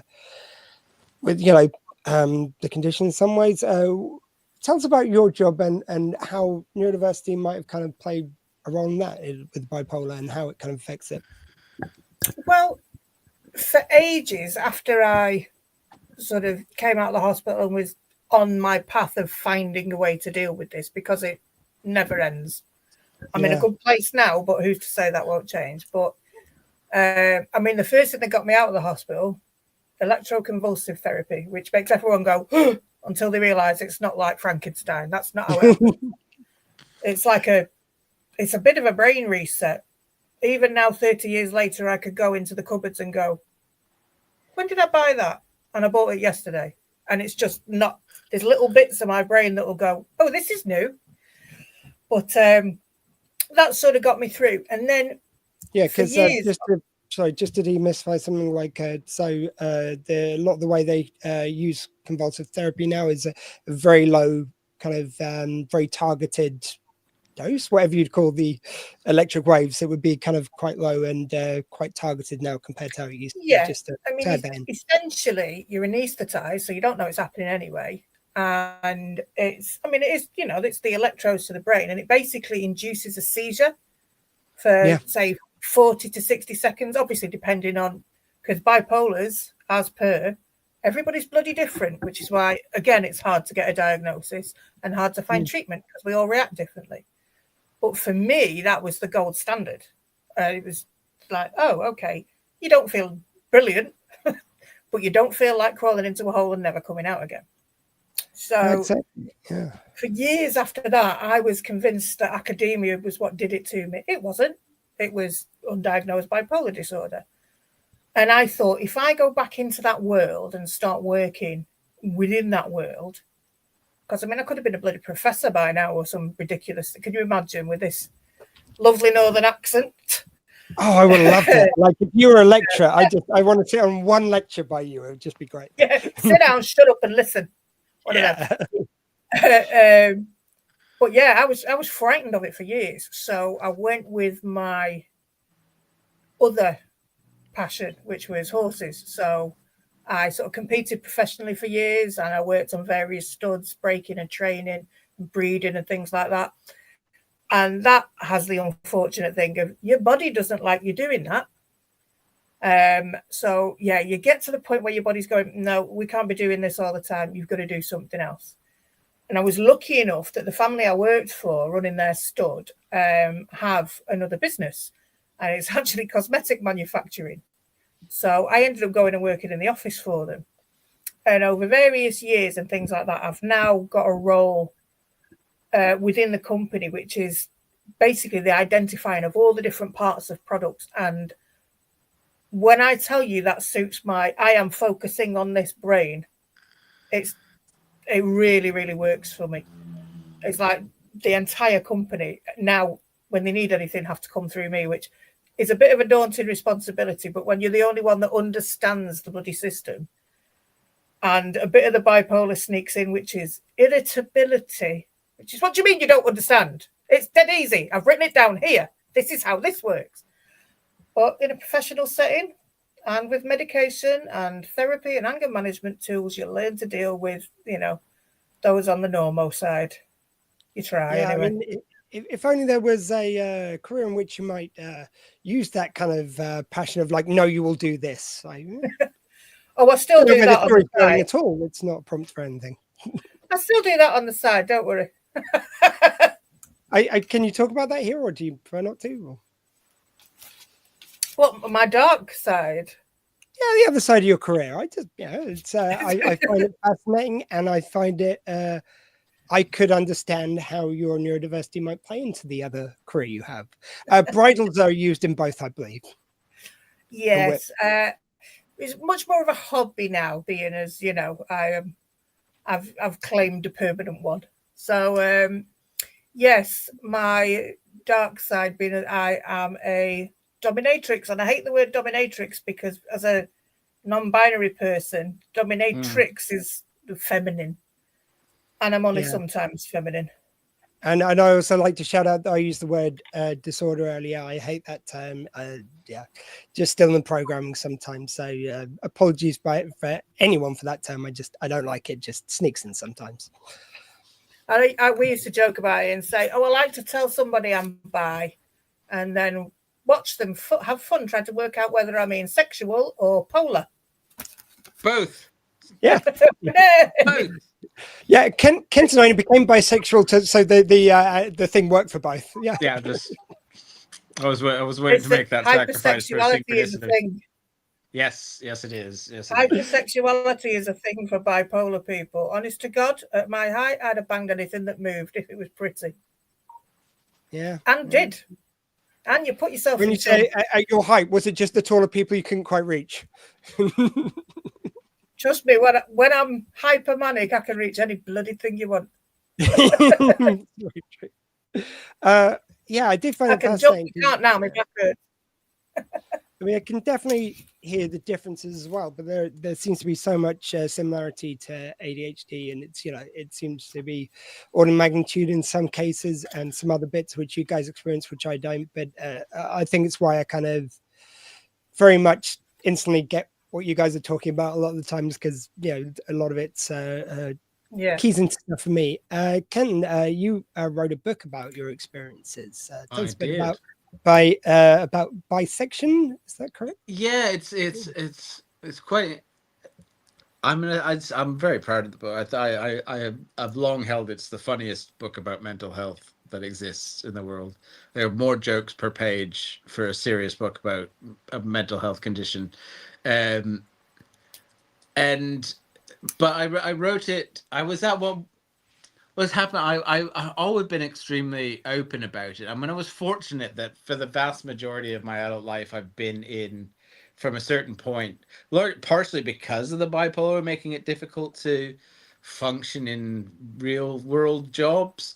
But I've been in the arts either full time or some of the time, most of my adult life. And so I've always had the freedom to be quite open about it, because you go into any room full of artists and you go, I've got bipolar, and they go, I'm schizophrenic, I am neurodivergent, and it's just everyone is there, and they've all got their own experiences and their own thing, and you're like, cool, my people, I am home. Yeah. Let us hope that none of our varying ways of looking at the world clash too heavily, and if they do, we'll fight to the death. But so I wrote online a lot about it, and I was giving away content like left, right, and center. And Barnaby Eaton Jones is my publisher at Chinbeard Books, now hooked up with AUK Entertainment and Oak Tree Books. He was like, I would happily publish a book of all these collected pieces you've written. And at that point, I'd made a lot of albums. I'd made a film, made lots of short films, and always had wanted to write a full length kind of prose work. I was like, well, I don't really want to just pull together a bunch of Facebook posts, as funny as I think some of them are. I'd like to write something from scratch. Can I go away and think about what the actual book would be about and what it would look like? And in the end, I kind of concentrated on, with some of my background, but I concentrated on the experience of having raised two children while wrestling bipolar to the ground, and made it about that. And happily, for the synchronicity, bisexual, bipolar with twins, daughters, everything is split. And so I wrote the book about basically our shared experience, and then in true sort of bipolar fashion, it goes off on little tangents about my views of everything within reach of my brain. And yeah, but it was when I started writing it, I sort of started poking around a lot of kind of groups and support groups and sort of online communities, because I think what people don't realize is that for a lot of part of your life, sort of when you have something like bipolar, you don't know a lot of other people with it. You don't really have a lot of shared experience with anyone else. It's your thing. And what I realized was that there's this huge, incredible number of people that are wrestling with exactly the same things, but have no capacity to articulate it. There are people, and I think Bruce describes them as similar, that are hyperverbal and that's how it comes out. But there are a lot of people that are hit with bipolar that simply that lose all capacity to actually explain themselves. They're just dealing with the emotional ramifications with no ability to tell anyone really how they feel in a way that would make sense or get any help. And so it started to feel like a responsibility that for whatever reason, I had the words to say, this is what it's like for me and what it might be like for other people, that I kind of had to at that point. And I've written a lot of books on fiction, non-fiction in the interim, but bisection is by far sort of my most personal work, I think. And I think everyone should buy it. Because I may be bipolar, but I also like money. So please do check it out, guys. It's a wonderful read. I wish I had a thing ready to advertise it, but just look up Kenton, kentonhall.com. yeah, no, you'll find two things. You type Kenton Hall into Google, you'll find two things. You'll find a place called Kenton Hall, and you'll find me. And we fight. In fact, we had a long time Twitter war between me and the Kenton Hall estate, because I'd gotten to Twitter first. So I had at Kenton Hall, and they had to have at Hall Kenton, and they were not happy about it. But every so often it meant that people would advertise that they were holding wedding fairs in me, which I think as a twice divorced gentleman is just a jinx for any of the couples involved. So I am, if anyone sees a wedding fair being advertised at Kenton Hall, it's not me, but if you do show up, I'll do my best. I'll make a cake or something. And this shows you what a mania to do with bipolar can do. He started a war with a building. Yes.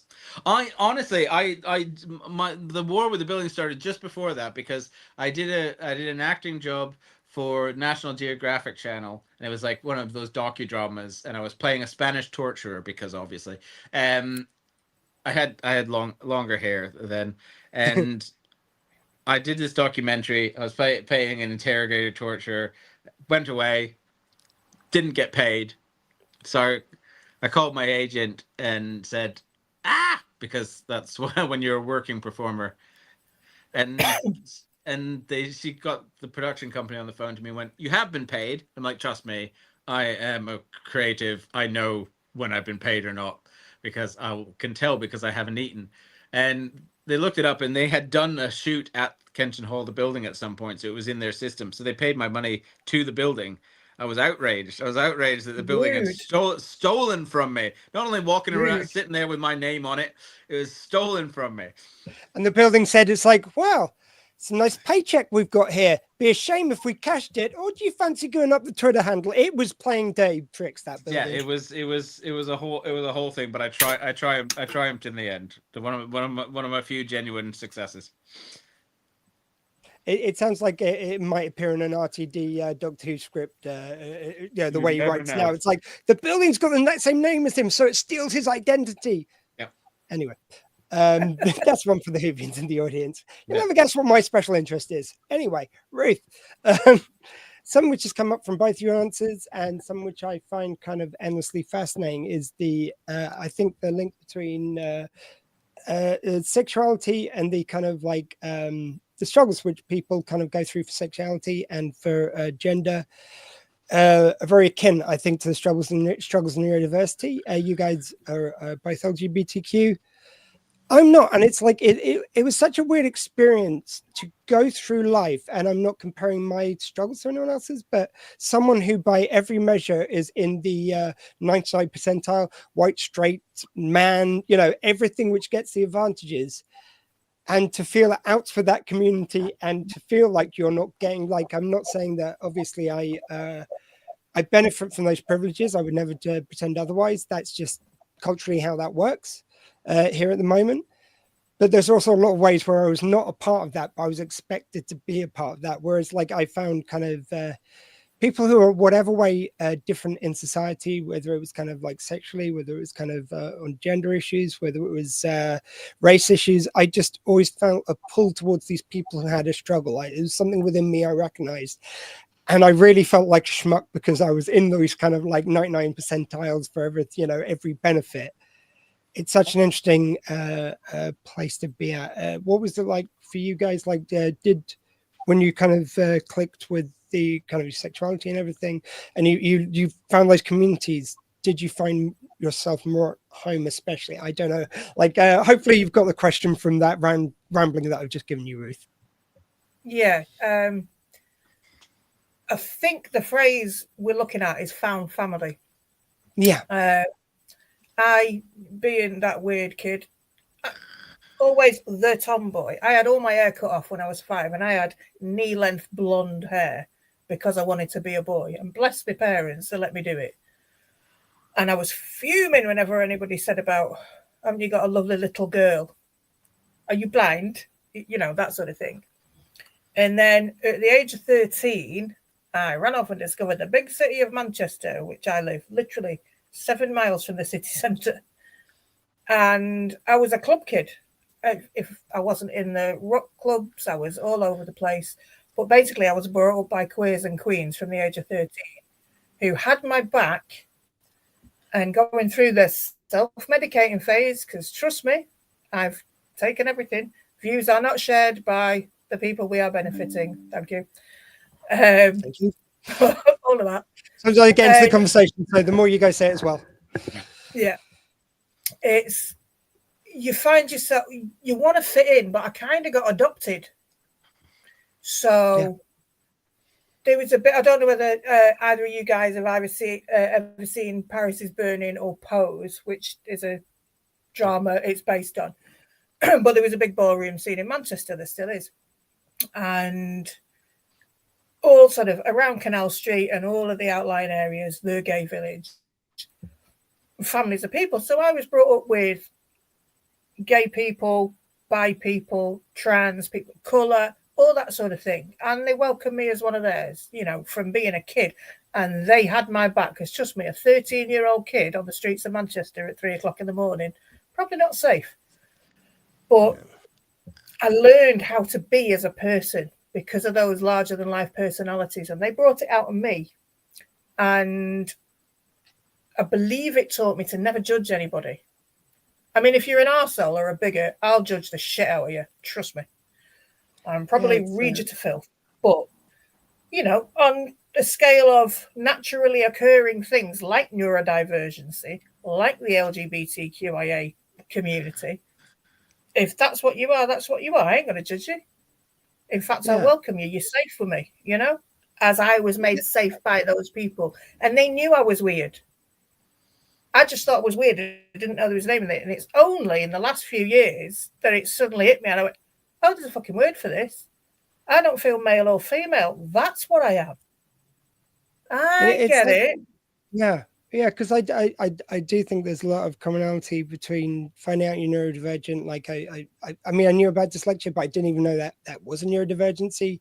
I put everything down to that. When I found about ADHD, it changed so many things profoundly. It felt like every experience I've been told about coming out, and it's like I stopped masking. I started being myself.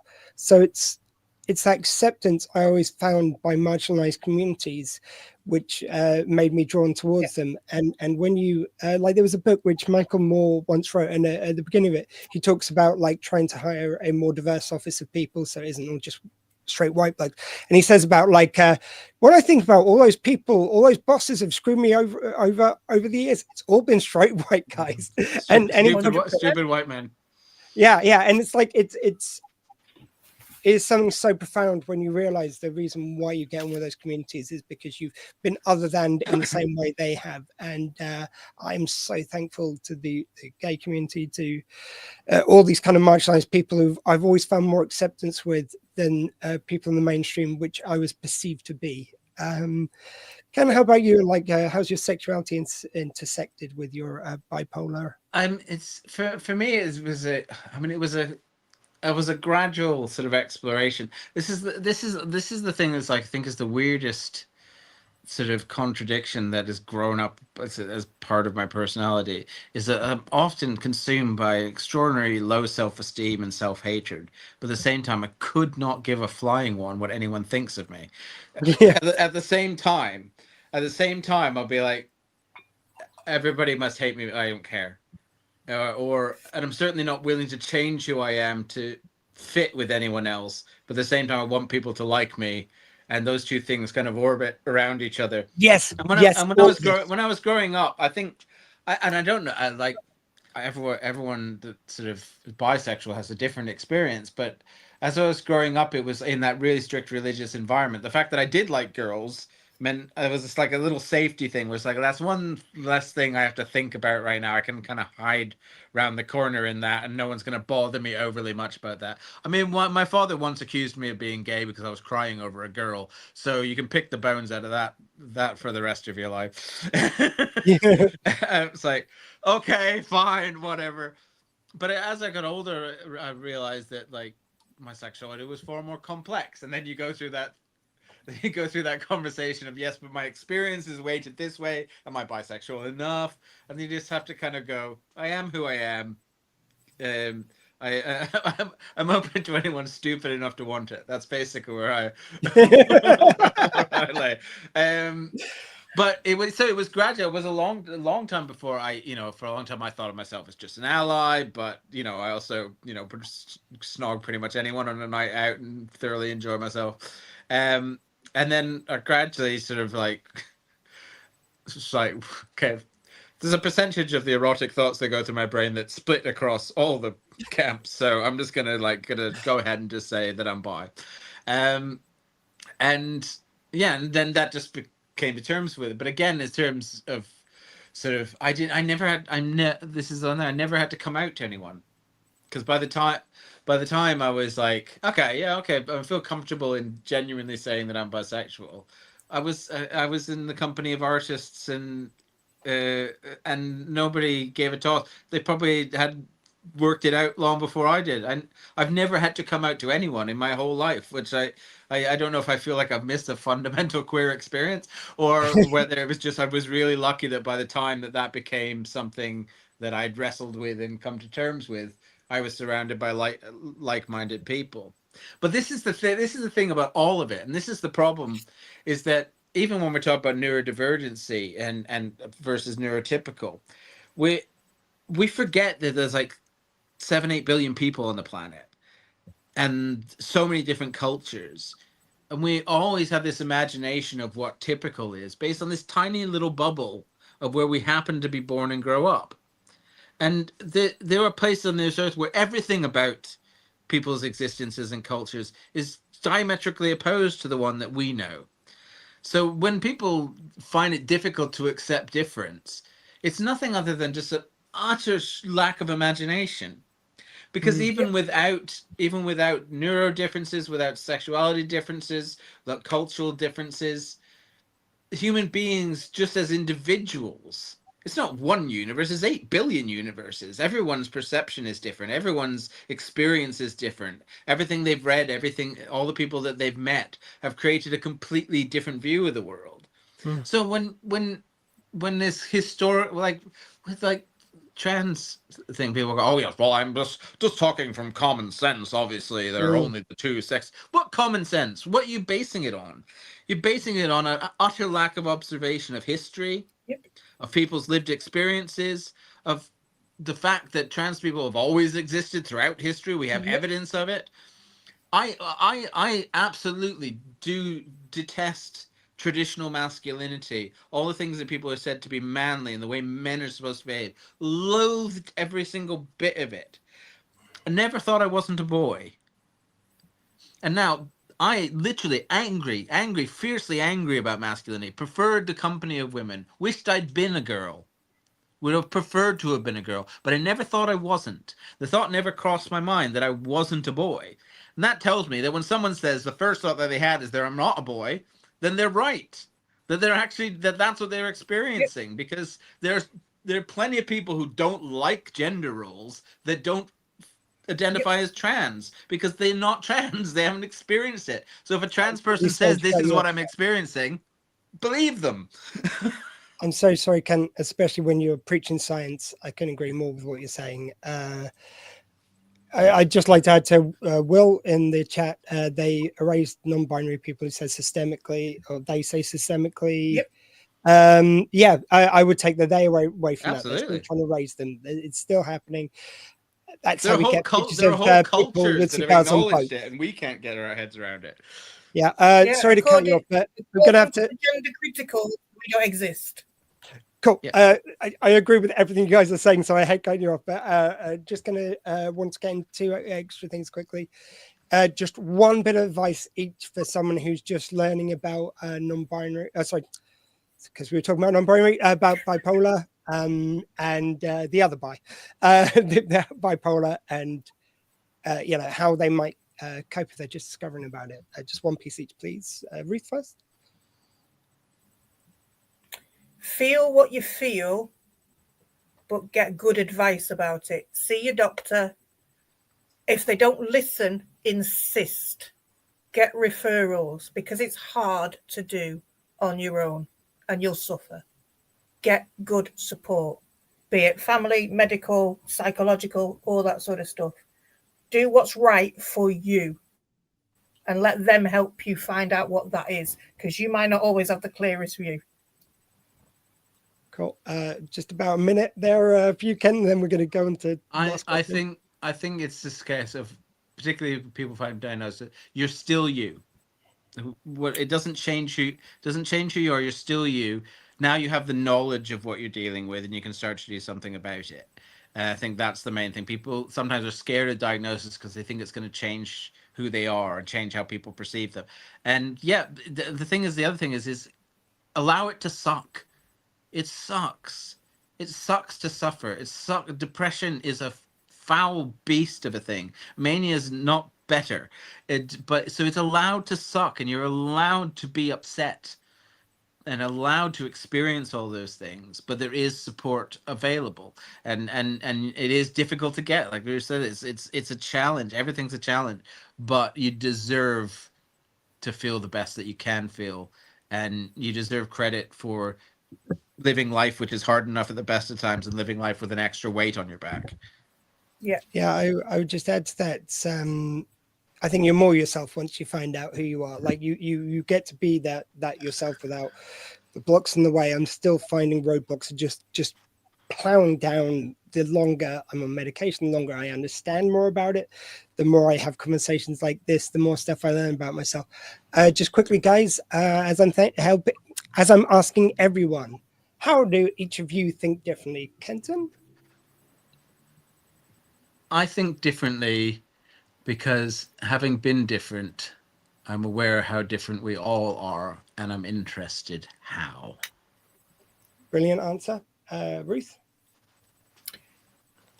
100%. Be yourself and the world will love you for it. And the ones that don't bloody matter. Who cares? So you think different by being yourself, which I would say is a very good one, Ruth.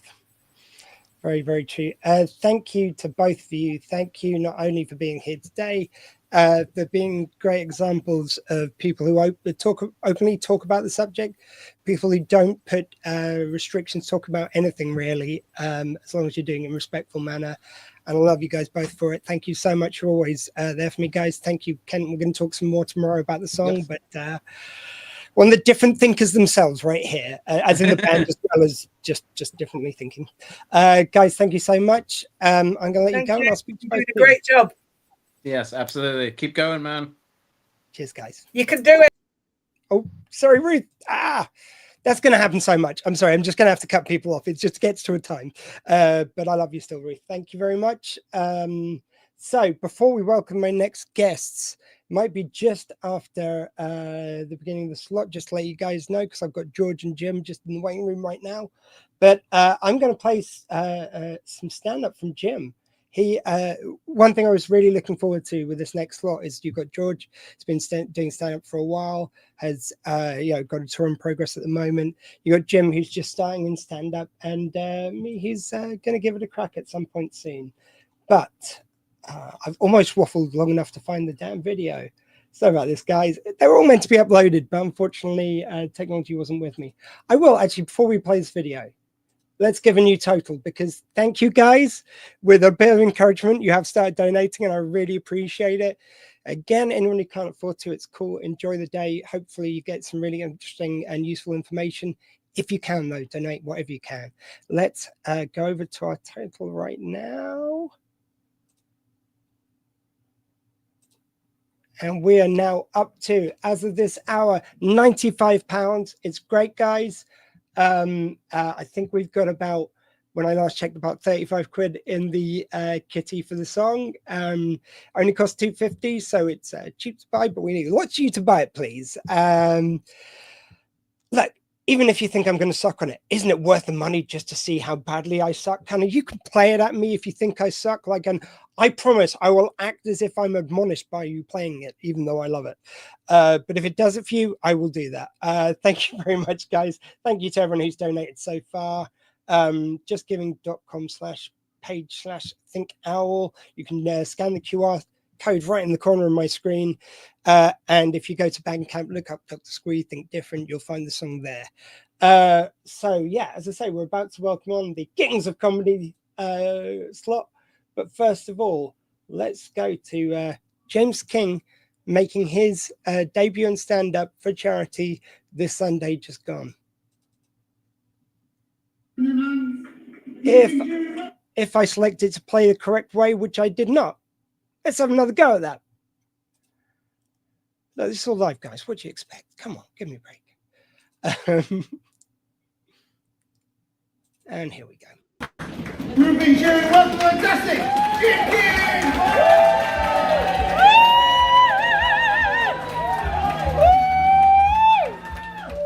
Yeah, that's right. I'm a geek. I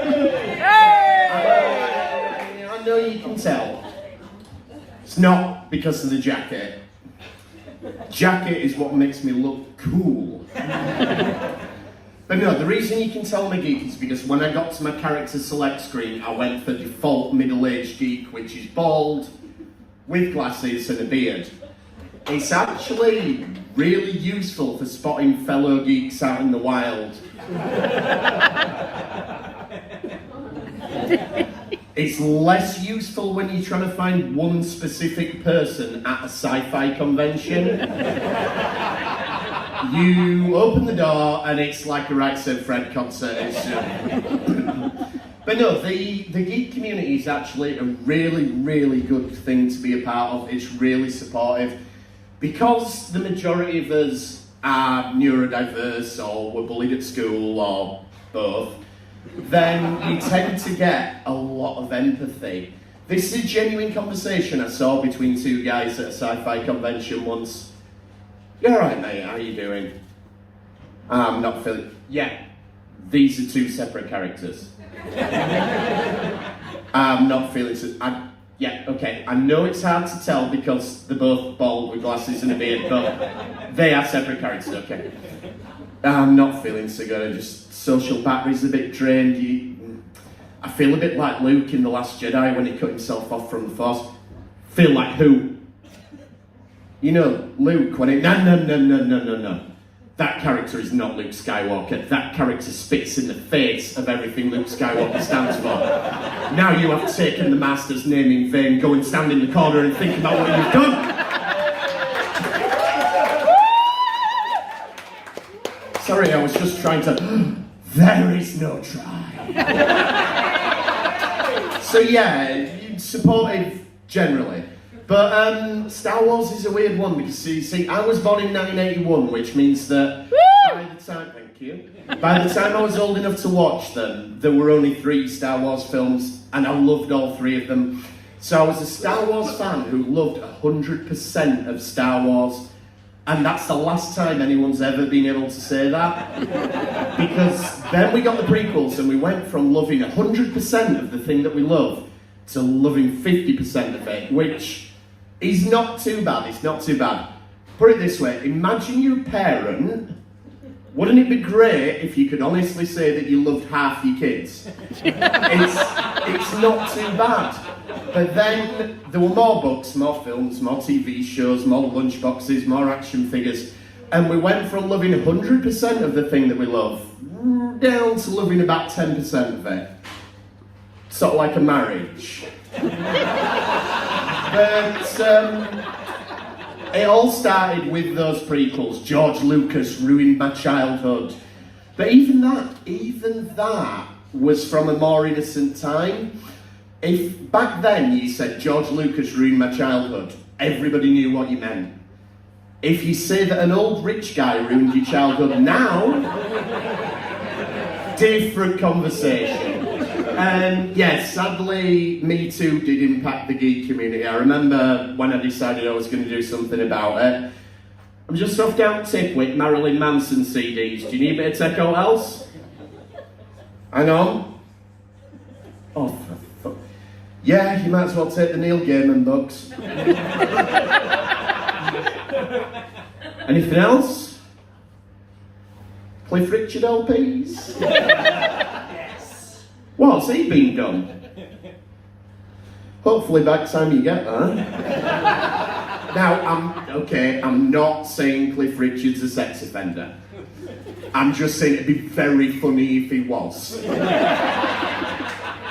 But, okay, let's not focus on the negative. Let's go to the positive. Now that I've introduced you to a little bit of geek culture, you're probably thinking you want to go to a convention, but you're not sure, what do I say, how do I fit in? So I've developed a bit of a crash course in how to win friends and influence geeks. Step 1. Really easy icebreaker. Doesn't matter who you're talking to, what the conversation is. All you need to do is say this: they should bring back Firefly. Now, not all of you may know what Firefly is, but it doesn't matter because your new best friend is going to tell you all about it. And the best thing is there's no wrong answers. Who's your favourite character? They're all great. Alright, what's your favourite episode? Now, there are only 13 episodes, so you could learn them all, but for now, just say this. Depends what kind of mood I'm in. Just don't talk about the writer, otherwise you're back at the tip where you're Marilyn Manson. Okay, step 2. You're going to impress the geeks. Because at some point, someone's going to say to you, what's your favourite sci-fi movie? Easy answer. Blade Runner. Oh yeah? Original or director's cut? Now that's a trap, because there's only one socially acceptable answer, but you're going to take it to the next level. Actually, I prefer the assembly cut that they only show at film festivals. Boom! Now, step 3 is only to be used in the direst of emergencies. Only if everything else has failed and you need to win people over like that, only then should you break this emergency glass. Just look at them straight in the eyes and say this: you know what I never really liked in the first place? Harry Potter. So, now that you're ready to go to the convention, come and say hi. I'm really easy to find. I'm the bald guy with glasses and a beard. And I'll see you there. Thank you.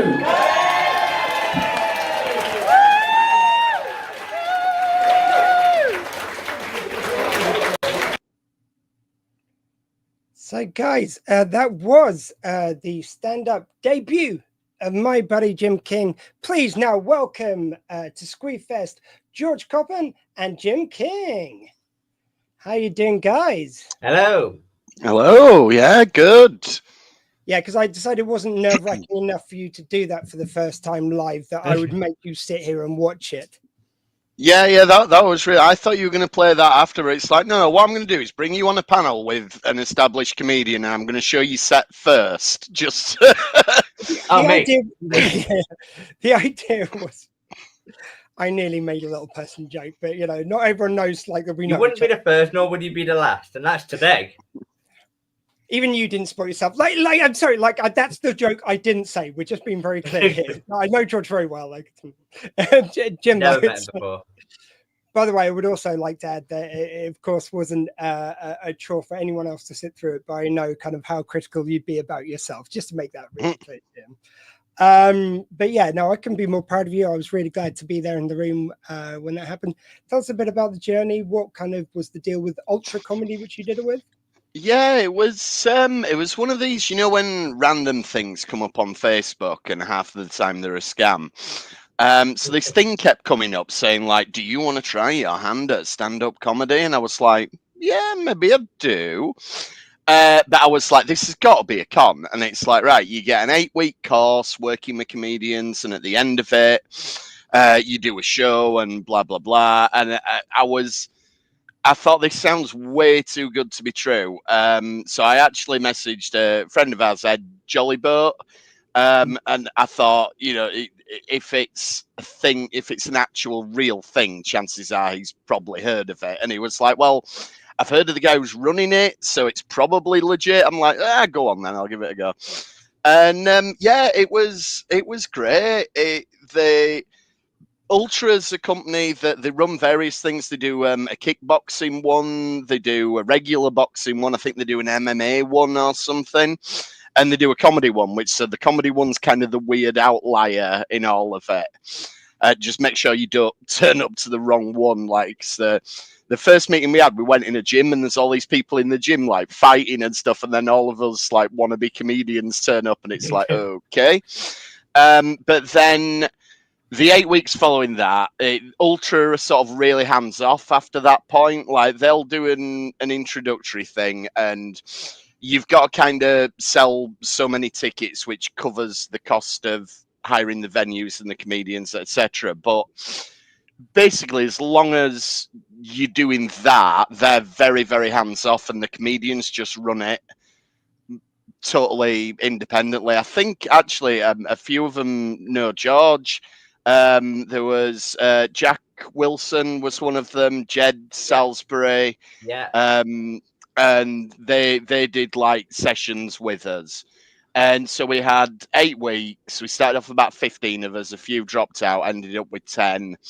And bunch of really nice people that I got to know over the course of it. And it was great to sort of see everyone's acts. Like, see, it started off just talk about what you want and a few like games and different things like that. And then people's sets sort of started to crystallize as it went on. And by the end of it, we were all sick of hearing each other's 5 minutes, you know, so we'd got it pretty much down, and it had got to the point where we even said, like, I think we were talking about sort of week after next going to an open mic night and doing each other's sets from memory just to see if that, I mean, we probably won't, because that'd be disastrous, but we sort being of know being a woman who's a mother of 3 children. Yeah.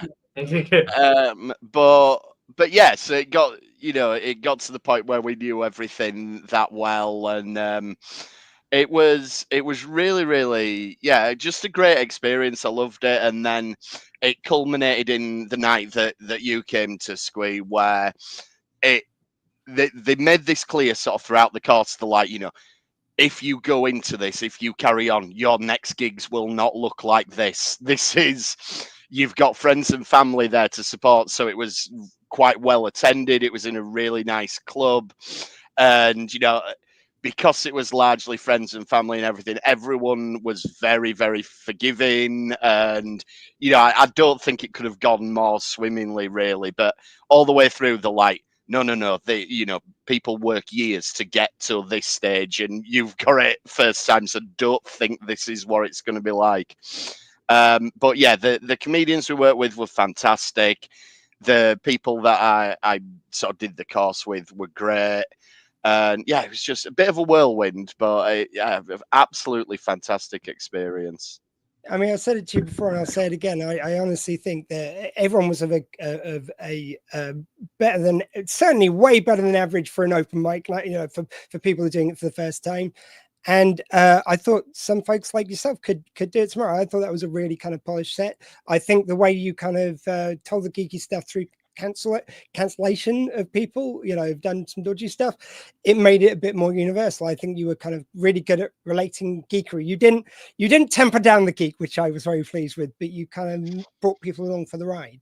Was that something you'd worked on intentionally? Yeah, that was sort of all part of the process. Like I had in my head that I wanted this sort of 3, because, you know, everyone talks about like the rule of 3 and blah blah blah, so I wanted it to be like this 3 steps of ingratiating yourself into geek culture. And the middle bit was originally, I had a big thing about Doctor Who, like I had this sort of routine where you'd like it, but I think it would have been too geeky. So it was going to be talking about how you've got to kind of one-up other geeks. So when they say, who's your favourite Doctor, you throw them off by saying Baker, but then they sort of smile. But then you say, oh no, Colin Baker. And then they sort of go, what? And you go, no, but I mean, if you listen to the audios. And then they go, ah. And so you know, that would play to a very diehard Doctor Who crowd. But I realized like there's way too much scaffolding to yeah. get that to land, particularly in a 5-minute set. So I chucked that out and put the Blade Runner bit in. And actually, while we're on the subject of doing the 3 things, I have to say thank you to George, because George, I've seen your act a few times, and one thing that I love that you do is when you're introducing something, you'll often say something like, when people ask me that, I give them 3 answers, or I do 2. And I was really struggling for how to get that bit to flow, and I remembered you doing that, so I apologize that I've kind of maybe stolen one of your mannerisms. Don't apologize here. at all. It's, you know, And I've nicked it from other people. It's, as you said, the rule of 3. You've got to yeah, how you use it. Yeah. but so I welcome. put that I'm in glad that I going, could step help you. 1 is this, step 2, and it just helped me get my flow there. So yeah, to answer your question, Squeeze, sorry, yeah, there were stuff where it went way too geeky that I thought I've still got it written down, and I'm hoping I'll maybe be able to use it and tweak it and do something else with it. But what they did actually was Jed, who did about 3 weeks of our course, he's quite a big geek, and so he said, look, I think the stuff's good, I'm enjoying it, but he said, wait until next week when James comes in, because he's not as into pop culture, and if he gets it, then it's probably safe, kind of thing. So yeah, there was a bit of that. Yeah, because I mean, I thought, and by the way, as I say, everyone was great, but like there was one guy who I can use as sort of like an allegory for what he did. He was a rugby guy, and like I was laughing at some of the stuff, but a lot of the rugby stuff just went over my head. It was quite rugby centric, but it depends on why people are doing it as well, because he might not want to do it professionally. He might be doing it so he's good at public speaking at the rugby club. You know, like they have dinners and stuff. It's that, but all I'd say really he needs to do is kind of relate it to something that people who don't know rugby, or mix it up a little bit. But his delivery was fantastic. Like there was no one I'd say like I couldn't see them doing it. Some after a bit more work than others, but that's to be expected on a first night for everyone. What great cause?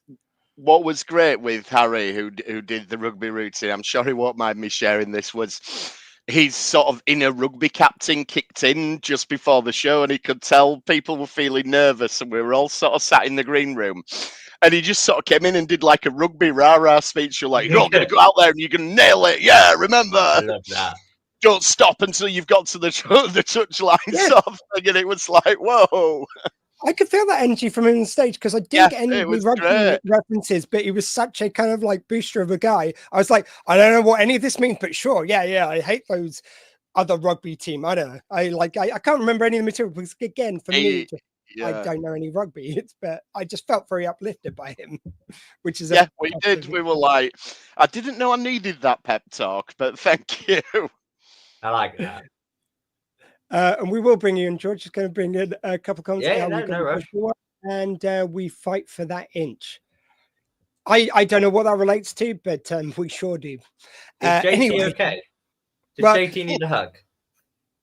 I don't know. We all fight for an extra Has inch. JT had his I bring the Snickers? weight on it. It just doesn't seem to work. Has he had his Snickers? He's not himself when he's hungry. I thought you said, has he had the snip? Like, which is like, it could be to do with that. Maybe he was worried about that was me. I had maybe that's why it was in my head. Because anyway, George, my friend, what was it like for you starting comedy? When did you kind of begin your journey? How did that go? So I got into comedy through acting. So if anyone who knows me knows that I'm an actor as well. And I started acting in 2017. And at the end of 2017, I did my first panto, which I love panto. It's absolutely mental. And I did my first one in Middlesbrough. Still to this day, the best job I've ever had. I loved it. And anyway, one day we were just warming up in the morning. And the woman who played Snow White, a woman called Adele Silver, who you know if you know Emmerdale and stuff like that, she put a little girl on stage. She must have only been about 2 or 3 at the time. And I just have to say, finally, there's somebody here shorter than I am. You know, everybody started laughing. Just wait until my friend Michelle's on the stream. I just have to make a hype joke about her every opportunity. If I'll encourage you to say something later, but sorry, go on. Okay. And then so everybody laughed at that. And the guy playing the Dame, wonderful actor called Sean Prendergast, who I've always described as one of those actors you won't know the name, but if you see the face, you go, oh yeah, I've seen him in bits and bobs, you know. Anyway, lovely bloke. Came up to me afterwards and said, George, can you do me a favour when Panto's over, please? I went, yeah, sure. He went, become a comedian. I went, you what?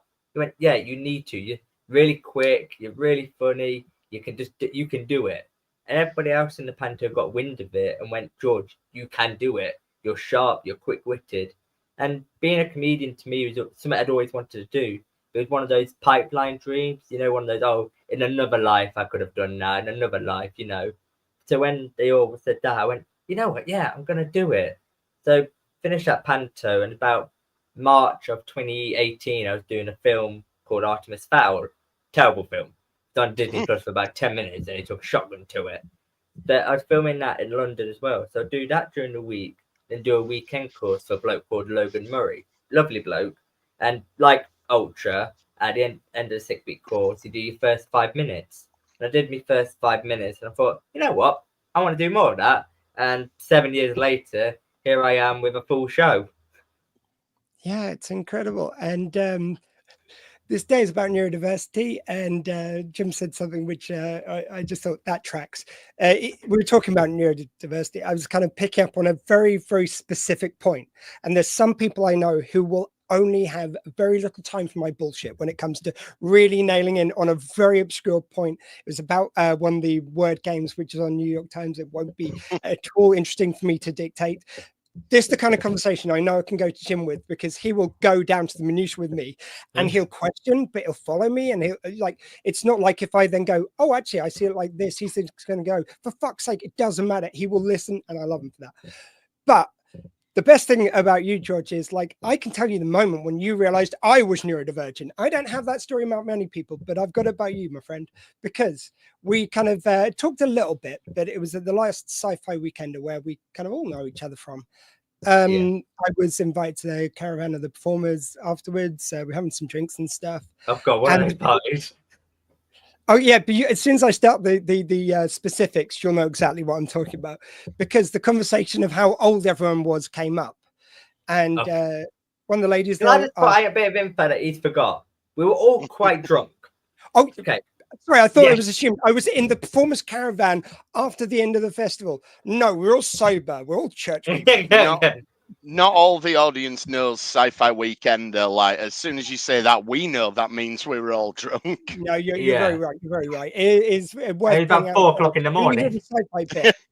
When you hear the sci-fi bit, people negate the festival bit, but honestly, it's like it's a con during the day, it's a festival during the night of weird and wonderful acts. So there's a lot of kind of pirate nerd rock by Jolly Boat. There's Level Up Leroy, which is like geek things on screen mixed together with the music. Yeah, there's yourself. There's all types of kind of weird and wonderful which are represented. But I was asked how old I think. You said, "Oh no, what's everyone else think?"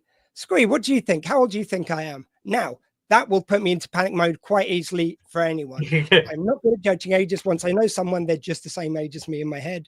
And the little person thing did come into play because for anyone who's not familiar, there's a comedian called Brad Williams in America. He speaks about being a little person in his act all the time. Very frankly and openly. And he once did this bit about going to the Little Persons of America convention. And when he's talking to women, it can be really worrying because the age difference doesn't look as much for little people always. So he ends up chatting to a girl and finding out they're 7. He's like, no, and just running away. And and that came into my head at that moment. So I panicked. I think I said something like 40 because I'm 46. So it's like, oh, I think he's a bit younger than me. And you're what, 28? Yeah. Yeah. You said and then I almost punched you in the face. Yeah, you go, hey, what the fuck? And I'm like, dude, let me explain the breadcrumbs which led into that. And I explained that whole thing to you in real time. Everyone looking at me like, what the fuck? George actually had a look like, yeah, that contracts. You know, it's like you follow my logic. It is difficult though when people ask the age because you're like, if I guess too old, it's insulting. If I guess too young, it's insulting. You've got to try and get it exactly right. Yeah, and if I didn't describe that thing of breadcrumbs very precisely as it happened in my head, I look like a dick very quickly. Well, I can't age a little person. That doesn't sound okay. I know with the logical steps it is, but it's just you're too young at heart, Squee. You don't. I'm guilty of this. We don't realise how old we are. George is clearly a lot younger than either of us, but yeah. But it's nice that you think you're that young. Yeah, come on, Grandad. Yeah. Hey, have the visitors been? I mean, the funny thing is, I am now a carer for my mum who's in her mid-age. She had a few falls. Half the time I'm going, oh geez, mum, can we go home? I like this walk's taking it out of me. Like I've got nerve pain in my shoulders. I already have a injury from kickboxing in my knee. So when those join up, especially my left side just goes into just like it's red pain. And I'm going to mum, sorry, I'm really sorry. We've got to go now. I'm like just going to collapse. She goes, okay, I'll just finish looking at these toothpastes, which she is not going to buy any of, by the way, because she already picked some up the day before. But she's looking because she spotted a new one she wasn't aware of. This is what I'm dealing with. So George, you've got your kind of like your 5 minutes you down at this live show. Kind of how do you start spinning that into the journey which Jim's just starting on? But basically, I was looking around that Derby where I'm based for like open mics, and I can't remember how, one way or another, I found something called a gong show. Now, Jim, I'll give you this bit of advice. I don't know if they told you about gong show. Don't do it. I can't stand gong shows. Basically, for anyone who don't know, you get to do a few minutes, and then if the audience like you, a few of them will hold up green cards so you can carry on. If they don't, they'll hold up red cards and you're off the stage. And it's a competition. It's a bit like Britain's Got Talent's voting system, kind of feels gong-esque.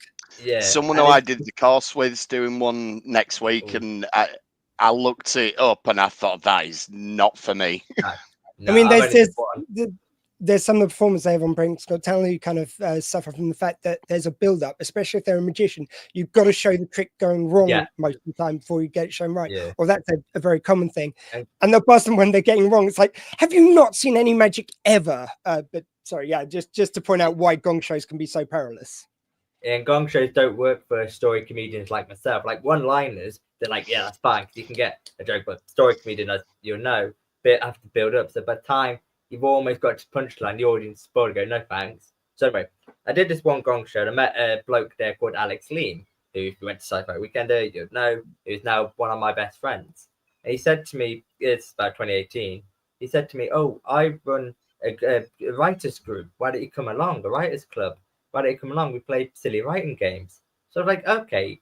And that took me a bit of courage it took me a few weeks to go, no, I'm going to go to that. Every time I'd be like, oh no, I've got this, I'll put it off. Oh no, I've got this, I'll put it off.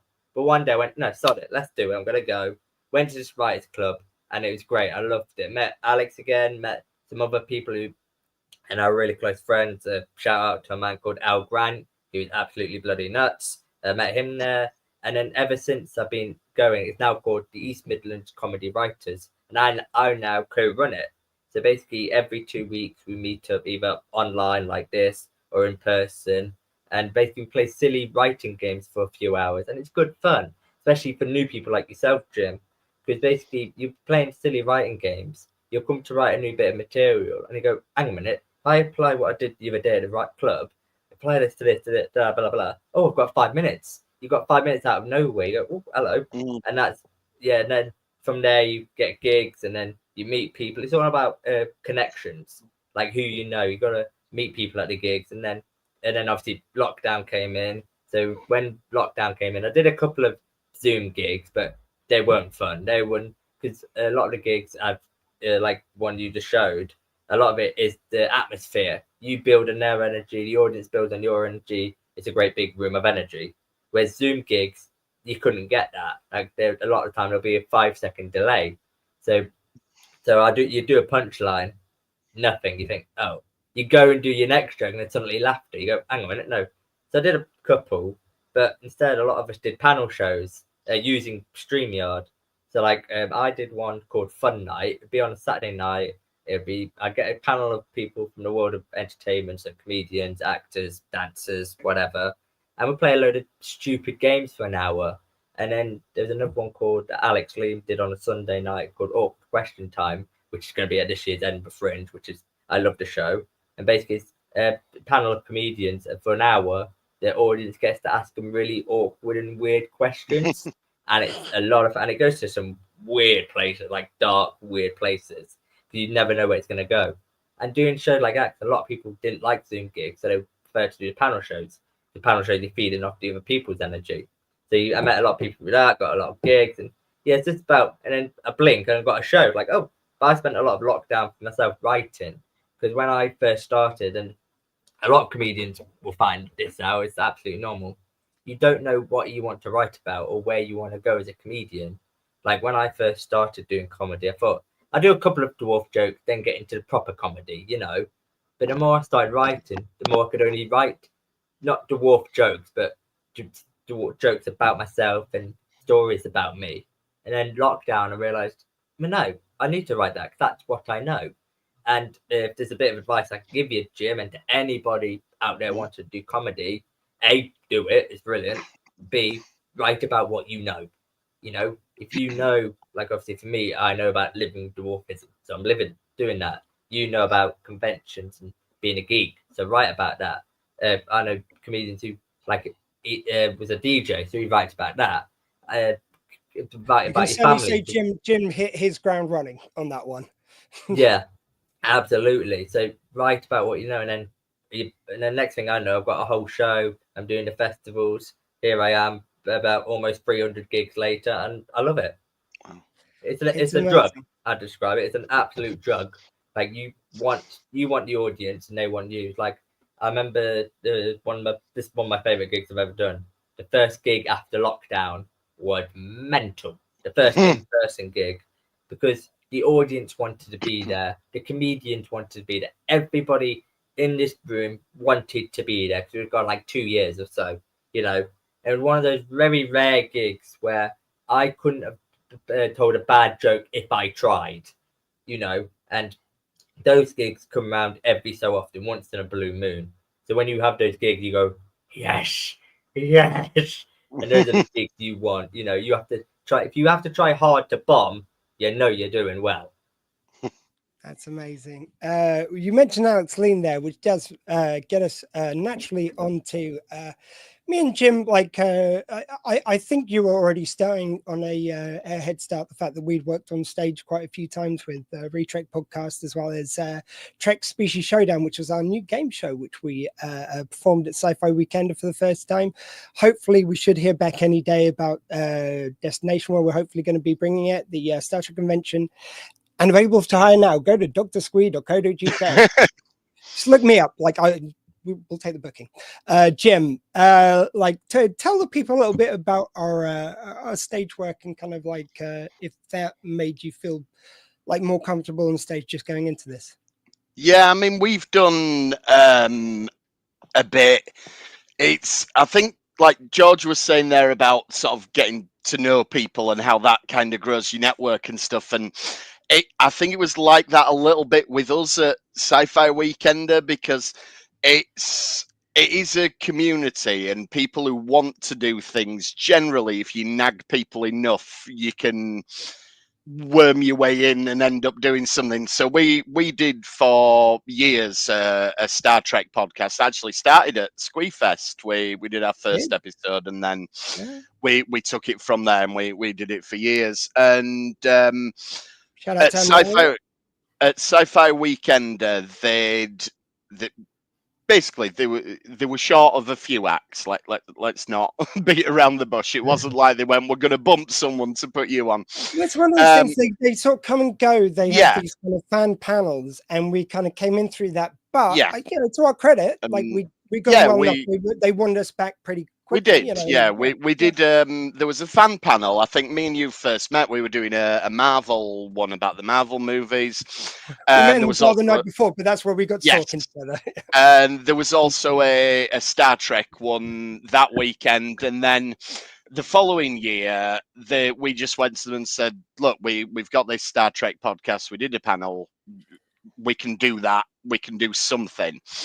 And they said, yeah, and we did that. The first one was more like a fan panel, wasn't it? It was kind of what's coming up and what's been happening in the Star Trek world. Yeah, I forgot about that one. And then we thought, well, hang on, we can actually make this into a show now. We can do something. And we did When Trek Goes Wrong at the Movies, which was kind of almost sort of halfway between a podcast and more like a panel show, because it was kind of more a comedy leaning. So it was looking at the bad episodes of Star Trek and having bad / a few really racist there was some we made them honorable, like dishonorable mentions, where they kind of like the really dodgy ones. Like, it would not have been entertaining to talk about Code of Honor, which is all around a stereotypical black guy, basically. It's fun for mention, not for any length of time. not at 1 p.m, probably. That was when we first started using Emma, who played the Gorn in Species Showdown, which we'll get to. She played the Gorn in that, and we kind of did a bit of reenactment at the end of a cutscene from Star Trek V, which had rock monsters. Yes, it was really great. That was when we made it a lot more sort of theatrical, and then this year we made it into a game show, and I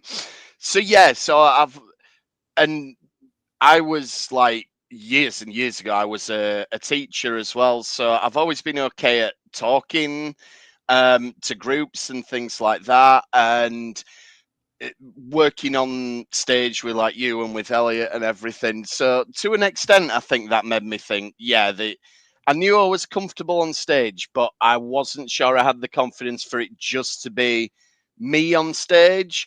Like, what I've always kind of found is when we've done these shows together, which I really enjoy doing, is like I feel more comfortable being me if I know there's other people there, if that like makes sense at all. Yeah. And because I remember just before I went out at the comedy gig, everyone was talking backstage like, how are the nerves doing? And I was like, weirdly, I feel nervous, but it's different, because usually when we've like done a show, I think what I've done is channeled all the sort of nerves into thinking about, right, well, we're doing this panel, there's a lot of moving parts, and I know that like this isn't meant as a diss to you, Squee, in any way, or indeed to Elliot, who we work with. But in my head, you're both a bunch of bastards. No. But in my head, what I'm nervous about is I'm going, right, does Squee know what he's doing? Does Elliot know what he's doing? Have we got the sound sorted? Have we got the lighting sorted? Does Emma know when she's coming on? And it's them things that I'm channeling my nerves into. And so I'm not focusing on, wait a minute, dickhead, do you know what you're doing? Do you know what I mean? I'm using, not really worrying about it, because I know you all know what you're doing, but I'm channeling that into do all the other parts work. And then when it was getting... sorry, mate. I was just going to tag up on that, because I find now, like, I understand why I do things just a bit better now. And it's like, I realized I was more comfortable and less nervous in that way when I was going on stage to do interviews, because it's up to me to do the prep. It's up to me to like what gets asked when. The worst thing the other person can do is not talk so much, but like I'll just give them open-ended questions, make sure I've got enough that I could basically talk for most of the hour with them filling in. And then there's no one else to consider them drying up in a moment. I get what you mean. Well, that's exactly how I felt like getting ready for the comedy thing, because I think nerves are natural whenever you're doing anything like that. And when I've been working with other people, I've been able to channel it into, in my head, I need to make sure everyone else is sorted. But this one, I'm like, oh, where do I put these nerves now? Because it's literally just going to be me with a microphone, and I've no one else to worry about. So it was a really different sort of experience. I wouldn't say a bad one. So I think a bit of nerves is healthy, but yeah, it was just very, very different compared to anything I've done before. Yeah, and Species Showdown, I think what I enjoyed about this one, which I think I want to play more in the future, is the Trek Goes Wrong in movies. Don't get me wrong, we had a full audience, like it was the second stage, and we did have people right to the back. But I think what we got right with Trek Species Showdown is we didn't shy away with, like I was saying about your material, we didn't shy away from the kind of geeky references. We wanted the deep cuts so the Trekkies were happy, but we had enough buffoonery and silly stuff, which was just so slapstick. People in the audience could get why it's funny. Like you have to take out the Gorn. And then we put blind date behind. It's like, you didn't think we were going to get you to hurt the sweet innocent Gorn. Well, of course, you take them out on a date. So it's this lizard creature on stage, which just like those little switch ups. And because the teams pick which species they're going to represent, and we put them in challenges against each other. So we had as the tiebreaker, which wouldn't you know it came up, it's going to every time. You had because it was Kardashians, which have sort of spoons in their foreheads. Versus Klingons, which are Cornish pasties. A lot of people say their foreheads look like. It was eating Cornish pasty with a little teaspoon. So instantly very funny to everyone, and especially since Alex Lean, who we mentioned before, got the meat sweats, which was rather fun. I honestly thought we'd killed him. I was genuinely worried. Like, now that George is here to commit, is Alex a really good actor, George? Because I was legitimately worried about him when he was eating this pasty. When by the way, driving, sorry. Oh, sorry, go on. I'll chip in a sec. When we were driving back, he was talking about that. And he was like, going, yeah, that was difficult. Like, I didn't do it, so I'm just going off on what I've heard and the pictures and videos I've seen. It's like, oh, brilliant. Yeah, and I'd like to be very clear. I'm not insulting his acting by saying that no, it's not that good. I don't know what it's acting like. I just know because it was about 15 minutes after we've been on stage, I think. You and he were walking on your way to somewhere else, and I could hear you saying to Alex, have you still got the meat sweats? Yeah. You know, so I know it wasn't acting because conversations happen later, and you guys didn't see I was there, so I know it wasn't for my benefit. I mean, if we were in Edinburgh, he would have been fine, because that's normal food for Edinburgh. Because he was in the Edinburgh mindset, he was like, yeah, I'm struggling here. We thought he'd had the training. That's what I'm saying. To be fair, he won. He ate it quicker than the other person. So, because that was it. I think his competitive side came out. So he was like, I am not losing this. That pasty is going. But yeah, there was a moment there when he was sort of like tapping his chest, and I thought, is he hamming this up to get the laugh? Which, if he is, great. Or do we need to call the ambulance because this is? Well, as someone who edited the video later, the other giveaway is if you hear him saying, I think I've got the meat sweats, just the tone of voice in which he says it gives away he's not putting on, I think I've got the meat sweats. It went very high. It's like, it's a voice you couldn't fake. You have to just sped at a Cornish pasty and you're struggling. So the words will only come out as, I think I've got the meat sweats. I can't even do the voice he did. It was that kind of. He's going to love that we've spoken about this. Man's a legend. No. But buy tickets to this man's gigs. He puts in he will hurt himself for his art. He will give himself indigestion for a funny Cornish pasty eating moment, and probably competitiveness. Let's face it, he is a man like the rest of us. So George, over the last year, so you is it 3 years you've been going to Sci-Fi Weekender, and this year was the first time you 3 years Sci-Fi Weekender. And you were kind of hosting the night and one of the nights. What was that like? And is that something you've done any compare work before? It was different because usually when someone's running a comedy night, like I do run my own back home, and any MC will know this, they're just the MC. So their job is to warm the crowd up, talk to some audience, get involved. And then when I saw the running order, it said George MC. I'm like, yeah, that's fine. There's a George is in the middle doing half an hour. I went, hey? It is not. It is very unusual for the MC to have a spot. So I was like, okay, let's see. And obviously, I'm used to gigs where it's comedian, where this one was, I think it's like some music act. I forget the name of the people now. Some very random person at the end who did something with tinfoil. I watched all of it, and I'm still got a lot of questions. Still very confused.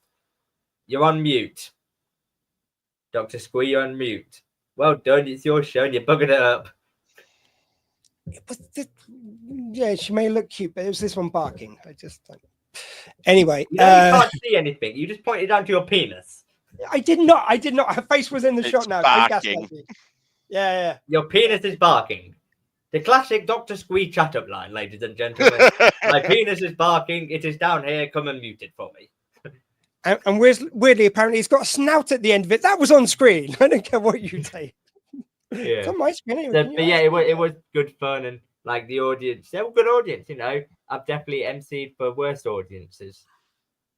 But I love Sci-Fi Weekend because it's mental. I'm actually the first time I did it 2 years ago. I did my 100th gig there, and I cannot think of a better place to do my 100 gig than Sci-Fi Weekend. Because again, did half an hour. Crowd was amazing. Couldn't have done a bad joke if I tried, and it's just that, and it's gotten better over the years. I love it. I think the kind of most wonderful thing is when you're first there, you don't know how weird and wonderful the acts are going to be. You don't know that John Robertson is going to come out and do the dark room with that kind of energy, that kind of performance. So big and in your face. He's amazing. You don't know that you're going to get piratical nerd geek rock. You don't know that you're going to get all these kind of wonderful things.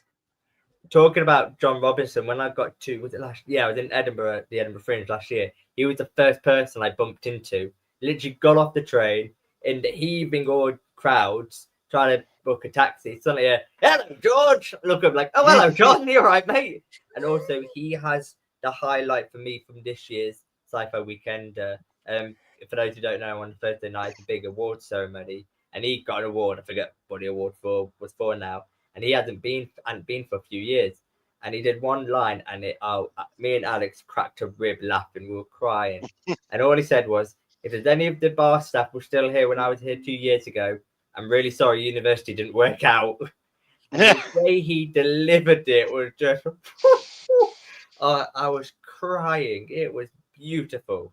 That he has that highlight for me this year. He's just like a force of nature, isn't he? Like he is. I've been to see his improv show that he's touring at the moment, and I saw it once at the Up the Creek Club in London. Yeah. And he did about 20 minutes there, and part of the stage setup was just a barrel. There was a barrel there, and John made nearly his whole act was just about this barrel. Like, I don't know what he had planned, but it became, can this barrel take my weight, and can I then use it to crawl across the ceiling? And then I saw him again at UK Games Expo doing what's allegedly the same show, but it was just the want a barrel. So, you know, it was completely different. I don't know, you know, having done, you know, I don't claim to be an expert. I've done 5 minutes, and it was very, very, we worked on getting that 5 minutes sorted. And like, you know, you were talking about writing your stuff and everything, but that's just a different, you know, I'm not saying it's better, worse, what have you, but I don't know how John does what he does, where he can just literally decide, I'm going to riff on whatever I see in the room. And he's one of those comedians, and there's not many of them about, who make it look so easy and natural. Like, there's another one local to me, I've got to give him a shout out, a bloke called John Hipkiss. Brilliant comedian, lovely bloke. And he's one of those ones you watch him and I'm in awe of him, going, you're making this, like, you could be a great comedian, you know, but to make it look natural, and so like you're almost having a conversation with them. You're going, how the hell have you done this? Because like I've seen this other bloke, John Hipkiss, something happened. Like we just had the Rams Comedy Festival, and I wanted to watch saw the last half of the show, and there was this woman in the audience, and I think there was something off with her toe, or I can't remember, if pointing out or broken something, and he managed to get 10 minutes out of this one woman's toe, and he kept referencing it throughout the show, coming back to it, and then talking to this woman. And I'm sitting there going, how the bloody hell have you done that? And then being able to get back seamlessly onto his material without it being like, oh, he's backtracking to get back to his material. Yeah. I'm going, you jammy bastard. I mean, like, I want to be like you. I wanted to be able to do what you can do, you know. Oh, it's beautiful when you get a comedian like that. Yeah, it's very Ross Noble. Like if you ever seen an hour of his, like it's, you know, he can't be making it up, because like most of the stuff is based on coincidence and things just happening in the room that he's reacting to. There's no way of making that up. You'd have to have a bit of dust fall from the ceiling at the right moment that he then references. That is a hell of a skill to be that on the fly with it. Well, I read Adam Bloom's book on comedy, and he sort of talks about things like that, where he'll say, have a few things sort of in your back pocket, like for if everything goes chaotic, have a story about chaos. So like, instead of, if the room goes totally chaotic, saying, right, back to what I was saying, instead of doing that, he says, have a story in your back pocket that's about chaos. So you can, if the room's going a bit chaotic, you can say, this reminds me of the time when this, and that gives you, it sort of helps you segue back to what you were doing. So there are techniques for it, but like you say, George, to be able to just do it on the fly and do it without it looking like you're doing I've been something. able to do it once when I was doing a show a few years back at the Nottingham Comedy Festival. A friend of mine was watching in the audience, and halfway through her phone went off. It was an alarm. So I managed to get 10 minutes out of that. I said, I was like, okay, what's this alarm for? And she said, it's to take a nap.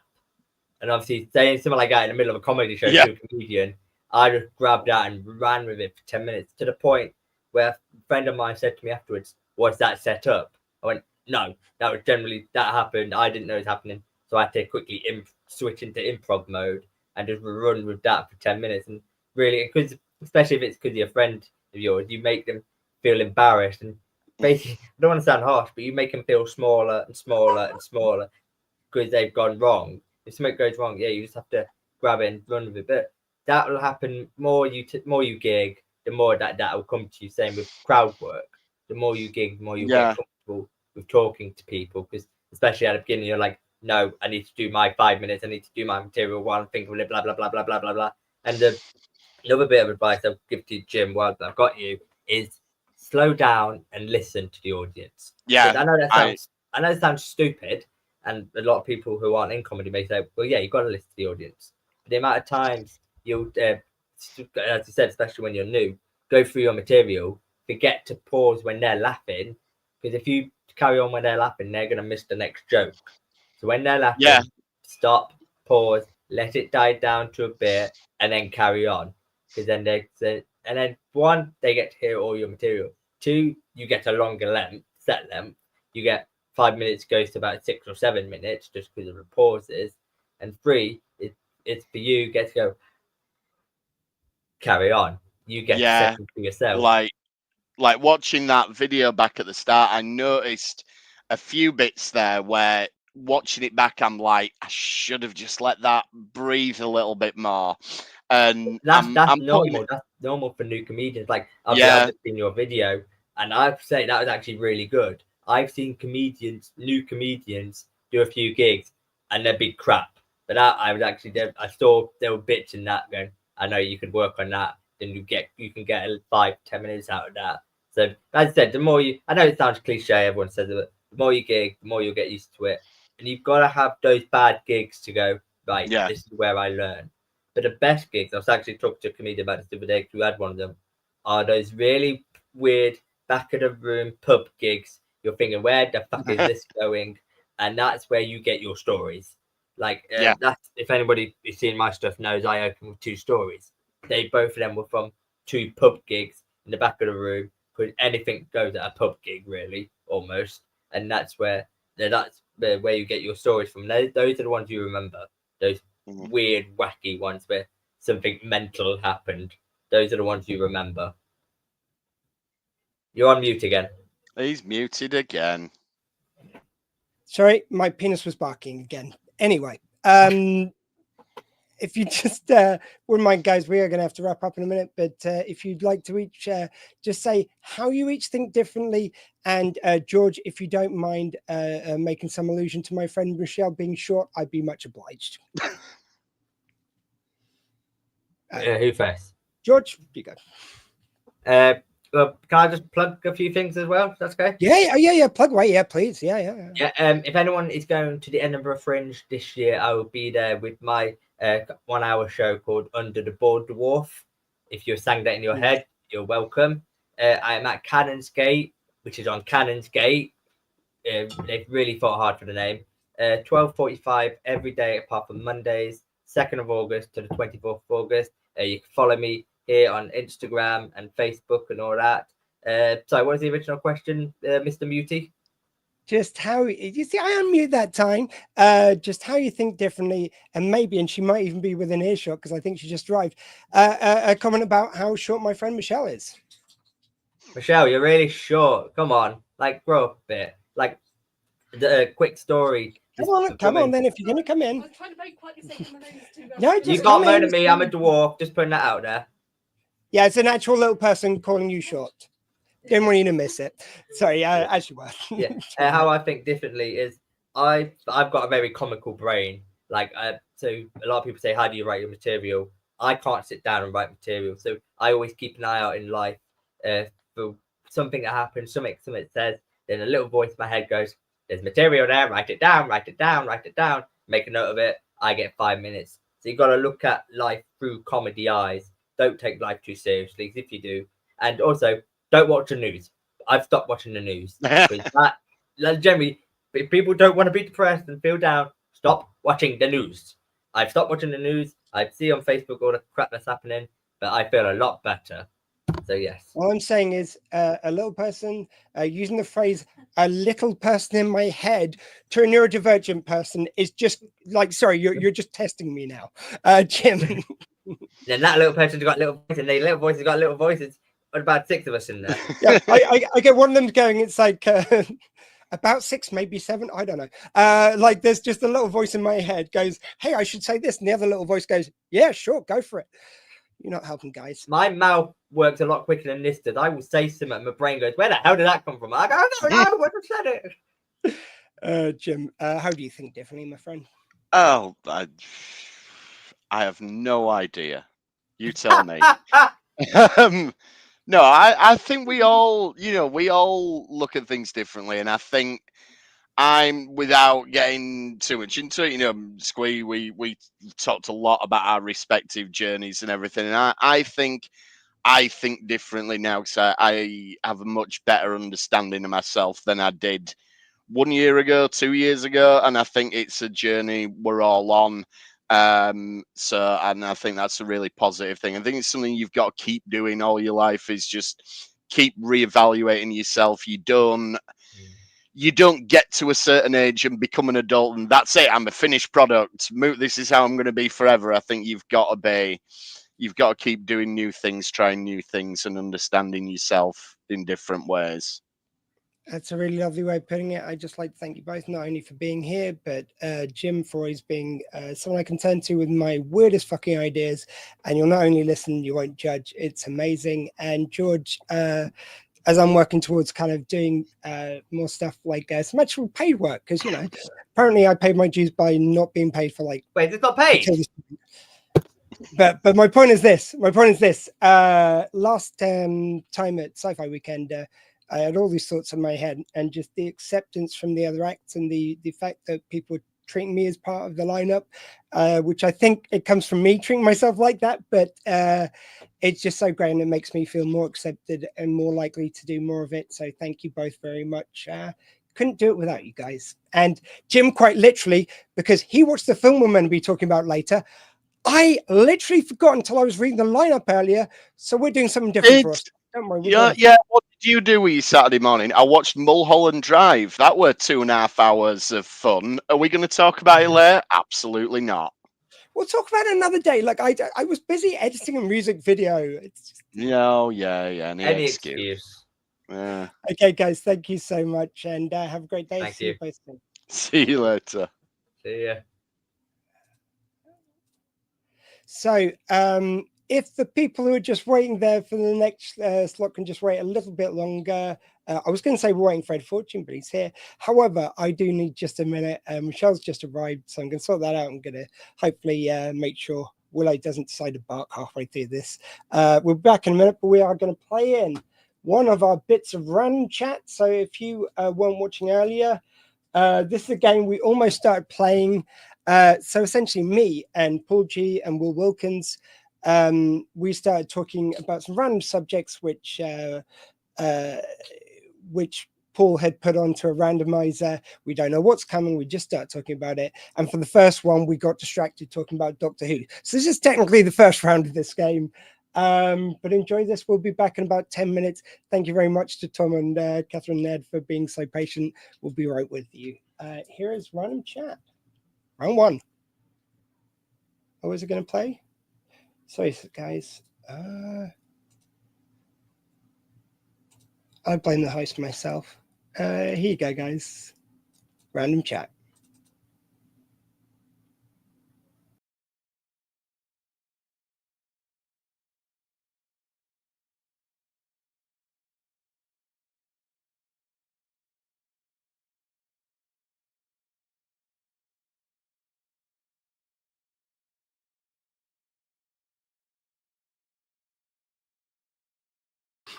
So we're back now with Scenes from a Hat, which we'll actually do Scenes from a Hat this time, not talk about Doctor Who as we did for the first one of these. But look, these are all meant to meet, like, so we're giving them all new material this year. Before I just use clips from previous Squeefest, so, you know, come on. It's genuine content. Come on now. Yeah. And we didn't have Gallifrey stands programmed in this time, so it's nice to kind of cover it. But Paul, I believe you've got us some topics. I forgot to mention the hat. So in some form, the metaphorical hat. It's basically he's going to give us subjects and we're going to talk about them. Exactly. Well, it's more questions and decisions and see how you react to them. So it's so the main thing is we don't know what's going to come out. This was kind of the no idea. I'm and spinning very the nice wheel. So it's landing on number 8. Oh, number 8. Randomizer. I love it. Okie doke. Here you go. Yeah, got a randomizer. Yeah. So, okie doke, guys. So, what's your geekiest piece of merchandise or collectible? Oh, that's a good one. I'm instantly looking on my shelves as well. That's the thing. I can kick off if it gives you a bit of thinking time if you want. So. Yeah, you go for it. I'm going to think of it. Okay, but actually, it's a piece of merchandise or collectible that I actually just recently sold because I knew my sort of like children and grandchildren would look at this thing and think, what the hell is it? And what this was a brick from AP Studios or Century 21 in Slough, which was the old Thunderbird Studios or Captain Scarlet, Space 1999, the whole Jerry Anderson, the sort of like empire used to work from this building, and it got demolished in Slough in England many years ago. And I think something like 150 of these bricks were rescued and sold for the outsiders to raise money for Outsiders Society. Oh, that's I had one of these things, sort of thing. And it literally is a brick. It had bits of concrete still on it and bits of cement and mortar, sort of thing. And it used to sit on the shelf. And you could just tell the grandchildren would wander past it and think, why's Granddad got a brick on his shelf? It makes no sense whatsoever. And that's what it was. So I thought I'd pass it on to another fan and let them enjoy it. So, but yeah, that's probably my strangest part. So it's for when you get out of line. That's what it's for. Yeah, exactly. Well, have you got one ready? Yeah, I do actually. I mean, there's a lot of things that I do have. Like, by the way, it's Friday night when we're recording in UK time, so cheers. Well, and I'm on my lunch break here on US time, so I've got a jar full of water. You're getting closer by the minute. One of the things that I'm actually just going to bring up too, because one of them that I absolutely love and adore, and where I got it is an interesting story, and so is the other one.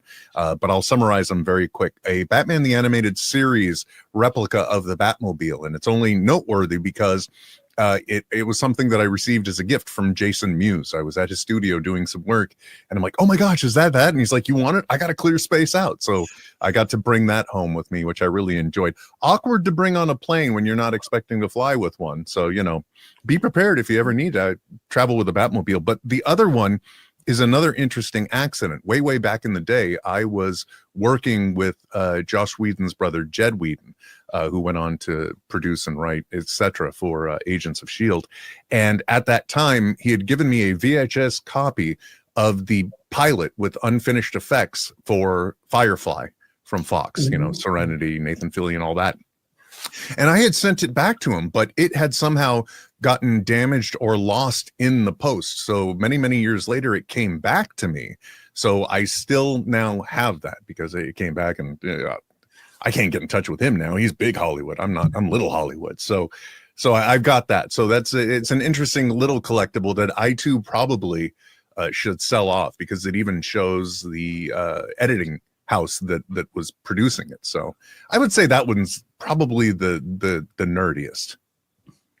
I love it. I've got 3 which occurred to me, which are kind of like just weird kind of bits of memorabilia, really. There was one where I went to a Comic-Con, and this was before I'd started doing stage interviews. So I used to go for my podcast, and you get press passes, and you go up to the desk. A guy in a red shirt would talk to the guy in the blue shirt who was looking after the talent, ask them if it was okay, and then it would get passed back down the chain queue if you were allowed to speak to the person. So I kind of went up to this one guy, and he was a guy who'd done stunts for Doctor Who. I'm going to forget his name, but it was a really lovely guy, and like he was like, I think maybe like in the 70s, 80s, he's kind of getting up there a little bit, but he still had kind of like the big, like the shoulders were still very pronounced from where he used to do stunt work and everything. And he said, "Oh, can I do an autograph for you?" I go, "Oh yeah, that's really nice of you. Thank you so much." And so he signed this thing, and it's a picture of him when he was doing the stunts, but like a shirt open kind of like muscle man picture. Like I just felt really weird walking around a con with a shirtless guy who's actually an 8-year-old guy, but from when he was really muscly and young. And it was just weird. It was just, very nice of him. But did it feel weird because you had it, or because how you made it you feel? I mean, a bit of A, bit of B, you know. Very good. Why be so pedestrian, you know? But yeah, there's another one where it's like I wrote to Bernard Cribbins, R.I.P., asking for an interview, and I love this because it's just so kind of like. But basically, he wrote back. He'd written on the letter I wrote. And in the corner, he goes, "Oh, sorry, I just got this post after it got lost in the mail for ages. I'm afraid I don't know how to use the internet, and I can't get to a studio, so I'm going to have to pass. But, good luck with everything, Squee." And he actually wrote Squee, which I don't know. There's something about him writing that was, I was like, Bernard Cribbins, he was everything I kind of expected. They had a sense of humor about that kind of thing. That if you called you some Squee, he probably wasn't going to question it because he's been there and done that and everything. And it's just one of my most prized. I have no idea. Like, I know I've got it, but where I couldn't say. But that one was really cool. And I forget what was going to be the third one. But yeah, those will do. Yeah, I think a letter from Bernard Cribbins was a rejection letter from Bernard Cribbins. For some reason, that amused me more. I don't know why, but it's everyone's got an acceptance letter from something they've done with Bernard Cribbins. I've got a rejection letter from Bernard Cribbins. Very nice. And the nicest rejection letter I've ever seen. So, I think that'll do. May I throw in another just because it's embarrassing? Can I just do my third while I remember? Very good, very good. I know how my mind works. It'll be gone in a sec. But Mal Young, who commissioned Doctor Who to come back, and he actually went to the pitch meetings with Russell T Davies. I got loads of really nice comments on that interview, and like he never did it. He actually wrote saying it's like, haven't done one of these in 10 years, and I was waiting for the so sorry, but he goes, so why not now? And maybe I'll do another one in another 10 years. And I think it's the only interview he did, and just for my random podcast. But he sent me this script. I think I can talk about it now because obviously it didn't get made, and this was probably over 10 years ago now. However old New Who is minus 10 years. So yeah, he sent me a script. He goes, "Oh, since you like my work, here's a script which I wrote for a reboot with Stephen Moffat for Adamant.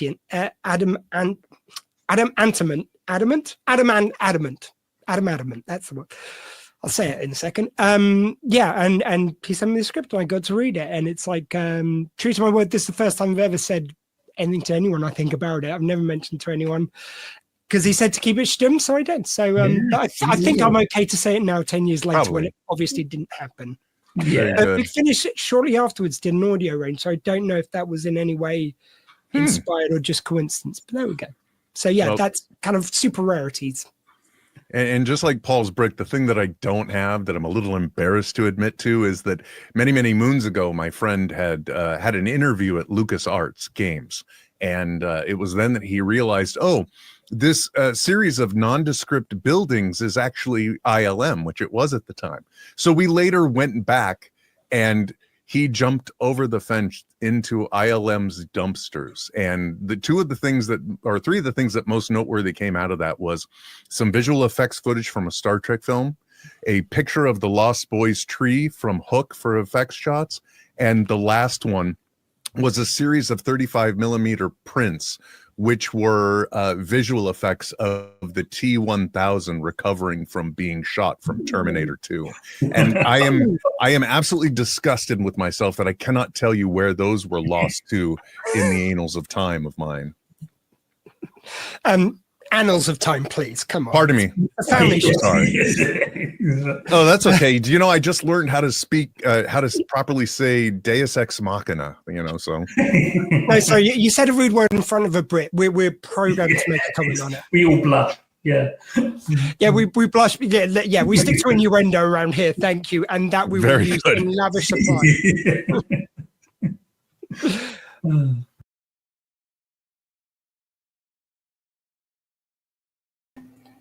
And I believe we're back in the room. Thank you very much to Will Wilkins and Paul G for the random chat.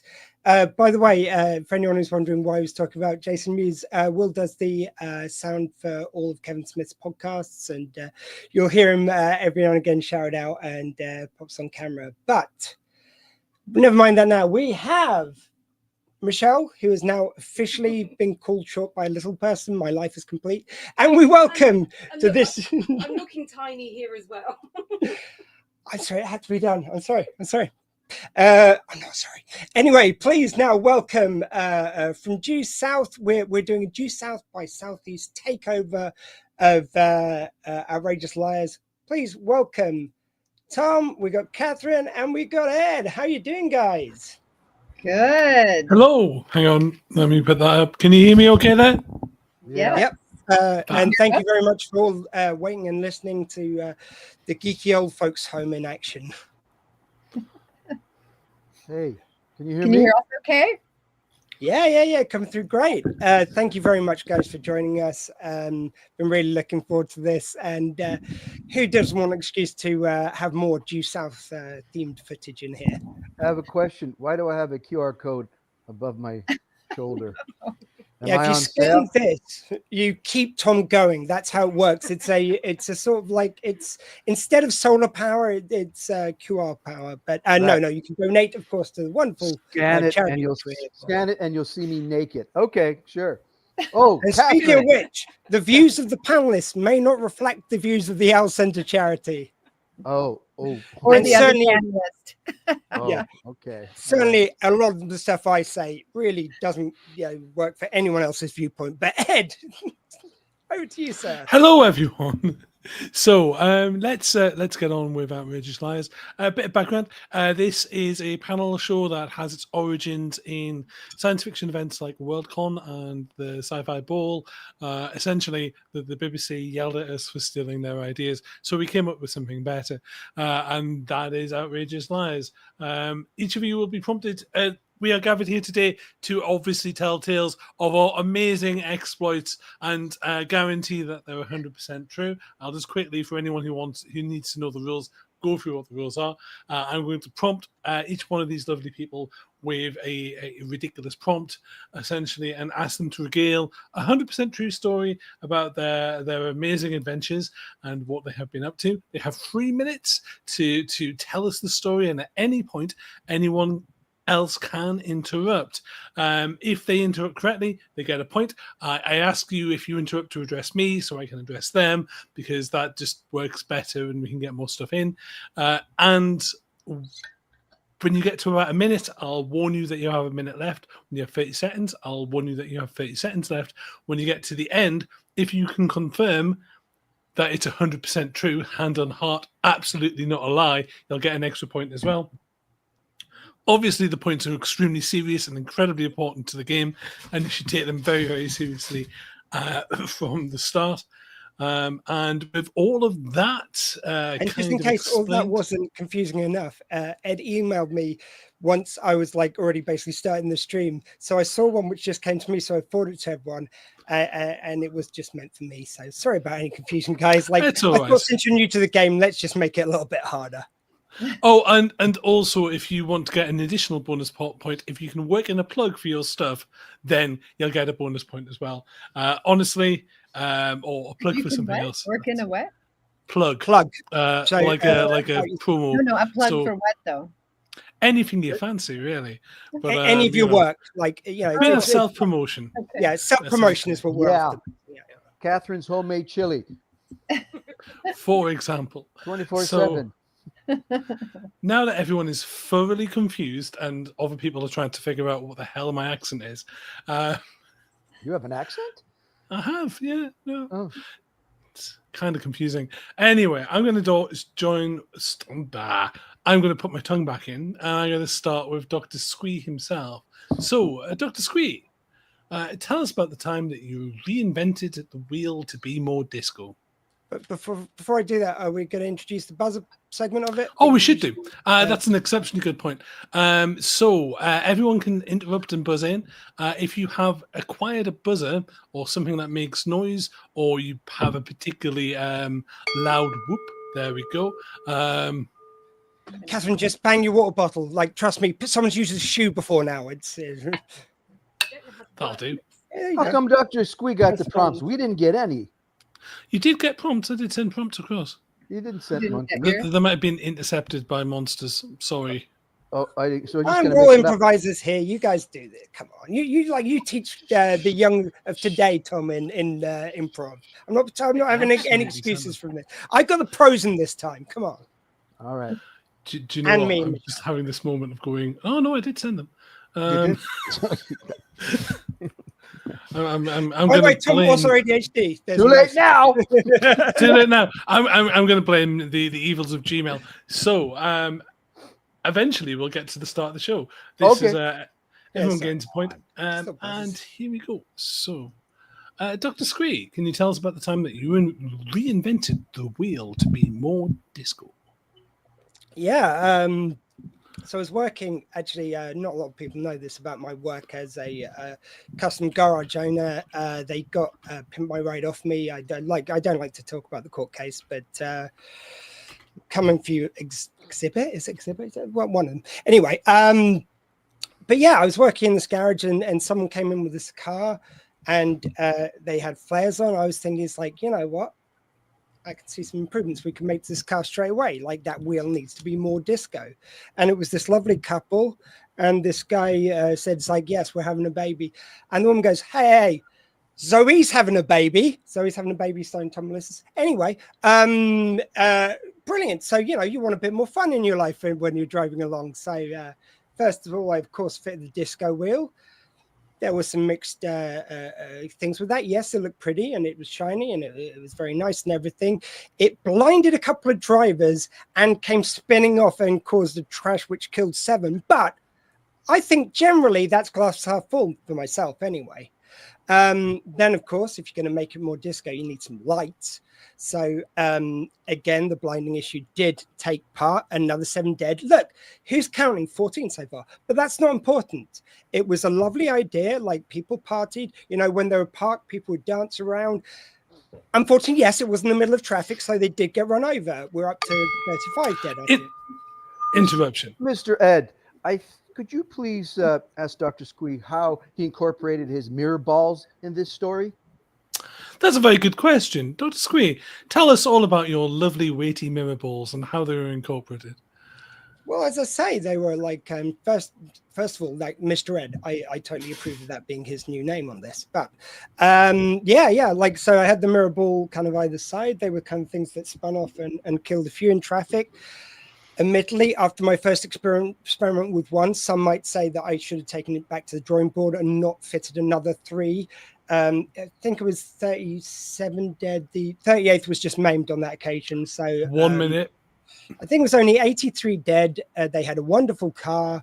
The kid loved the music. and I thought it was a raging success. But the courts, being the way they are, they refused to see the magic, which was the disco car, and the wheel, which was an integral part of this, and most of all, everything I said. Did you say about 30 seconds or 10 seconds? No, So, you have 35 seconds left. Oh, okay, right. Oh, I was going plenty of time for other people to So then I was interrupt like, you if they you know, want to. of course, the problem we're having is scale. Tom.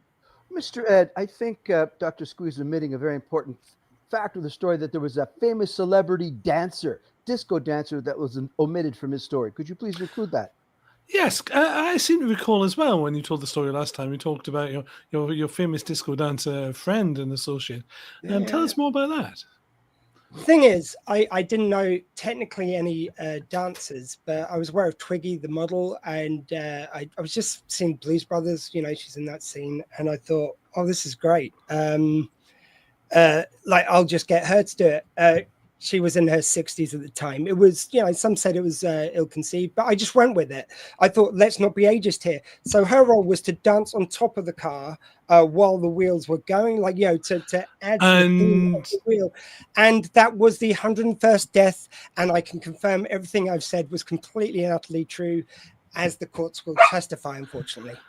That's 4 points Well, for okay. Mr. Squee for getting all the way through and also confirming it's true, and some bonus points for Tom for some excellent interruptions as we go on to using a high-tech laser display board that I have in front of here, which definitely isn't a pencil and a piece of paper. So, and that is how the game is played. So, moving on. I mean, Tom. did we accompany your bubble bath, or have you switched it on since? So, anyway, sorry, back to you, Ed. Tom, tell us about the time that you saved the world using a goldfish and 10 tons of kale. Oh my goodness, that story. Holy crapola. Oh my God. So there I was. I was at a pet shop. I was 8 years old at the time. And I was so lonely because, you know, my family and I had gone through 7 dogs and 8 cats. I was a really sadistic kid. I wrestled with them and I'd, you know, break limbs and they'd eventually die. Or Dr. Squee. Yeah, Ed, I was just wondering if he was going to get into, I think he's trying to sweep it under the carpet, but the legal case which came because they ate cats. Oh, the cat eating scandal. Yes, please. Tom, can you explain to us more the horror that is the cat consumption? Yeah. I was so ashamed of that second of my life. You see, we had 8 cats, and the truth of the matter was we were like, my mom and dad were supermodels, and they needed to lose weight before every runway show. So we would eat cats because they were low in calories. And what happened was the SPCA would show up at her door, they'd investigate, and then my mom would say, but hey, look who it is. And they'd recognize my mom as a supermodel, and we got off the case, and the case was dismissed. Anyway, thanks for bringing that up. It's a very touchy subject, but I have to go through it, and I worked through it. Anyway, back to my original story. You see, when they took away all the cats and dogs, we thought, well, is there something that I could have that would be safe and I wouldn't kill it? We decided to decide on a goldfish. So we went down to the local pet shop. Well, it was actually a secondhand discount pet shop. You see, there were like dogs that stuttered, that bark, you know, discounted pets. So we found a goldfish that actually wasn't goldfish. He was bronze because we couldn't afford real goldfish. The fact with this goldfish, he was vegan. What a crazy thing, a vegan goldfish. And when we took him home, we didn't look closely at him enough. His eyes glowed. They were like a radiation glowing through his eyes, and they shot up into his... Dr. Squee. And of course, Ed, I'm just assuming because it's a vegan goldfish, it went on about it all the time. We know we do it even in goldfish form, so maybe you'd like to speak a little bit about that. Yeah. Can you explain the vegan boar syndrome that was there? Yeah, the vegan goldfish, very irritating because every time we'd be at the table having steak and potatoes and mash, the goldfish is going, hey, you're not going to live as long as I because I live a healthy life, you know. That was his voice, you know. I eat vegan food. And in fact, I eat nothing but kale. Kale. And that's why his bowl was green, because his poop would pollute the whole bowl, which brings me to the point about the laser eyes. 1 minute. That's how we knew where he was, because his laser eyes shot through the green cloud, and he went into the sky and realized, oh my goodness, a huge asteroid was coming towards Earth. And the only thing that could stop this asteroid was our goldfish laser eyes. So we kept feeding him. Catherine. There you go. Ed, can you remind Tom that the goldfish was blind in one eye, or both eyes, right? Yeah. No, I seem to recall the goldfish was in fact blind in one eye.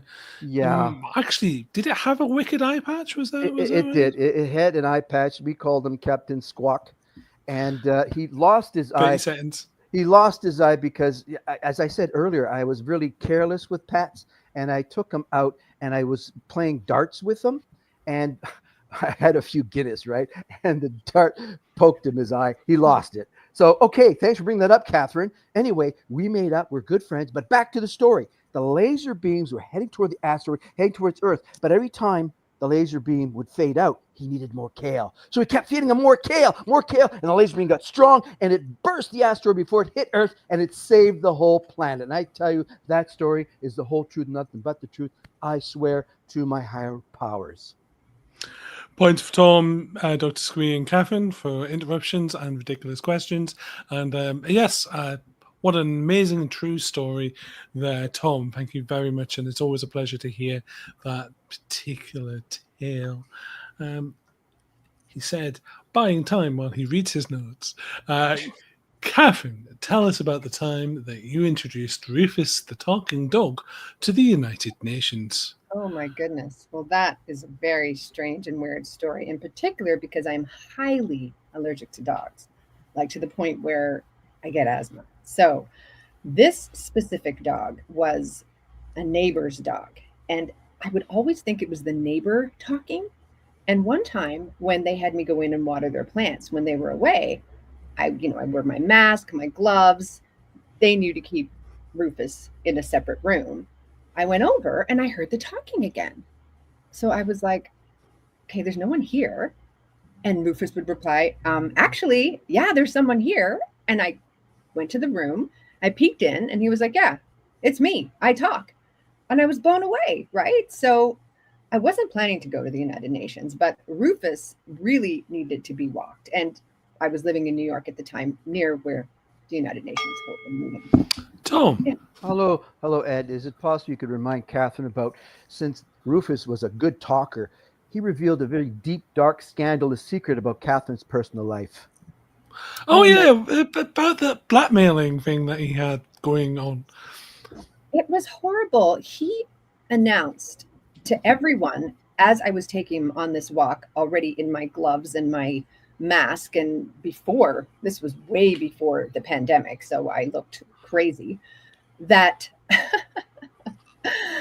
that I had, oh my goodness, this is so embarrassing, that I had really hairy legs. And of course, it wasn't something that, I really wanted everybody to know, because they're unusually hairy, not just like a man's hairy. They're kind of like Wolverine hairy. So I always wear pants. And maybe that's why Rufus could talk to me. I'm not sure. But anyway, as we were approaching the United Nations. Tom, with an interruption. Well, yeah. Ed, could you please tell Catherine that I'd like to know more about the hair, because I know she sheared the hair and she made a great clothing line. And could you explain how to get her to tell us how that was a great fashion line and how the success of it? Catherine, tell us about your hairy leg fashion. I'm so glad you mentioned that, Tom, because, someone having allergies to dogs, like I'm not allergic to human hair. So, and I also didn't like the idea of hurting animals to get fur coats or whatever. So this was my way of sort of giving back to vegans, in braiding my leg hair or sort of infiltrating it into clothing and putting it on fabric and creating purses. So yeah, that was a great thing. It was called Hair for Day. It was kind of like, Hair for Day. Yeah, sorry, go ahead. It's going off eventually. Yeah, I was curious about, I remember you did the advert for that product, Ed, sorry, that Catherine did an advert for that product, and you got into a little bit hot water for some of the stuff the dog was saying. Oh, yes. Tell us about the advertising agency's scandalous dog conversation. Also, we're at 1 minute. Okay, yes, it was not a good idea to bring Rufus to some of the commercials. He just talked in the background, and he mentioned the fact that I used some of his hair one time because I had taken so much and made so many purses, I had to use some of his. And then he proceeded to show the patch on the back of his right butt cheek. But anyway, on the way to is Rufus here? Will, I was just, I'm sorry about some of the stuff she just said. Those views do not represent the answer. Okay, I know what Willow, she said. that's not I think okay. she understands it, but as we 30 seconds and we'll get the legal planning department to go involved. to the United Nations, we were just passing by, and I was pulled in because of the mask and the gloves, and was brought in by security. And then I had to explain to the whole group that this is Rufus the talking dog, and they were all fascinated, and they asked him for, his view for all animals, and he gave ridiculous comments about what they should and shouldn't do, to the point where they thought we were both crazy and took us away for psychiatric treatment. And that's how it happened. And every bit of this story is 100% true. Thank you very much. And just as a matter of record keeping, we did give a point there to Dr. Squee's dog, just to keep everything fair, for the interruption. So far, so good. justgiving.com/page/think owl, everyone. You can scan the QR code right there. Yeah, the Just one. Good one. That one. See, when I see it, I think it's over there, but it might be over there or that way. You can tell with modern technology. It's next to Tom and my screen somewhere. anyway. So- Yeah, look, there's one QR code on the screen. It's not a complicated premise, guys. I'm just saying, like the one QR code on the screen, that's the one. That's it. And moving on to our fourth contestant, Michelle, could you regale us with the amazing tale, an absolutely true story of the teleporting hamster and the international frisbee contest? Oh, I'm glad you brought that one up, actually. Absolutely. So this was actually my daughter's hamster. So we're going back a couple of years now. My daughter had this hamster, and I've always absolutely loved playing frisbee. And luckily for me, quite locally in our local common, we have an international frisbee contest every year. Every year I go along, I absolutely love it, but I'm rubbish. And my daughter recommended to me this year that I take her hamster, it's like a little mascot, and it was up on my shoulder. But no, it's just like giving it a little stroke. Dr. Squee? And I'm just checking here, just for legal grounds, if she's going to get into the mishap with the hamster on her shoulder and reaching for a frisbee. I might have to get legal involved. That's all. Yes. Explain to us the legal ramifications of the frisbee hamster relations. I admit, at first, it didn't look good. But as a bonus, this hamster went on to go on national television because people were filming with their phones. It went on Big Brother as a contestant. It had a very profitable career. And I think we've all seen him. We all know how good he is. He was the absolute highlight of Big Brother last year. And yes, this hamster is getting on in years now. Catherine. Ed, can you ask Michelle to talk about the time the hamster gave her a very large hickey-like mark, and she had to talk about her side relationship with the hamster? And for legal hickey-like. Yes, and I like to say hickey-like. It was more of a bite. See, when you actually get a hickey, it's when someone's kind of sucking on your neck. Now that I know it may have looked like it in those pictures, but I assure you that's not what happened. Dr. Squee.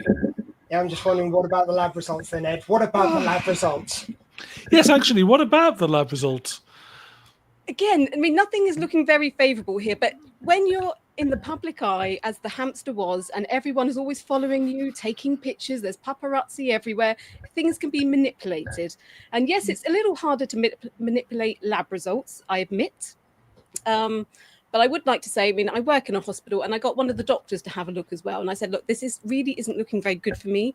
Can you please help me putting out a press statement? Tom. Yeah, Ed, there's a point there I read about in the papers. Michelle's omitting is that she was almost taken away by child care services because her children were eating wood shavings. Oh yes, no, I did read somewhere in the Daily Mash, I think it was, about the whole wood shaving incident. Could you Yes. explain this more? Also, you have 1 minute left. Yes, I mean, a lot of this came down, I'm a vegan, and we get, there's always a lot of backlash when you're a vegan. People accuse you of a lot of things, and it wasn't that I was feeding my children wood chips. They just got a little bit of a liking to it. And at first I didn't know that they were actually eating these wood chips, but I couldn't deny it once the photos came out. I spoke to my children about this, and I said, this doesn't look good. Can you please, eat a little bit of greenery as well, please? You've got to think about your health. This isn't going to be good for you long term. We've had all of these conversations, and now they have, they started nibbling on carrots as well. You'll be glad to hear they nibble on. Interruption from Dr. Squee there, please. Yeah, I'm just wondering if you're going to get to the breakup, if Michelle was going to get to the breakup between her and the hamster due to some envy about the hamster's height. Sorry, the hamster. The height of the hamster. Hamster's height, yes. There's a substantial height difference between yourself and the hamster. Apparently, did cause some issues. Also, you have 30 seconds left. Thank you. There was a little bit of jealousy. Normally I'm the short person in the relationship, but the hamster he was just really struggling, and I think eventually he wants something of his own height, and I took him to a pet shop, and we had to look to say, like, you take your pick, whoever you want, I will buy them, we'll take them home, we'll see if you get on with them. And then he did find someone, found a lovely little lady hamster. We bought them, took them home, and they lived together happily ever after. And it's absolutely a true story, and all the press is out there to prove it. So thank you very much. Thank you very much for your fantastic and utterly true story.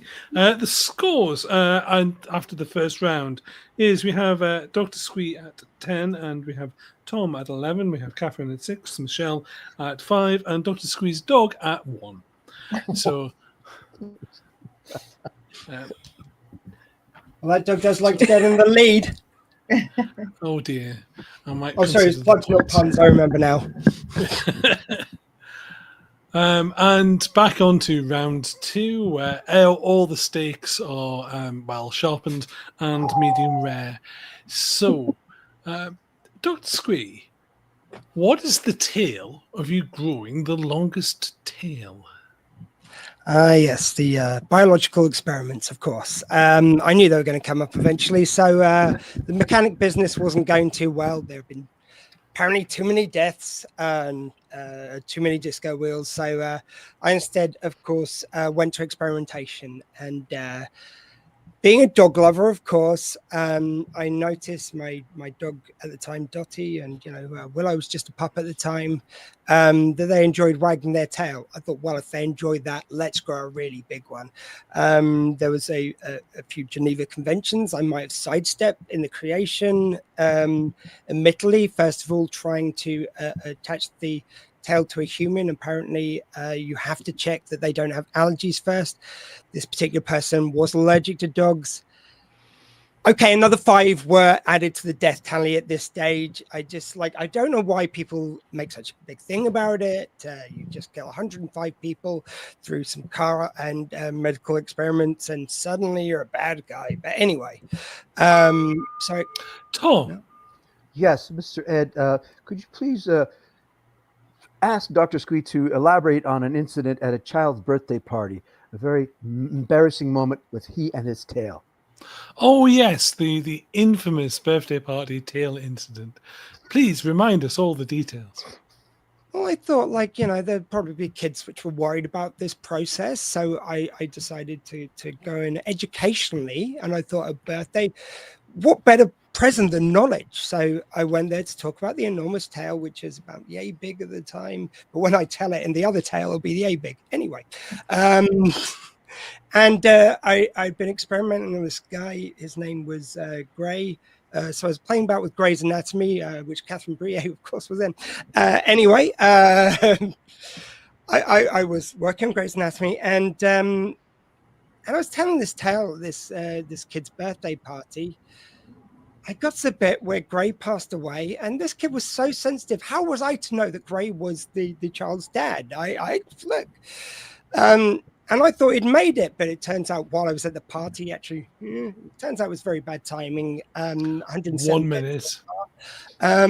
So, you know, I then went underground with the experiments because then the heat was really on.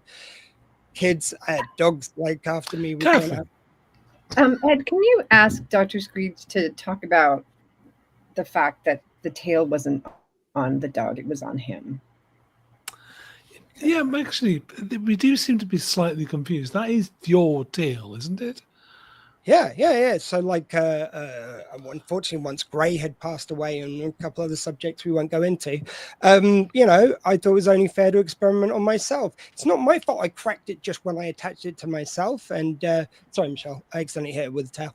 But yeah, it got to such a length. I thought this needs a human to carry this around. And like I thought, being neurodivergent, a vegan, and you know, pretty much on the edge of society in every other way, the tail was the natural conclusion. 30 seconds, if you will. And I've been through kind of like loads of different experiments with different people who Tom. Oh, Tuss, Mr. Ed, could you tell Dr. Scree to elaborate on that accident he had at the mall going up the escalator with the tail? Oh, yes, the terrible incident about the escalator and the tail.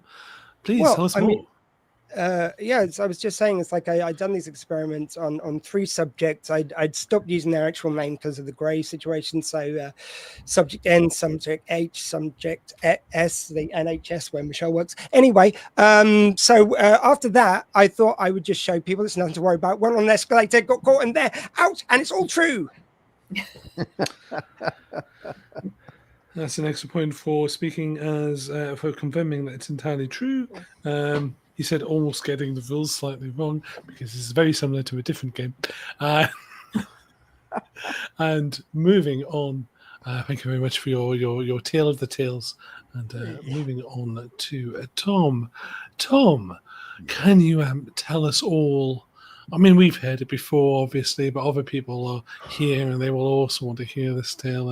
It's a tale we've heard many times before. But can you tell us about the time that you got Olympic gold for juggling goats? Oh, well, that's a long history. As you know, I am of Macedonian descent, and we are a proud Slavic people from a line of shepherds. And in the hills, we would herd goats. Goats. But the thing is, we lived in a small little village called Banitsa, not known across the world at all. And our neighboring village was called Turberville. They were popular. They produced Olympic champions. They had fashion models all over the world. Dr. Squee. He didn't tell us about the direction he went into to go to Hopeville. I believe he went due south. Well, yeah. CVs. Tell us about that. You know what? I've got very fond memories of that direction. Yeah. Tell us all about it. Well, it's a great direction, which we entertained us for many years. Yeah. Well, it turns out one of the goats was actually a wolf in sheep's clothing, and wolf had Canadian DNA. And we discovered one morning. How did we discover that? Well, one morning it was eating poutine. Everyone else was grazing on the grass, but this particular sheep, goat as it were, we couldn't tell what it was actually a wolf eating poutine. Canadian. We said, darn, that's a Canadian. We're drinking Tim Hortons coffee, Dunkin' Donuts, and we said, we gotta get to the bottom of this. But it led us astray to the next village, and that's where we discovered that this village was doing better than us in so many categories. Catherine. Ed, can you ask Tom to elaborate on his goat juggling accident that ended up injuring 5 women? Oh yes, the terrible goat juggling accident that injured 5 women. I still remember that to this day. That's a sensitive subject with our family because those 5 women were my sisters, and what we were doing. See, the particular goats we had sharp hooves and horns, very sharp. There's weird mutations, and I was juggling them, and I said, "Hey, Sylvia, catch! Hey, Morna, catch!" So they weren't paying attention. These girls were napping, and the goats landed on them and severed different parts of their bodies. It was really disgusting. It was horrible, and I fled. I fled the town. I was banished from the town. Dr. Squee. Well, yeah, and I hear you used a series of gates to go through, and you'd put these gates up everywhere because you didn't want to fence the goats in. So you finally got to one on the border, but you got in a lot of trouble suggesting that Kanda should be the 51st gate, I believe. No one liked Oh, that. yes, that whole gate controversy.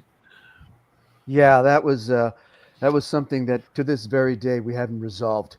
This whole thing about should our village become a part of Canada because of the wolf that was disguised as a sheep, and we had banished that wolf, and now people said, "Oh, you know what? You owe us. You should become one of us." So now my village is a part of Canada indirectly, but they like my juggling of goats skills. So that's when they decided to fly me off to Paris for the Olympics. And I was juggling goats like this. I was juggling them like this through my legs. 1 minute.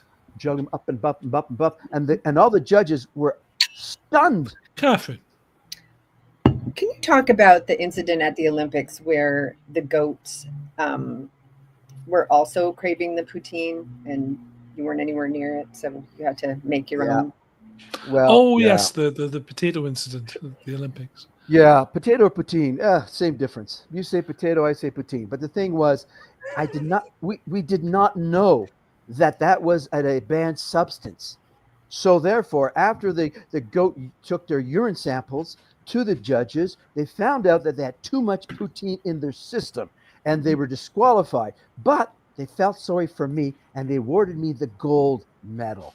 And that's why I'm the only juggler who really never juggled to get a gold medal at the Olympics. And that story, my friends, is true to my heart. I swear it's the total truth. And for speaking whilst, for confirming that the entire speech is true, you get a bonus point. And incidentally, Michelle, is your buzzer working? Are you okay with your buzzer? Yes, I'm just enjoying the stories too much. No, I just had a moment of wild panic while you were like, and I was like, and by the way, thank you for resisting the temptation. I was delivering you up the 51st gate to anything you want to lay into there. I was just ready for it. We're with Kanda on this show. That's what I'm saying. Catherine, I'm sure you have many tales that many of us have heard before because, you're brilliant at telling stories. But can you tell us about the time that you ended up inventing a cure for the I can't even say the word, a cure for hiccups? Oh, wow, that was a while ago. So that came about because I noticed that every time I would have hiccups and I would think they were gone and I would cough, I would hiccup again. So I was wondering if inducing a double cough would help remove the hiccup. That didn't work. So, yes. Dr. Squee. So you're saying that you like Ed, I believe she's saying that she improved her method. She might think differently, is all I'm saying. Single now out at bandcamp.com. Think different. See, I put and plug for myself this time. Anyway, sorry, back to you. And that blatant points grabbing. Tell us about your think differently. I'm not sure what the challenge was, to be honest. I couldn't think of a good one for that one, so I thought I'd just chuck it in. Well, I had to obviously think different in order to come up with this invention. And I knew that sometimes when people drink, as people are wont to do, and myself at times, you can get hiccups. Or if you take in too much air, you can get hiccups. So as I was pondering what I could do to try and come up with something to stop these hiccups that I had. Tom. Hi, Mr. Ed. Could you please have Catherine elaborate how she managed to convince the whole pharmaceutical world that hiccups was an effective form of birth control? Actually, yes, I remember reading about that in New Scientist. It's a fascinating story. Yes, Please tell us more. I'm glad you brought that up because that was a very intricate moment of my journey where I realized that hiccups can be very offensive during intercourse. So, in fact, before inventing the cure to stop the hiccups, I invented acceleration of hiccups. And that was done by eating hot chilies right before you're going to be intimate. So not only did it make you hiccup, it made you throw up. and as well, you know, your mouth was spicy and whatever, wherever that went would be burning as well. So obviously Dr. it Squee. was. Yes, please.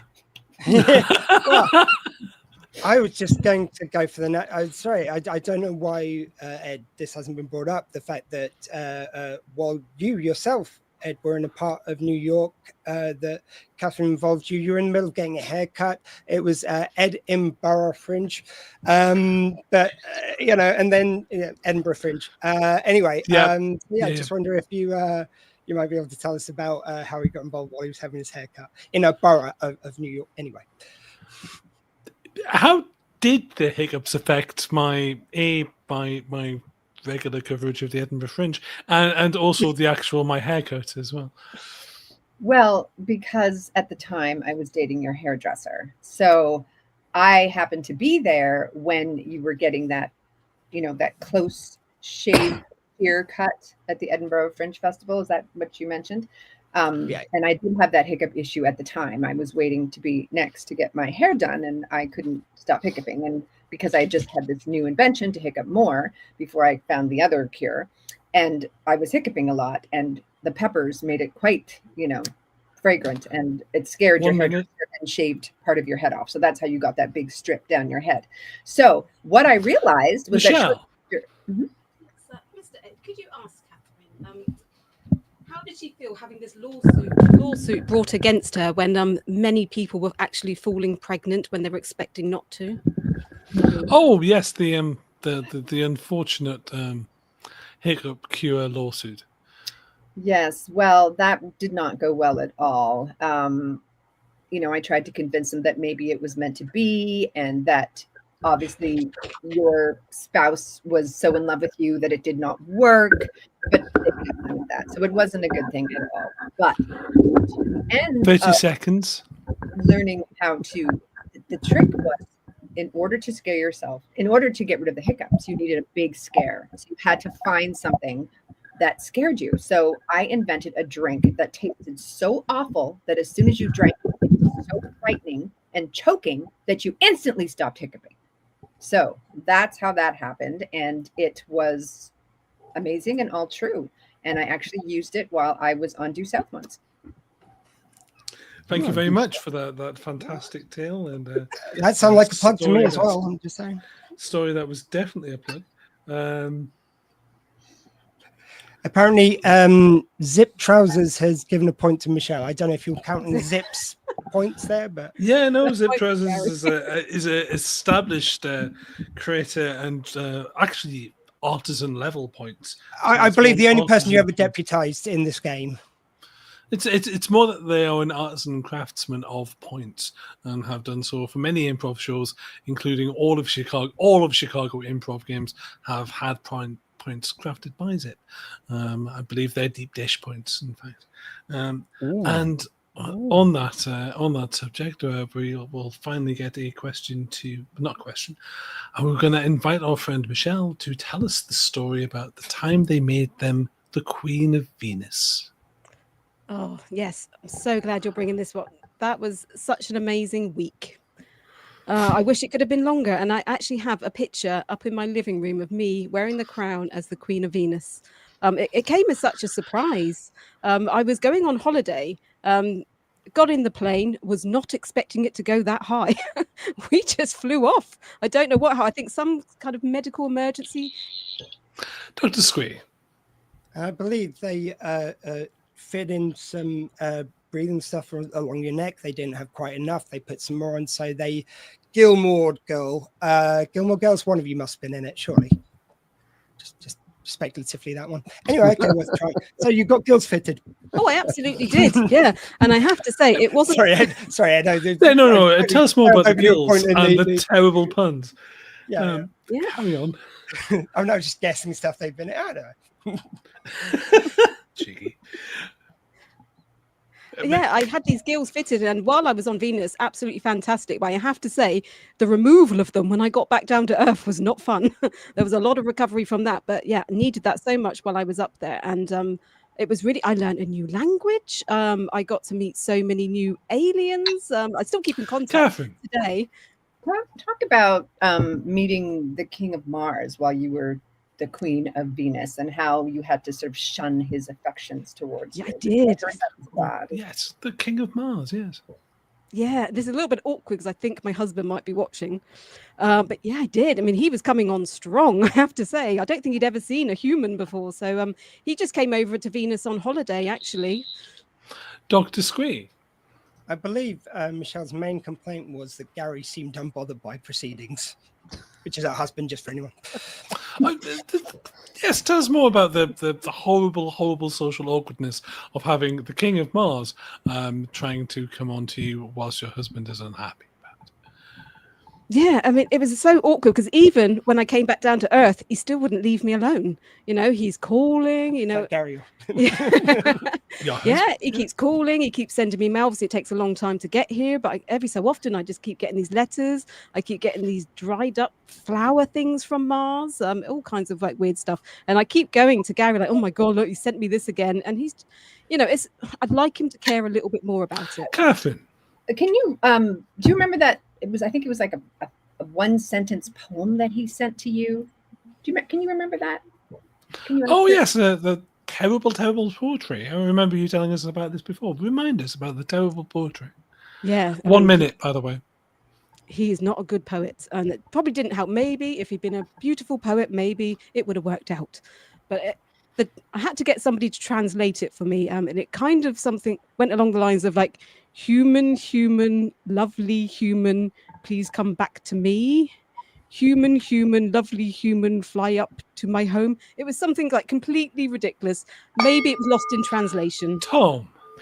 Well, Ed, could you please have Michelle elaborate on this amazing event where Andrew Lloyd Webber approached her and the King of Mars to create a musical? And it was a big hit in the West End. Oh, yes. Tell us all about Andrew Lloyd Webber's West End musical involving yourself, the King of Mars, and the planet Venus. It was a fantastic hit, but how awkward was that for us to make? There's me, there's this king that he won't leave me alone. There's my husband, not that he's caring very much, but it was just a whole awkward situation. But absolute smash on the West End. There was so many musicals. I mean, sometimes that I still get some of the songs like stuck in my head. But Andrew Lloyd Webber, what a guy! He makes fantastic. Tom and Dr. Squee. Tom first. Well, Mr. Ed, could you please have her elaborate on the song that was stuck in her head? Maybe she could sing a few bars from it. Dr. Squee? You No, also have an interest? I mean, I was basically going to ask the same thing. So Michelle, tell us about the song that we remember so much and love so much. And in fact, I sing it to Mrs. Fortune every morning. Why wouldn't you? It's such a beautiful song. And it's like, you came to Venus, I came from Mars. You are from Earth, but that don't matter to me, babe. Come back up to Mars and I'll show you some real Venus. You said Venus, right? Okay. Yeah, definitely Venus. Okay, thank you. Yeah, and we are out of time. And it's a true story. Always for that bonus point. And current scores, we have Dr. Squee and Tom neck and neck, and we have Catherine very close with Michelle also at the bottom, and at the very bottom, of course, all mine the and dogs. Tom's necking out of this. Thank you. Very nice. Now, Dr. Squee, how much time do we have left? 5 minutes. So do we have time for a 1 minute death match, by which I mean we can't hear very well because of the microphones, a 1 minute is that okay? Can you? quick fire round? Can you hear okay through the microphones though? Yes, no, I was making a joke. So 1 minute quick fire round? Yeah, and if everyone could buzz in with their interruptions and how they think differently, if you can incorporate, come on, it's what it's all about. All right. Okay, so let's start with Dr. Squee. Dr. Squee, regale us about the time you found a Stargate in your Weetabix. You have 1 minute before we run out of time.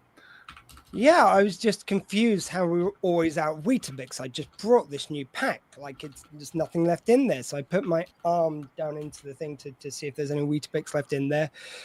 Pulled out. I'm just curious, did it make you think any differently about eating Weetabix?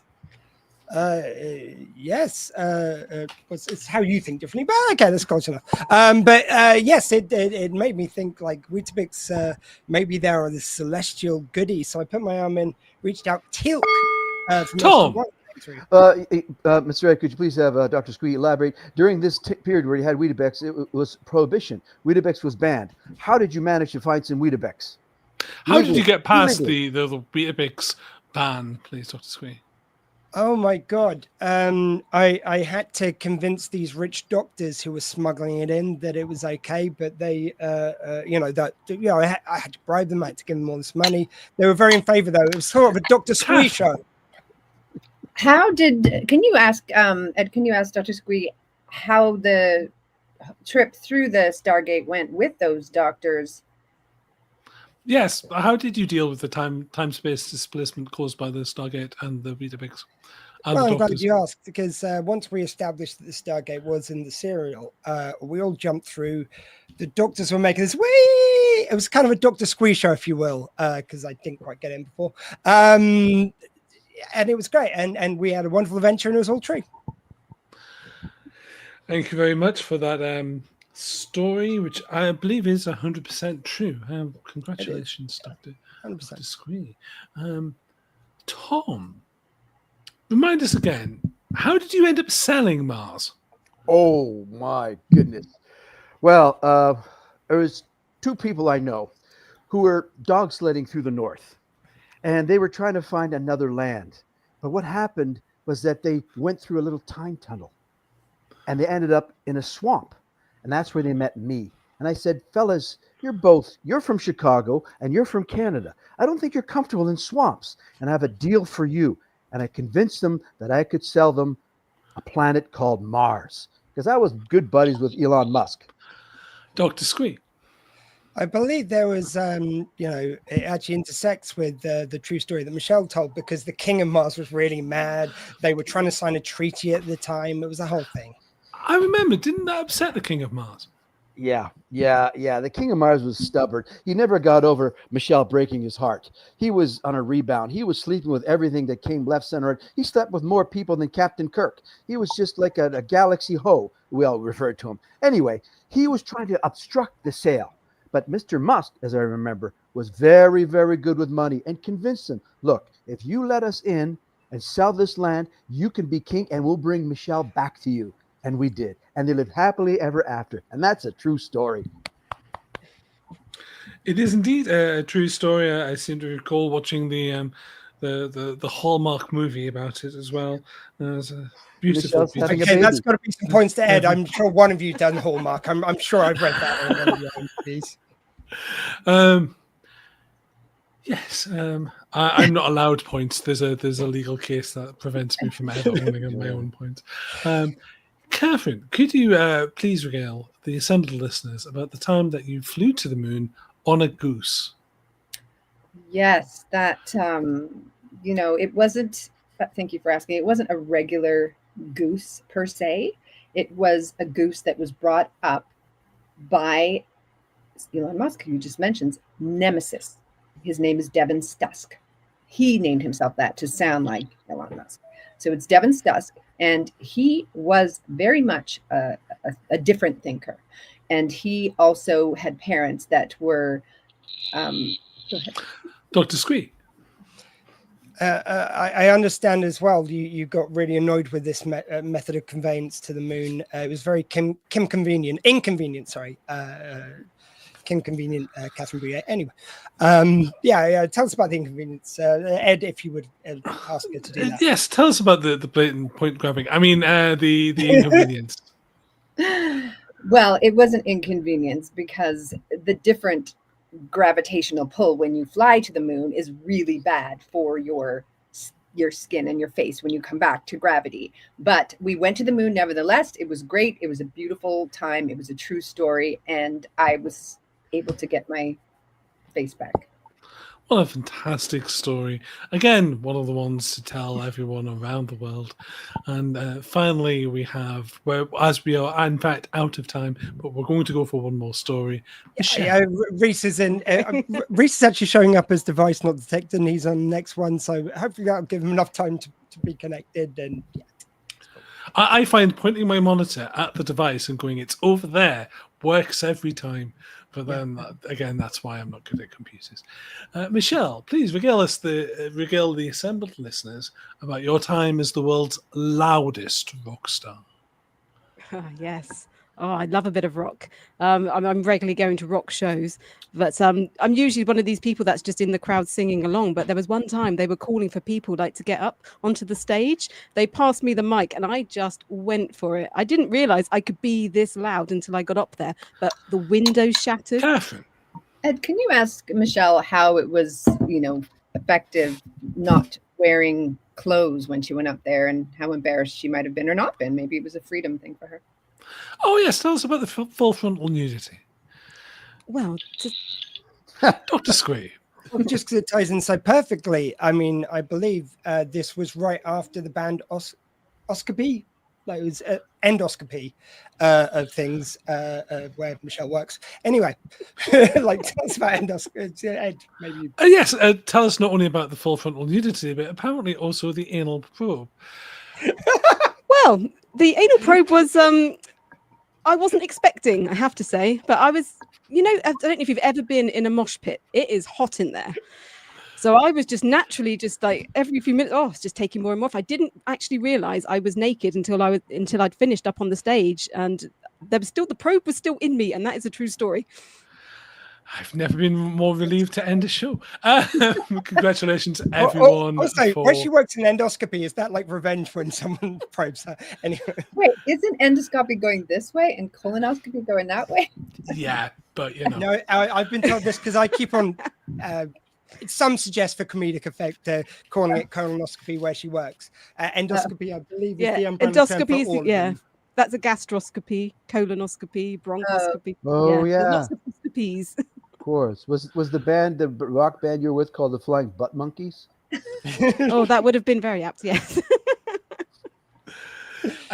Thank you very much, everyone. Obviously, the winners, of course, are the viewers. So congratulations. You may have points. But also Dr. Squee, because he's plugged everything he can. More plugs than Battersea Power Station, I believe. Before we say goodbye to everyone, I was just wondering, I'm asking all my guests today if they could say how they think differently. So in your goodbyes, I will hand back to Ed. If you can chuck that in, that'd be great. How I think differently. I mean, the literal answer is I have a brain that's actually a medical miracle, but I'm synesthetic and ruin someone's experiment by being weird. But also, I just love to write and love to read and have a magpie mind, and that's something that lets me think differently to a lot of other people. Oh, Tom? What? Oh, how I think differently? Oh, yeah. I have rapid thought process. I race ahead. So far, people don't know what I'm talking about. But when I come back, they realize, no, Tom actually is quite grounded. And there's an inside joke amongst the cast of Due South. It was called Skillet. Now, if you ever talk to Paul or Bro or Callum, I used to say skillet a lot, and it had to do with prison. Well, that's a story we're going to tell another day. But, Catherine? I think differently because I feel like I'm always of two minds. Like one, I will start to say like, to my daughter, I think maybe we should do this. But then the other brain will be like, but that might not be safe. So maybe we shouldn't, to the point where my daughter's like, is there a butt coming, Mom? Or can we just have this, the one that's adventurous and leave the other one behind? But I find like I always try to, even with people just in general, if you hear something negative about a person, I always try to look at from their perspective. Like, well, maybe they're like that because of this. And sometimes it can be really annoying when somebody's like telling you a story because they want you to jump on their side. But it's just something I've always done. I've always like, well, what if this person was like this because of such and such and such? And maybe they didn't mean that. It can be really annoying to some of my family members, but that's kind of how I think differently. I could tell your patience by the look on your face for the first, like, at least 10 minutes of this show where you're like, Okay, I'm going to see how this goes, but I'm not sure I approve. Which is the correct response to our vibe. Michelle, how do you think differently? I think it's probably because I've worked in healthcare for so long. I think you kind of get trained as a nurse, like we have this like person-centered care. Everyone's an individual. Everyone's care has to be tailored to them, and I think that kind of spills into my life outside of work as well. Everybody I meet, I treat them as an individual. I see everybody completely different. I can talk to like one person and go up to someone else, and it's a completely different vibe, a completely different person. Everyone is kind of like individual to me, so I think that's how I kind of see people. Wonderful. Yeah. Thank you so much. And thank you very much, guys, for joining us. Ed for sorting out the game.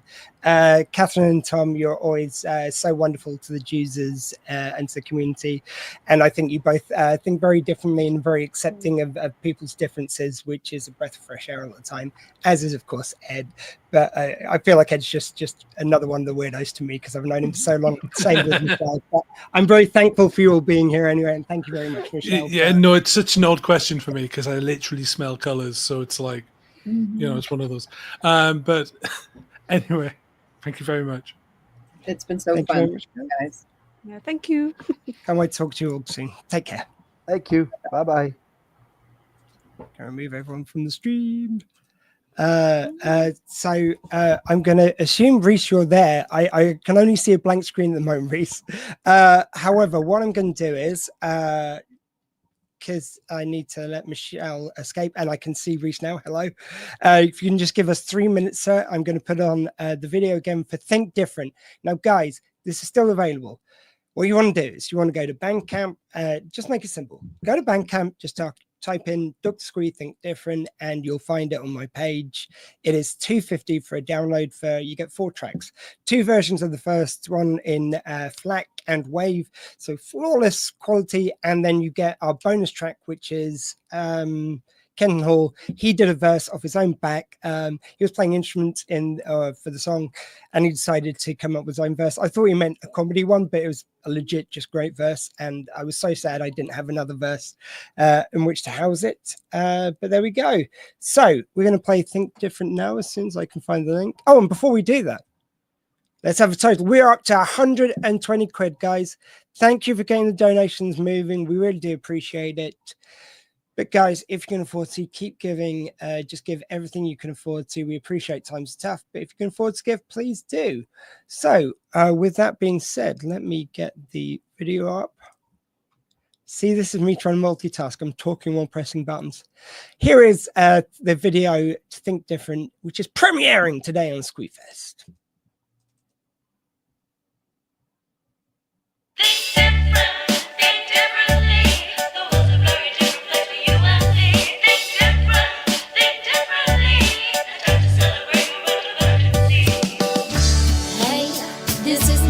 I'm new to the club and it ain't easy. The journey I've made's taken a different way, and I've ended up here, just gotta spend my days growing in ways, blending the haze, fitting the quitting, accepting the change, to embrace a new norm, fit a new form. But sometimes when I cry, my brain feels worn out, and I shout and I shout and I let it all out. My brain's so much pain and it's trying to be out, no control and no hold, and I cannot climb up. And I cry and I cry and I don't know why. It was small and ignored no matter how hard I try to show my way up, but enough is enough. Support and with love. Think different, think differently. The world's a very different place for you and me. Think differently, and time to celebrate no word of urgency. Different, think differently. The world's a very different place for you and me. Think differently, and time to celebrate no word of urgency. Hey yo, full disclosure, I was a bit of a loner. The weird one, the odd one. He's probably just a stoner. Reality flex, should I get my sanity checked? Cause if I say what I'm thinking, then I'm probably gonna get that. I try to fit in, man, you gotta believe me. But other human beings give me the heebie-jeebies. May I introduce, please? It's your boy Matt Lees. Can only be what I be, so you can take me or leave me. I think so far out the box, I can't even see the box. I'll make the box into a hat. Maybe I will be the box. I used to feel like what I wanted wasn't real and I should stop. Then I rearranged it all to fit around me. Now I'm on top. It was quite a shock at first, but honestly, I'm cock-a-hoop. Drop these verses about beauty, diversity and truth, and my tribe is all of you. Now we ride to somewhere new. All I ask as you keep smiling, it gets better. I'm the proof. Think different, think differently. The world's a very different place for you and me. Think differently. Let's try to celebrate the world of urgency. Different, think differently. The world's a very different place for you and me. Think differently. Let's try to celebrate the world of urgency. Different, think differently. The world's a very different place for you and me. Welcome to my show. This is me, Dr. Sweet. On podcasts, interviews, and laughs. That's always been my territory. But sages are calling, night to post it boring. Gotta tell a new story. Dyslexic, hectic with ADHD. But it's just me after diagnosis, a painful process. And I reviewed my past, so at last I come out in front. Now I choose to think different and appeal to you. If I'm not real to you, well then you're a divergency, Dr. Squee energy. I've got a deal for you, let me reveal to you. Refuse to see the real me, you make me see through. We've got to stick together, respect me and I'll respect you. So from Squee and the crew, if you please, from Prof, Misfit, me and Mr. Lees, please think differently.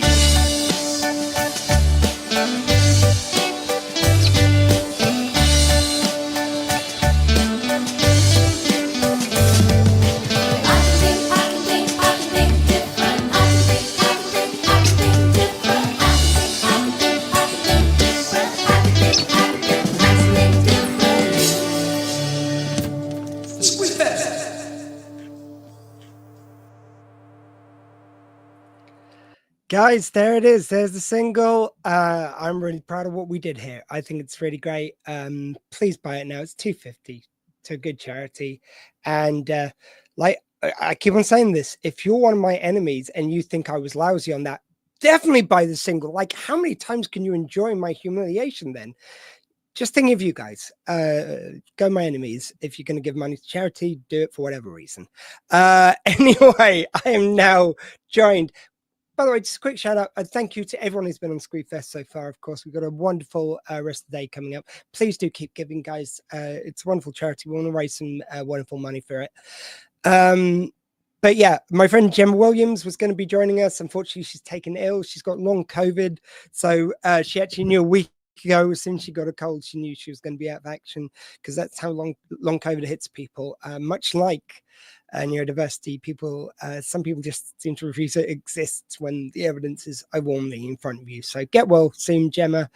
And she represents dyslexia, so we're going to give a shout out to that right now. But I am here to welcome Rhys Jenkins to the stream, my podcasting buddy from Neurodifference. How are you doing, sir? I'm doing good, thank you, Dr. Squee. And how's your day been so far? It's been lovely. Yeah, it's I think the one good thing about the fact that I was prepping stuff right to the last minute. So the music video, I've said it a couple of times already. Great message. I was editing right like 10 minutes to go. I was still editing it. And it meant I didn't do a lot of the other jobs. So I've not been saying this just to kind of like get around the embarrassment, but for shorthand, I've said I had problems uploading the videos, which I did. But if I had given myself extra time, I would have, when I was trying to, had enough time to reformat it, because it just didn't like the format. So it is my fault. I didn't, as I say, I'm beyond getting embarrassed by stuff like that anymore. It's just, I know it's part of my condition. I know that I want that music video on here more importantly than I want the other videos uploading. I knew there was this presentation way of doing it. So the one good thing was, though, I wasn't in my head when we started. So I just could really, I feel like I've been a bit more free to enjoy the day is the thing I would say. That's good. How's your day going? That's the main thing. Yeah. Well, it's been it's been a bit of a lazy one. Not gonna lie. I unfortunately had a bad bout of stomach flu last night, but I'm thankful to say that I am I'm close to being over it. Yeah, no, my it's been a lazy one, but I think that everyone, especially neurodiverse people, need a lazy day every now and again. What do you reckon? Oh, good. Yeah. I mean, just quickly, see, Gemma, this man, he's so empathetic. He hasn't even met you bar in a chat group, and he's come out in sympathy illness just for you. That's how lovely my friend Rees is here. But yeah, I mean, Yeah, I've really been thinking about that a lot recently because I stopped working 9 to 5, as alluded to in the song. I'm helping out. Like the one thing I was trying to get into my bars was something about keeping mum, like as a little reference to the fact that I'm caring for my mum. Just couldn't fit it in there. That's the only thing I think I would add to my verse if I could. But it's like it's quite funny because you're looking at 16 bars. And Matt and the Prof did 8 bars each into one verse, but I was going to say no, I'm going to try 16 bars. I know it'll be a lot of time to fill, but the problem is with ADHD is 16 bars isn't enough to say what you think. You want like 100 bars to really get into it. But sorry, getting back to your question, it's I think it's the fact that I don't do a 9 to 5 anymore. I kind of find some days I'll work from first thing in the morning till like 4 o'clock at night. I'll just work slowly through, help mum out, do a load of stuff for her, do a load of stuff for something like Squeefest. And that doesn't really bother me. I'll do that for a few days. Then I'll feel the lack of sleep getting on top of me. And I'll just like have a really lazy day, just how you're describing. And I will do nothing. I will give myself permission to do nothing that day. I am a little bit bad now because the one bad thing about the medication is it does make me more functional. And it means I can keep up with my ADHD beyond where I should for a good healthy sleeping. So it's like the fact that I can keep going doesn't always mean I should. But eventually I do get to this point where my body goes, no, we cannot do another day like this. We need you to sleep. And I slightly went over that for Squeefest just because it's a fine, like it's on a date. You can't move it after a little while. So I just had to power through. So I must admit, after this, I'm going to sleep well. I could really relate to that. I find certain days I just push myself more than I feel I should, and being autistic can mean that sensory wise it makes me a lot more vulnerable to sensory fatigue. And my brain is like, right, I really want to do more tasks, but another side of my brain is like, don't push yourself too much. You've taken in enough sensory information for one day, so that more often than not leads to these lazy days in and of itself. And something I'm really starting to notice the older that I'm getting, just a bit of background knowledge. I'm 33, diagnosed as autistic at 16, dyspraxic at 26, and I feel as though when I was diagnosed at 16, it was like, autism, interesting new world. I barely knew anything about it at the time, but I find the older I'm getting, the more I'm learning about things like sensory fatigue and operating by different social rules and cues. To be honest, that's another fun one. Yeah, I mean, I want to jump in on that because, and by the way, we will talk about podcasting, but I love the fact that all these chats today are just natural conversations. It's people talking. We'll go into the subject, but we'll go off it as well, if nothing else. ADHD, I can certainly go off on a tangent, but certainly, yeah, that's been very present in my mind because I think for so many years, because the ADHD side of me, even though I wasn't aware that's what it was so much in control of the wheel, basically, that I felt like because I enjoyed the attention spotlight in certain circumstances when it was positive and it was good, and that's something I always kind of gravitated towards. I think the one, weirdly, the one gift that medication's given to me, or one of them, is the fact that I can listen to my more autistic side. Whether these are traits or it does turn out I have autism, I believe so. But, ADHD, I could just feel it in my bone, just everything pointing towards it. Whereas once I started on the medication for ADHD, all these autistic traits, which were always there, I always did these things, but they were so masked by the ADHD of it, that I could then see them and I could realize that, yeah, you enjoy being at a party, but you don't love it when they play dance music. You're actually tired by dance music being played because you're so on edge, you're so wired, you hate that sound. So I was telling someone the other day, I was at this sci-fi event, and my buddy Level Up Leroy, who does these wonderful geek sets, he so we'll do the Back to the Future theme, and he might have the video from Power of Love, the Back to the Future movies diced in amongst it, and he does all these wonderful cuts. So there's wonderful visuals with the audio. But he also does some straight up DJing. And because he was at Sci-Fi Weekend of this event, which I host at, he was doing a one set, which was his usual kind of Comic-Con stuff. And he did another one where he kind of brought out some of his more dance tracks, which is great. I don't expect him not to be played for me, but I was suddenly more aware of like, oh my God, I hate this. I need to leave the room, which is no insult to Leroy, by the way. I'm just not a fan of dance music. I know some people love it. And it went down a storm, by the way. I just like to give credit to Leroy. But yeah, just when a dance track came on, I walked outside. I hung out in the smoking area chatting to people. As soon as it stopped, I came back in. There's this conversation I was having with my friend Beth. And we just get to a point where dance tune comes and go, sorry, just be 3 minutes. She goes, yep. And it's like after a while, she just like, because I said why to begin with, and she knew like it just, we'd pick up the conversation straight afterwards. And it was really quite wonderful. It's amazing when you find these hacks, how supportive people are on the whole. Like you get some idiots, but mainly people are pretty supportive. It's like, yeah, I just need to leave when the dance music. Brilliant. Yeah, we'll just start the conversation up when you're back in. And there'd even be someone else she'd be talking to who just joined the conversation as well, weirdly, like they instinctively knew. It was lovely. So would you say then that society, because I find that more often than not, people do understand when you need periods to just recharge. I would liken that situation of going to the smoking area. I love to pop outside for fresh air myself.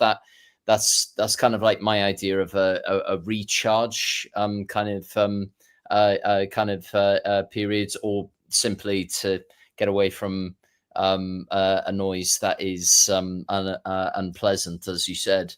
Yeah. And do you find that on the main, like that most of the people that you do encounter understand that you got to get away from that sound, or you got to recharge, for example? Because in my experience, yeah, more often than not, people do. People completely understand, and it reminds me of just how far awareness of autism, ADHD, and neurodiverse conditions has come, and it gives me a lot of hope. Yeah, do you find that society's understanding of neurodiverse conditions has come a very long way? Yeah, totally. And I think this is really lovely, by the way. You can tell it's two podcasters who do interviews talking, because we're interviewing, like, I feel like I'm in a parallel interview, which I really love the energy. It's really nice. But yeah, I think so. I think that the more that, I think that I'm quite lucky being a geek. It probably isn't a coincidence that I'm a geek, because a lot of neurodivergent people do gravitate towards science fiction, fantasy, and that kind of thing. It tends to be a lot of our special interests. You may notice I put my standing joke in the music video that I listed my neurodivergencies and like got to catch them all. That was based on a friend of mine who we're going to play it later in a conversation I had with her, which was really lovely. She was the first person to work out I had ADHD. Technically the second, because mum tried to get me tested at school. So thank you, Mum. But yeah, when I was talking about like, oh, I think I might actually have autism as well. I've got these kind of other things I've kind of learned about myself. She said, have you thought about testing for dyspraxia? I said, look, I'm not a Pokemon hunter of neurodiversities. I don't have to catch them all. It's like I'm okay with the three I've got. Funnily enough, actually, since that conversation, I've got some nerve damage in my arm. That isn't the funny part, but it was like I drop stuff a lot now. So it's like after she said that, I've started mimicking the more dyspraxic kind of things of motor skills and kind of struggling with that. It was just a funny parallel, I thought. But it's also the fact that I made the allusion to Pokemon, which I thought afterwards, it's like, that's perfect, because that is a lot of our special interest is Pokemon, not mine as it happens. But there we go. Anyway, I digress a bit. But It's funny you should mention that. I was actually, I love Pokemon. Been lucky enough to head to a few Pokemon centers in Tokyo as well. It's just incredible. Quite sensory overwhelming, but lovely all the same. Sorry. No, please, that's great. And I think it was being around these communities which were very accepting. I think I've, without knowing it, found my tribe before I found them, because now I recognize neurodivergency as my tribe. People who will get my experiences, they will have lived the things I've lived.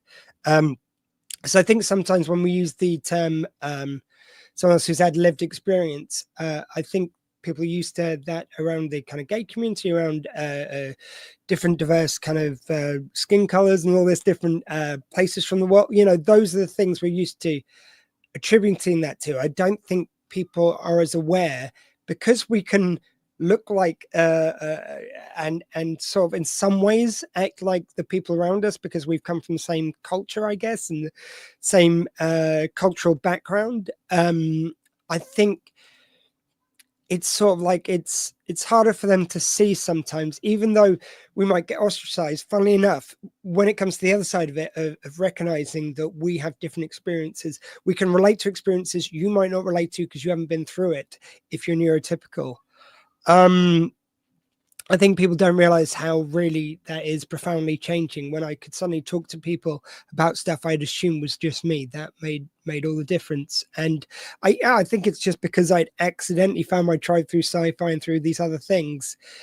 When I realized about neurodivergency, I felt so comfortable in those arenas, and I talked about it on stage, that then being open with it, if you like, with the wider community, I just went right into it. I was like, do you know what? If I'm going to accept this, I have to project this almost. Like I can't be holding anything back.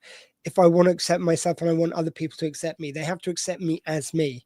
And yeah, there are so many looks I get now. I was talking to a pain expert earlier, Ben. Oh, it was an amazing chat. He's dealt with chronic pain and neurodiversity and the intersections. It was a great chat. And it's it just really showed me, because my experience of the doctors has changed since like being like not hiding any of my neurodiversity. Now I find I do actually get doctors sometimes looking at me funny, sometimes not explaining things very well, and then getting weird when I want them to explain it a bit more, because I'm not shy and going, oh no, yeah, that's fine, I understand it. When I don't, I'll just be honest, I don't understand the way you said that. And I even found like a couple of them treat me like I'm drug chasing, because I think there's an intensity around ADHD sometimes. So if that aspect of me is more out in front, that'll get looked on a certain way. There are times when I do more go towards my autistic side. And I know that some of this is generalization, by the way, guys. I'm aware, like, not all autistic people, not all ADHD people. It's just how I experience it. And these traits seem to align with those traits of mine. And yeah, it's like sometimes when I'm being a bit quieter, a bit more like just in my head and listening, people go, it's like, are you okay? It goes, yeah, I'm just listening to what you're saying. And they're partly it's because they're so unaccustomed to me shutting up for that long. It's like I'm very comfortable in this conversation that right now I'm talking. When you're talking, I'm not going to like, I'm listening to you. I'm in the zone of what you're saying. And I had some of that skill from doing interviews, but I think it comes out more and more often. Like interviewing, it's almost like there's a structure to that which allows my ADHD side and my autistic side to come out. But I feel like it's even better now, and it's even better used now, and it comes out in more situations. I think is more accepting. It's like a place I was working 9 to 5 until recently was in estates and facilities for the University of Southampton, and my manager would speak about the fact that he had a breakdown and had to have mental health, and he talked very positively about mental health. And I thought that's in the estates and facilities team. He's talking openly with his workmen about this. Things have to have come a certain way for that to be a conversation happening amongst guys who like to work with their hands and stuff. Then those aren't conversations which have historically happened with those groups of people. I think it's just brilliant. And yeah, of course, there's some of them who still, when I'm being to their eyes a bit weird, will like turn their nose up and I can tell they feel less comfortable around me. But it's very few. Most of them just most of them are very accepting. It's brilliant. How about yourself? There've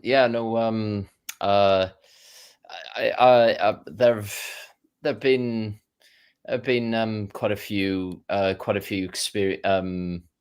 experiences where I haven't quite understood of the social conventions that people might use. Just trying to think of an example. A tough example. You mentioned chronic pain, and that actually made me think of trying to explain proprioception to a doctor. So my interoception skills are quite are such that I might not feel pain as much as other people. I'll give you an example. Sorry, can I just ask one of the terms used? Was it proprioception? Yeah. It's not the term I'm familiar with, please. It's your body's ability to perceive pain. And it reminds me of a story of when I was 15. Basically, I suffered an unusual accident. I kind of tripped over on the football field, put both my hands out to stop myself from falling, and I actually fractured both my wrists by landing quite heavily on them.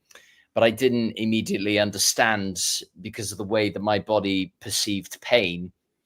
I didn't immediately understand. Oh, my wrists are actually fractured. So because I couldn't perceive the pain, I couldn't communicate how severe it was, how severe it was, and that I needed to go to the hospital. So for a couple of days, my poor mum, bless her, she didn't understand that, and neither did I understand that actually I'd fractured both my wrists. It wasn't until about a couple of days.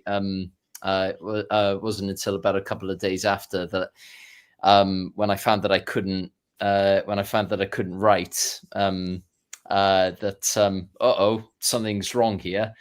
Ended up going to the doctors and discovered that I'd actually suffered a green stick fracture in both wrists. So I think that would be an example of trying to kind of explain that, because my neurodiverse condition, my proprioceptions, because of proprioception, I was unable to explain how I was in pain, and I think that I reckon that might be something. I think that might be something unusual. I haven't really heard it talked about a lot. So when you mentioned talking about chronic fatigue, it really got me interested, because I don't think it is talked a lot about, even in neurodiverse circles. Yeah, I highly recommend. We're going to have all these videos out separately at some point, but if you look at the beginning of this stream, I think it was the second hour I spoke to Ben, and yeah, he did talk a bit about autism and how some people feel less pain, some people might feel more pain. It was really interesting, the links, and it's also kind of really interesting because it shows something out, how dumb it is on so many levels. So you get people talking about having this amazing amount of strength. They use a very insulting term, which I won't repeat here, but people with Down syndrome or people who autistic and getting this amazing strength and everything. It's not strength, it's lack of pain conductors and lack of pain receptors. So it's even wrong to what's causing it or why the strength is perceived. It's not strength, it's lack of pain reception. Yeah. And that comes down to, correct me if I'm wrong, comes down to how the brain is wired. Yeah, I mean, I don't know the ins and outs of it, but he was he was talking about some studies that they'd done, and they found this, that people who are neurodivergent either had a greater reception to pain, or sometimes they get themselves like into dangerous situations and harm themselves because they just wouldn't feel the pain. Which is really interesting, because when I was talking about this lot, I'm so glad of all the things I'm learning from these experts, because I said about this lot that, talking to Ben, it was this is going to be about, it's like because we feel pain more, and that's the side of it I knew about, but I didn't know the side of it, or I guess I did in ways, because people have mentioned this phenomenon to me before, but I didn't think of it until he put it in those terms and explained it. So that's what I'm loving about this today. It's like usually Squeefest is me and some celebrities and some podcasters coming on. It's a lovely time and everything, but to actually get all this information about neurodiversity to dispel so many myths is just really powerful, I think. Rhys, something I did want to ask you about, because I don't know if I hadn't heard of this or if I hadn't remembered since, when I spoke to you. But you're on the show Undateables. Now, I cannot wait to ask you about this, because me and my ex-fiancée, Nicola, we used to watch this all the time. And I think I even recognize you from it, because when I first saw you, it's like, that guy looks familiar from somewhere. And we had a kind of like this thing we'd repeat to each other. It's from the Christmas special. And then the guy, Ray, who... and his girlfriend at the time, or certainly someone he was going out with, and he cooked this meal for her, and he loved chili, he loved spice, and he put loads of Scotch bonnets into it.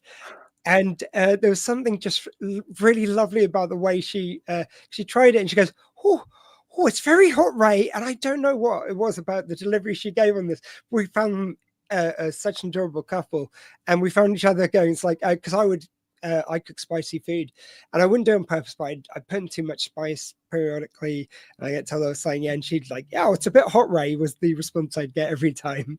So we love the show anyway. That's a very long way of saying we enjoy the show. What gave you the kind of courage to do that?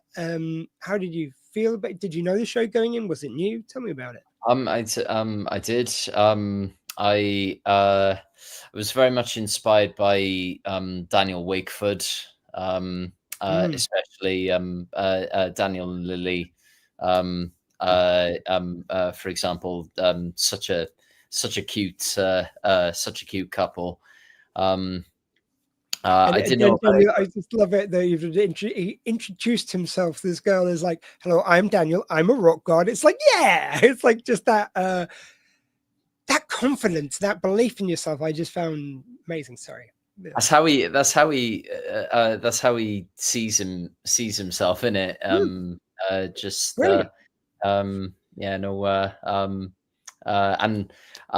know about you, but that's how you introduce yourself. Talking about rock. Yeah. Who doesn't love rock? Shout out to my friend Yvonne. By the way, she's actually seeing Linkin Park tonight, and amazing. I feel I think being on Squeefest, it's a massive pleasure.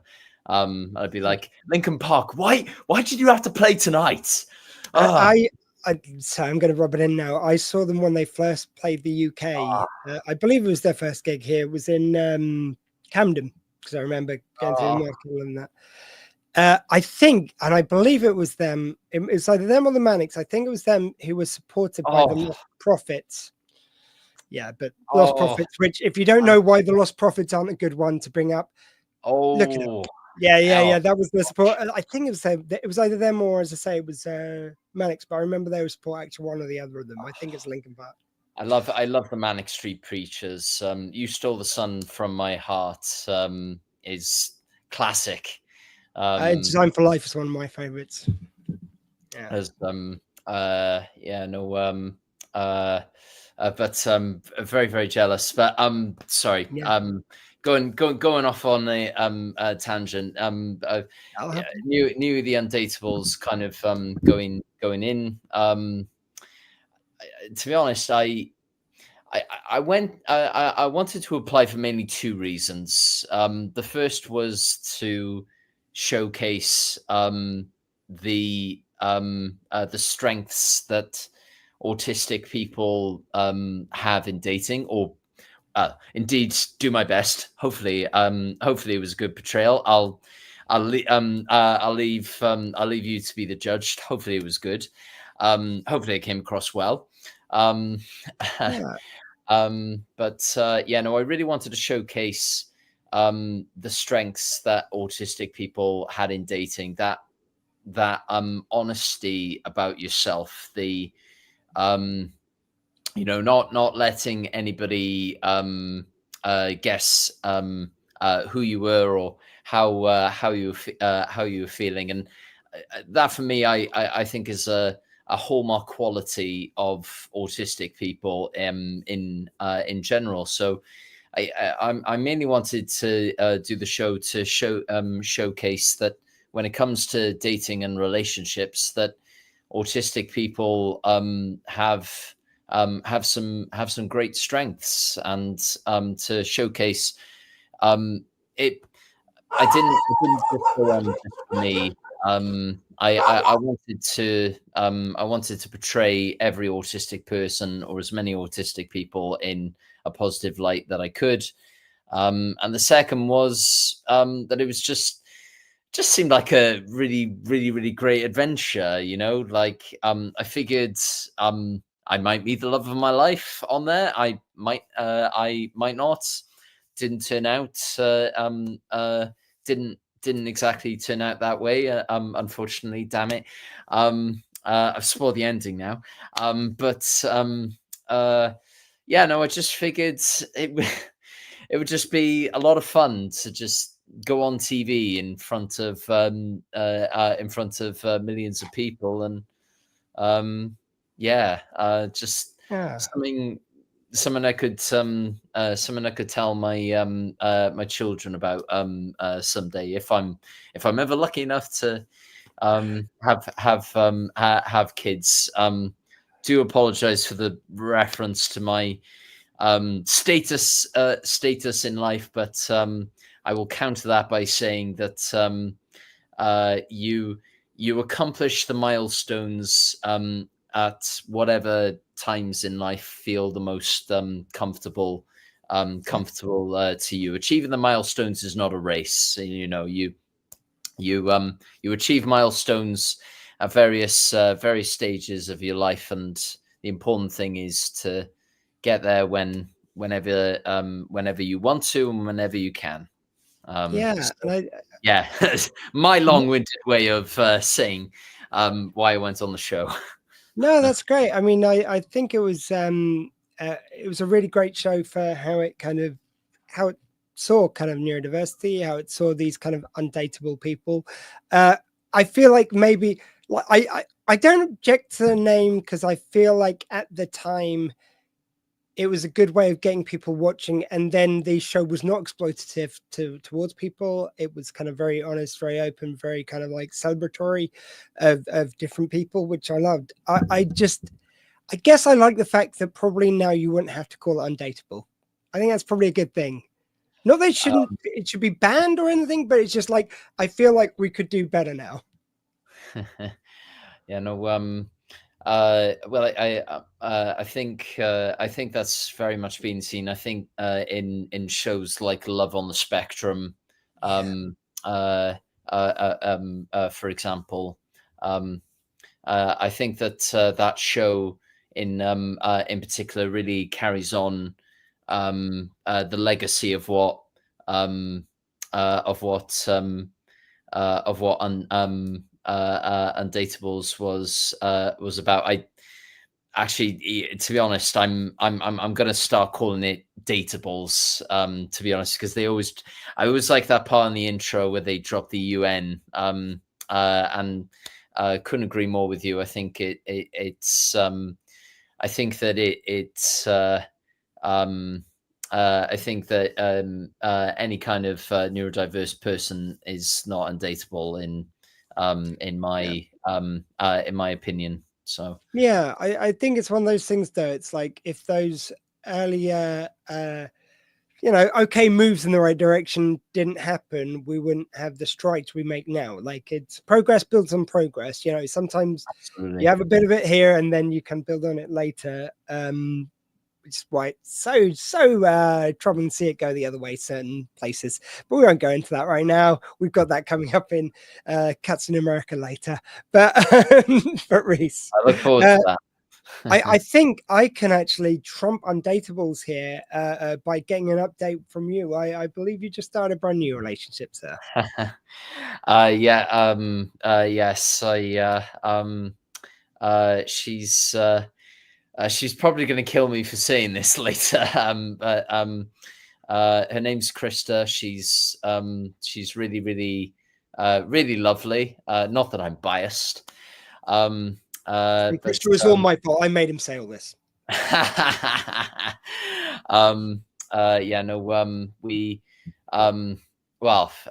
For our first date, we went to Federal Hall in New York, and we also went to the top of the Empire State Building. I will say we are both very, very passionate about traveling. I'm gonna try my best not to brag now. I feel like I'm bragging by saying brag away. Come on, we're here to celebrate neurodiversity. Let's celebrate you, my friend. I've been lucky enough to go to some lovely places like Mount Fuji, Tokyo, New York in the past year, and I just want to say to everyone listening that the world is massive. It's a lot of fun, and I thoroughly encourage every single one of you to get out there and start not only start seeing amazing places like the Empire State Building, but also speaking to amazing people. I met Krista on Tinder via passport mode. Actually, just before I went to Japan in nearly a year ago now, and it's a bit of a long distance, but we're making it work, and she makes me very, very happy, very, very happy indeed. And that's all I'll say. For now, otherwise I'm pretty sure she'll kill me. But with a joke, by the way, not literally. Not literally. Yeah, it's all right. I am very literal. You know this about me. I was going to say, like, that's Mr. Autism's coming to call in that statement, sir. Russ, I should start calling myself that now, Mr. Autism. But like, just quickly, because we're 10 minutes before the end, we haven't mentioned podcasting once, so I feel like we should.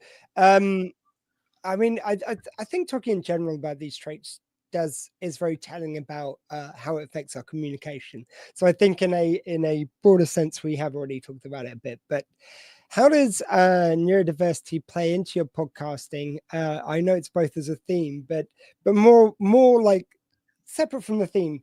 about how you do it, about how you record. So for me, when I was talking to you first, and you were saying about you wanted to get a year's worth, I think, was it a year? You said like you wanted a long period of time's worth of episodes recorded in a short period of time. Where I thought that is autistic planning. That's like getting a whole year's of work recorded in a short period of time. That seemed like a very autistic thing. But how does it affect you in your eyes? It's I liken it to I liken it to a very, very long journey. I quite liken it I quite liken it to my trip to Japan in a way. It's to give a bit of context, I kind of I started my podcast back in February. Interviewed the amazing Dr. Squee in March, and it was quite similar to my trip to go see Tokyo, Mount Fuji, and Kyoto as well, amongst various places.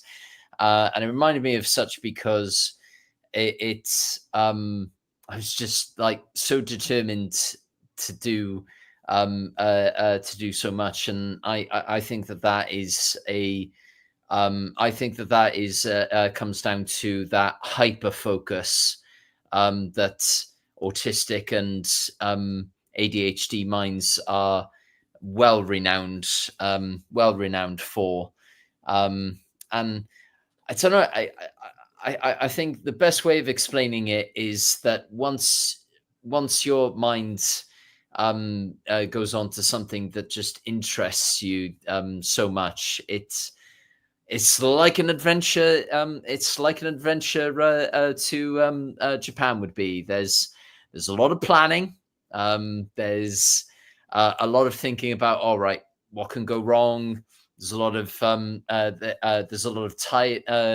tiredness as well, either through things like sensory fatigue, which to me is kind of like the equivalent of getting off of a 13-hour flight from London to Tokyo. But in the end, you get to see the most incredible places, and you just have the most amazing incredible time, and you get to talk about it, and that I think for me is one of the main things of what my podcast is about. Like, it's my opportunity to tell stories about my about not only mine, but so many people's, your amazing, wonderful brain, and how it works. I think there's a lot of traits which I kind of recognize strengths for podcasting, which I've got. First one being, it's like just the I once had this phrase, a reasonable amount of unreasonability, and I think that's a good way of describing it, because it's like asking these ridiculously sometimes famous people, and like I'll fire off certain emails going, I know there's no chance I'll hear back from this person, but why not give it a go? And every now and again you get a yes from those ridiculous asks. And most people wouldn't have thought to ask them because it's just too pie in the sky. It's too ridiculous. The things that I've got kind of people involved with, because I just wasn't scared to ask, they can say no. So that's not a problem. I've seen the other side of that, where I've asked something, it has been appropriate and it's gone wrong. I've experienced so much of that, I may as well get the good side of out of it as well, because I'm sure you've been in the same situation, that you've kind of said something, you don't know why it's wrong. You thought you were just asking them to pass the salt, and turns out you've told them to go, go do something. And I just find those kind of traits of being able to go for it and being able to talk on stage is something which kind of comes quite naturally to me, I think, because of the excited ADHD energy. But like the more I learn, the more I'm able to kind of play these attributes to their strengths. So, you know, there is an attribute to that person's answering now. Like before, I used to feel myself like I always lean forward when I'm podcasting. I try not to because I've got bad shoulders at the moment, but I find myself leaning in to talk to someone. And I find though now, like if I'm listening to an answer, I'll purposefully sit myself back because it'll get me into a listening as opposed to an active state. And just understanding that little thing about myself means that I find I'm getting more out of the conversation because I'm not just waiting till the next time I'm talking. I'm actually listening to you because I'm engaging that side of myself. And that's been such a gift. I think my shows have objectively become better. I find when I am talking, then I've had time to gather my thoughts as opposed to just waiting to jump in all the time or I better jump in as soon as there's something I can relate to. It's like, no, let them speak. You know, if the end you want to go back to that, that's absolutely fine. You don't have to do it in that second. So weirdly, I think actually most recently it's given me more patience. And that can only be a great thing. Like it's you just hear so much more wonderful stories by neurodiverse people. Do you find that? I do indeed. Sir, unfortunately, we're coming towards the end of our time. We've got a very tight out at the end of this hour because for anyone watching, the way StreamYard works is it beams out to all these places. Unfortunately, Facebook has got 8-hour streaming limit. So in a minute, this stream will end, but there will be one straight afterwards. I will even tell you what we're kicking off with. In fact, while I'm looking at that, Rees, please give us, tell us, how do you think differently? Well, oh gosh, I have to go back to the hyper focus. I think differently because I can just go at a million miles per hour, which actually reminds me of something that one of your previous guests said on the show just before mine. He goes like a million miles per hour, and that reminds me. That's what I do. I can go very very quickly and can sometimes forget to explain something as thoroughly as I should. I also interact differently. I follow much more different social rules than even my parents. And I notice it most when I'm speaking with my mum, especially for example, like I've got my own way of explaining things, and my mum has got her own way of explaining things, and I think it's absolutely fascinating how we kind of come together to understand each other. That I think is really really interesting, and it gives me a lot of it gives me a tremendous amount of hope that that ultimately at the end of the day, there's not a single person who can't understand you if you explain something thoroughly enough. And I think that neurodiverse people do that. So I am going to have to cut in because we are literally about to run out of time. Right. I just want to say, sir, thank you very much for coming on. I've been trying to sort of say something personal to each of my guests. I just want you to know, sir, being on your show, seeing your enthusiasm, it wires up mine as a new podcaster to an old one. So thank you very much, sir. And I'm going to go to the other stream because we're just over 8 hours. So it's going to kick me off in a second anyway. Bye, folks. Speak to you later. Rees, take care. Take care. Bye. Bye. If I just end stream. Bye.